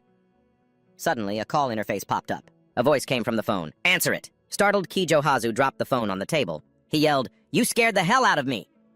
He stood up and faced the camera, asking, "You're definitely watching me, aren't you?" The call connected. Hasuka's voice came through the phone. "Hey, what are you doing?" Kijo Hazu picked up the phone and answered nervously, hello?" Hasuka hit the nail right on the head. "You're gambling again, aren't you?" Kijo Hazu froze for a moment, then immediately demanded, "I knew it. Hey, where did you hide the listening devices? In the office or in my ear?" Hatsuka replied, "What are you talking about? More importantly, teach me how to do what you're doing." He asked in surprise, "You're getting into gambling?" Hatsuka replied, "I'm thinking of placing a bet on Mr. Nazuki." Kijo Hazu yelled, "You idiot, don't you care about your precious jedits?" As she walked, Hatsuka questioned him, "Why do you think Mr. Nazukami will lose?" He immediately explained, "Oh, it's not that I'm underestimating Nazukami. I mean, you should analyze his style, his power stats, and the betting odds to calculate the probability." Kijo Hazu tried to persuade her. "Snyder isn't someone who belongs on the third floor. They say he's accomplished more on the third floor than the original Nazuki did. So, for a streamer who just got here to try and defeat Snyder, a man who's been honing his skills for 15 years, is just a pipe dream." Hatsuka held the phone away from her ear, thinking irritably, "So noisy." Hatsuka immediately suggested, "So shall we make a bet like we usually do? All of next month's salary." Kijo Hazu sealed the deal. "Fine. You're on—" A person in a black cloak suddenly walked past her. Hatsuka stopped, her eyes widening in shock. Kijo Hazu's voice came over the line. "No complaining later, you hear." Hatsuka turned to watch the cloaked figure walk away. She ended the call. Kijo Hazu grumbled angrily, "That girl, don't just hang up on me like that." He frowned and said, "But why would she suddenly bring up betting? Did something happen?" Elsewhere, Snyder was walking with a man. The man asked him, "So what's he like?" "He's no amateur," Snyder remarked. The man exclaimed in shock, "No way. Is there any chance you could lose, Captain?" Snyder immediately glared at him. The man gritted his teeth and said, "It wasn't until I saw him in person that I realized." He then confidently declared, "There is no way I can lose." "Absolutely not." On a high rooftop, someone was watching Snyder. That person mumbled, "So that's him, huh? The championship favorite Snyder." She smirked, assessing him. "He possesses a decent amount of magic power, doesn't he? Looks like I don't need to worry about any upsets." A few days later, blue flags with a dragon emblem were hung up for the start of the Antenna Arena tournament. Townspeople and adventurers bustled about. Subaru walked down a long, sunlit corridor, heading towards the tightly shut doors of the arena floor. Subaru pushed the doors open and stepped out. The moment he stepped into the arena, the spectators in the stands immediately roared. A few people murmured in surprise. "That mask! It's Nazuka Misubazu, that streamer. He's participating today, too." The betting polls are already closed. His betting odds were definitely number 2. So then who is— The opposite door opened and a figure gradually stepped out. Snyder entered the arena carrying a spear. The man stared intently at Subaru. The audience immediately began to cheer, "Snyder, Snyder." The stands were flooded with chants of his name. "Snyder, Snyder, Snyder." Fireworks exploded in the sky, signaling the start of the match. From midair, a figure appeared. "Thank you all for waiting." The blonde girl quickly introduced herself. "I'm Mirha, a member of Blue Zone, and I will be the MC for this tournament. It's a pleasure to meet you all. The tournament will be divided into a qualifying round and a final round." Subaru stood with the other contenders, looking up to listen to Mirha. "And now, let's take a look at the prize. The prize will be awarded to the winner, the sole winner of the final round. Let's behold the prize for the champion." She raised her hand and a brilliant red light shone out. Mirha shouted, "The very boots once used by the god Henrus." The red light grew more and more dazzling. The MC continued her introduction. "The pride of our Blue Zone. The legacy of the legend, Hatsuka Sora of the Sagan." A pair of boots materialized in the air. Mirha shouted, "The boots of Tanisha, and those very boots are right here." Subaru looked up, staring intently at the boots. He thought, "Just you wait, Sora." Subaru clenched his fist and said to himself, "Your boots. I will definitely get them back." In the stands, Hatsuka was watching him. She smiled and thought Mr. Nazuki must be getting all worked up now. Suddenly, the person sitting next to her muttered, "Those bastards, how dare they?" Hatsuka tilted her head to look at the person beside her and immediately recognized them. She looked at the person wearing a black cloak and a mask. Hatsuka remembered the person she had met earlier. A system notification appeared. Subaru stood watching the endless stream of comments pop up. "Nazuki Subaru has started a live stream. Things are heating up. Hello? Aim for the championship. Long time no see." Subaru glanced over the comments. "It's been a while, everyone. You're the one who went missing streamer model. I'm always here. Wait, is this the real Raiko channel? What's a Raiko stream? Sounds like slang for the newbies flooding in from the video highlights, doesn't it? The newbies from Jericho? I'm watching from the stands right now. How is he in the arena and live streaming at the same time? Subaru frowned, looking at the chat exploding non-stop. He felt like his brain couldn't keep up. The energy is insane. Just reading the chat is exhausting. Suddenly, a new system notification popped up. A familiar name appeared, instantly changing the vibe. Nazukami Sister Love has registered a mission supporting you with 30,000 credits if you win. Seeing the prize money, Subaru instantly switched to combat mode. He placed his hand on the hilt of his sword and replied with excitement, 30,000 credits, thanks so much. Awesome time for a landslide victory. More like a landslide loss to get second place. I'm only sticking around to watch him lose. And then the MC Jaha appeared in the sky. She waved her hand and fireworks exploded brilliantly, lighting up the sky, drawing everyone's attention as she shouted, "Let the tournament begin!" The stands immediately erupted with cheers that threatened to shake the arena apart. People couldn't stop exclaiming, "So cool, the scale of this is on another level!" Subaru looked up, taking in the full view of the arena. He couldn't help but be inwardly impressed by the competition's lavish spending. This scale is truly worthy of the Blue Zone. This wasn't something they could have prepared in just a day or two. The arena space turned green and the players were all simultaneously teleported into a forest. They were now in the first round, the preliminaries. Seen from a distance, the entire arena was enveloped in a mysterious green spherical barrier. The system began to announce the rules, its cold mechanical voice echoing through the space. Preliminary round begin. Death means elimination. Everyone besides yourself is an enemy. The round ends when 1,000 survivors remain. Subaru stood in the middle of the forest, his expression calm. His eyes scanned his surroundings as if calculating his next move. Fight and survive until then. Survivors 10,259. A free-for-all battle royale, he mused, thinking of a strategy. His attitude was a stark contrast to the tense atmosphere around him. Since no one's going to target me in the prelims anyway, so I can probably conserve my strength. Just then, the system was flooded with another series of notifications, non-stop donations from viewers. Clamsamo JR has registered a mission. A deathmatch, huh? I can't resist. 100 CR for every kill. Baby Joni Pizza has registered a mission. Only a deathmatch is the real deal. I'll also chip in 100 CR per person. Mr. Villain has registered a mission. 1,000 CR if you take down John Chow. 10,000 CR if you take down Oma Snyder. Subaru leaned back slightly, sensing danger from behind. His alertness instantly went to max level. He immediately turned around. Another player zipped past him like the wind, gritting his teeth and running for his life without even looking back. To target the Nazuki kid, right from the start, that's just cruel. Seeing this, Subaru instantly drew his sword. His eyes darkened and the corner of his mouth curled into a dangerous smirk. Look, 200 credits on the move. The system displayed a new update. The battle atmosphere grew increasingly suffocating. Survivors, 8,544. Heavy, powerful footsteps approached. Each heavy, decisive step carried an invisible pressure. Snyder appeared, a large blade in hand, his stride radiating an overwhelming aura. Snyder stared intensely straight ahead. These small fry aren't even on my radar. My target is just one person. Snyder paid no one else any mind, yet there was one person he was determined to defeat, and that was Subaru Nazukami. Snyder suddenly sensed danger. His pupils contracted. With terrifyingly fast reflexes, he quickly leaned to one side. He effortlessly dodged an arrow by a hair's breadth. After evading the attack, Snyder turned to face his assailant, a look of interest in his eyes. The archer emerged from behind a bush. His face showed clear annoyance mixed with regret. Damn, so close. Other players quickly appeared. They gathered together and began to talk. A blond man in the group started to step forward with a sarcastic tone, but was immediately stopped by a red-haired man wearing a hat. All right, everyone who bet on that shot, cough up 100 credits now. Don't even think about moving. You guys got lucky. A large but cowardly-looking bald man spoke up worriedly, but the blonde and brown-haired men just sneered at him confidently, asserting, "We have more people, it's an auto-win. This isn't good. We should have finished him with that first attack. There's no way we can win." Exactly. He's just some loser who's been stuck on the third floor for 15 years. It's fine we outnumber him. Seeing this, Snyder's eyes grew cold as he frowned. Your plan wasn't bad, but you chose the wrong opponent. Hearing those words, another swordsman, far from being scared, stepped forward and laughed contemptuously. Look who's talking. You're just putting on a brave face because you're about to die. But before he could finish his taunt, there was a flash of light. In the blink of an eye, his head was severed from his body. He collapsed, taken down so cleanly that no one even saw the attack. Witnessing this, the surrounding group of players froze completely, their brains unable to process what they saw. Panicked screams erupted everywhere. What just happened? That's way beyond a spear's range. Snyder paid them no mind. He twirled his large blade, creating a powerful gust of wind. The aura around him became suffocatingly immense as he spoke in a grave tone. I have met countless fools like you. As the words left his lips, Snyder charged. He swung his blade without hesitation, and its power erupted like a shockwave toward the group of players. Those who were closest were sliced in two. The formation shattered in an instant. The other players, terrified by Snyder's immense power, instinctively backed away.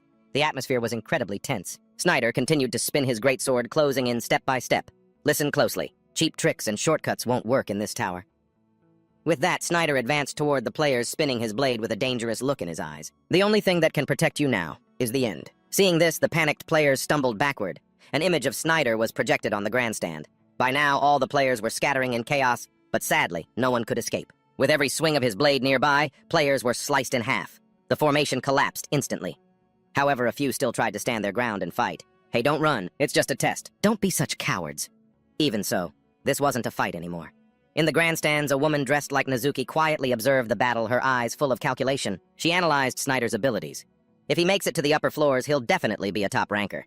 He completely stands out from the rest of these players. Suddenly, a piercing scream cut through her thoughts, making her wince. Damn it. Speaking of which, she turned to her side and saw Hatsuka glued to her phone. She couldn't help but be curious. Hey, keep fighting. Every single one of them is such a coward. She glanced at Hasuka's phone screen and was surprised to see she was watching Nezuki's live stream. Hearing the name, Hasuka turned her head and asked in surprise, Nezuki, you know him. Hatsuka looked at her mask and suddenly realized her voice filled with excitement. That mask? You must be a fan of his, right? Yeah. Hearing her admit it, Hatsuka blushed shyly and introduced herself in a low voice. I'm a huge fan too for 25 years now. My name is Hatsuka. Then Hatsuka smiled gently and asked with a soft gaze, and you are? The scene shifts back to the forest. A system notification appears. Subaru walks through the silent woods. Survivors 1,342. How many were there just now? Killed 97 people. No, 98. He killed the one who ran too. That makes 98. Hearing the system announcement, he looked up at the sky with a thoughtful gaze. Is it time to end this yet? Subaru hesitated as the prize money was very tempting. His brain switched into calculation mode. 200 credits. Per person. 200 credits. Per person. An idea suddenly sparked in his mind. The corners of Subaru's lips curled up slightly. Having made up his mind, Subaru reached for his sword. He stood calmly, but his aura switched to a dangerous mode.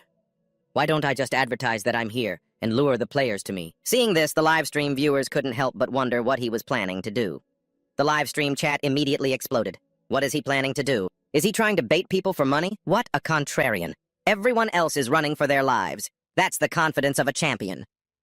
Subaru suddenly swung his sword, striking the base of a tree. The force was so strong that sparks of lightning shot out around it. A golden light erupted around the tree trunk, enveloping the entire tree. The spot that was hit began to crack open. In the end, only a scorched stump and smoldering smoke remained. The giant tree trunk fell with a thunderous crash that shook the entire forest. As it did, the scene ahead was gradually revealed. Snyder stood silently in the distance, approaching Subaru. He saw hundreds of bodies strewn about at Snyder's feet. Hearing the noise, Snyder whipped around, his eyes flashing dangerously like a predator spotting its prey. Found you. Subaru turned and casually swung his sword, facing Snyder with complete confidence. Instantly, the chat frame exploded with a flood of comments. I think I'm the one who found you. The final boss has appeared. Whoa, whoa, whoa. This has got to be worth 10,000 credits. Snyder, hey, 10,000 credits is barely worth the effort. The two stood facing each other. Snyder spoke first, his voice impatient. Perfect timing. Stop wasting time. Let's end this right here, right now. A system notification for a mission appeared. Seeing the reward amount, his lips curled into a smile, his spirits clearly lifted. Mission villain has registered a quest. 1,000 credits for defeating John Doe. This is 10,000 credits for defeating Oma Snyder. 10,000 credits. Looks like I'll be getting my money sooner than expected. The two stared each other down, the tension palpable. Survivors 1,202. As the system voice faded, Subaru was silently calculating. 202 people left, until the end of the preliminary round. Then his eyes widened in shock. A wave of force was flying towards him. Luckily, he dodged just in time. At that moment, a storm of leaves swirled around him. Subaru remained silent and on guard, watching the man before him. Snyder stared straight at him and spoke in a cold voice. Only 202 people left. I still have plenty of time. Subaru immediately raised his sword into a fighting stance, but inside he was quietly assessing the situation. That wasn't a skill. It was a martial art. If I take my eyes off that spear tip for a second, it's all over. His spear can easily reach beyond its normal range. Now, as he mulled it over, Snyder on the other side was spinning his blade with masterful skill, building momentum before launching a powerful strike at him. Seeing the invisible wave of force rushing towards him, Subaru steeled himself for the fight, not daring to look away. Once again, the familiar mechanical voice rang out with a notification. The Nameless Demon Sword is absorbing the user's malice. Stats will increase in proportion to the amount of malice consumed.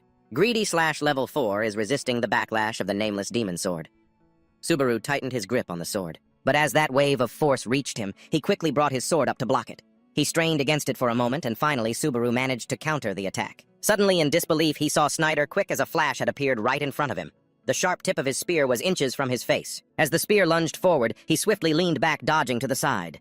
Subaru's feet scraped against the ground as he regained his footing. Snyder didn't let up for a second, relentlessly attacking Subaru with one strike after another. After several exchanges, he managed to dodge them all cleanly. Now he finally launched his own counterattack. Subaru raised the sword in his hand and brought it down in a single slash that sent Snyder flying back. Thanks to his masterful agility, he managed to land on his feet. The two sides fell silent, looking at each other as they simultaneously lowered their weapons. Unexpectedly, Snyder was the first to speak. "Why aren't you using your lightning flash?" Subaru retorted confidently. "Wouldn't it be a waste not to use it? Besides, this is all about to end anyway." Hearing this, Snyder froze in disbelief. He felt insulted. His face twisted as he ground his teeth and shot back. "So, what you're saying is it's a violation to use it on me, is that it—" Just then the system's voice chimed in again, announcing 1,007 survivors. As if realizing Subaru's plan, Snyder grew even more furious. He hissed, "No way! Are you stalling for time?" The moment he finished speaking, he lunged toward Subaru in a flash. Subaru swiftly raised his sword to block the man's spear, then fearlessly he provoked him. "What's wrong with you? Don't tell me you were actually trying just now." The system's voice announced once more 1,003 survivors. Snyder growled, "You son of a bitch." Now, as the two were locked in a fierce struggle, that mechanical voice rang out announcing 1,000 survivors. The preliminary round has ended. Before being removed from the game, Snyder stubbornly taunted him, "Next time we meet, you'd better be prepared." Subaru just replied nonchalantly, "All right. See you later. I'll just hold on to those 10,000 credits for you in the meantime, okay?" After loading the system, voice announced again, moving to the waiting room. A virtual screen appeared before Subaru displaying, "You have been moved to the waiting room. There will be a 30-minute break." Calming himself down, he looked at his trembling hand and couldn't help but think to himself, in those final seconds, I was almost pushed back. If that fight had gone on just a little longer... Just then, comments from viewers were still flooding in. "So close, if only there wasn't a time limit. I was so focused I forgot to breathe." Looking at his viewer count, he muttered to himself, 10,000 viewers. Then he remembered a previous conversation with Hatuka about what the department head had said. That's the wall for streamers. He said that if a streamer could break the 10,000 milestone even just once, they could survive in this industry. Thinking about it, Subaru sighed to himself. 10,000? I succeeded in grabbing attention as a streamer. Both the stream and the fight with Snyder went well, but there was still one thing that worried him. Even so, I can't believe that even someone at Snyder's level couldn't get past the Thunder Cavern.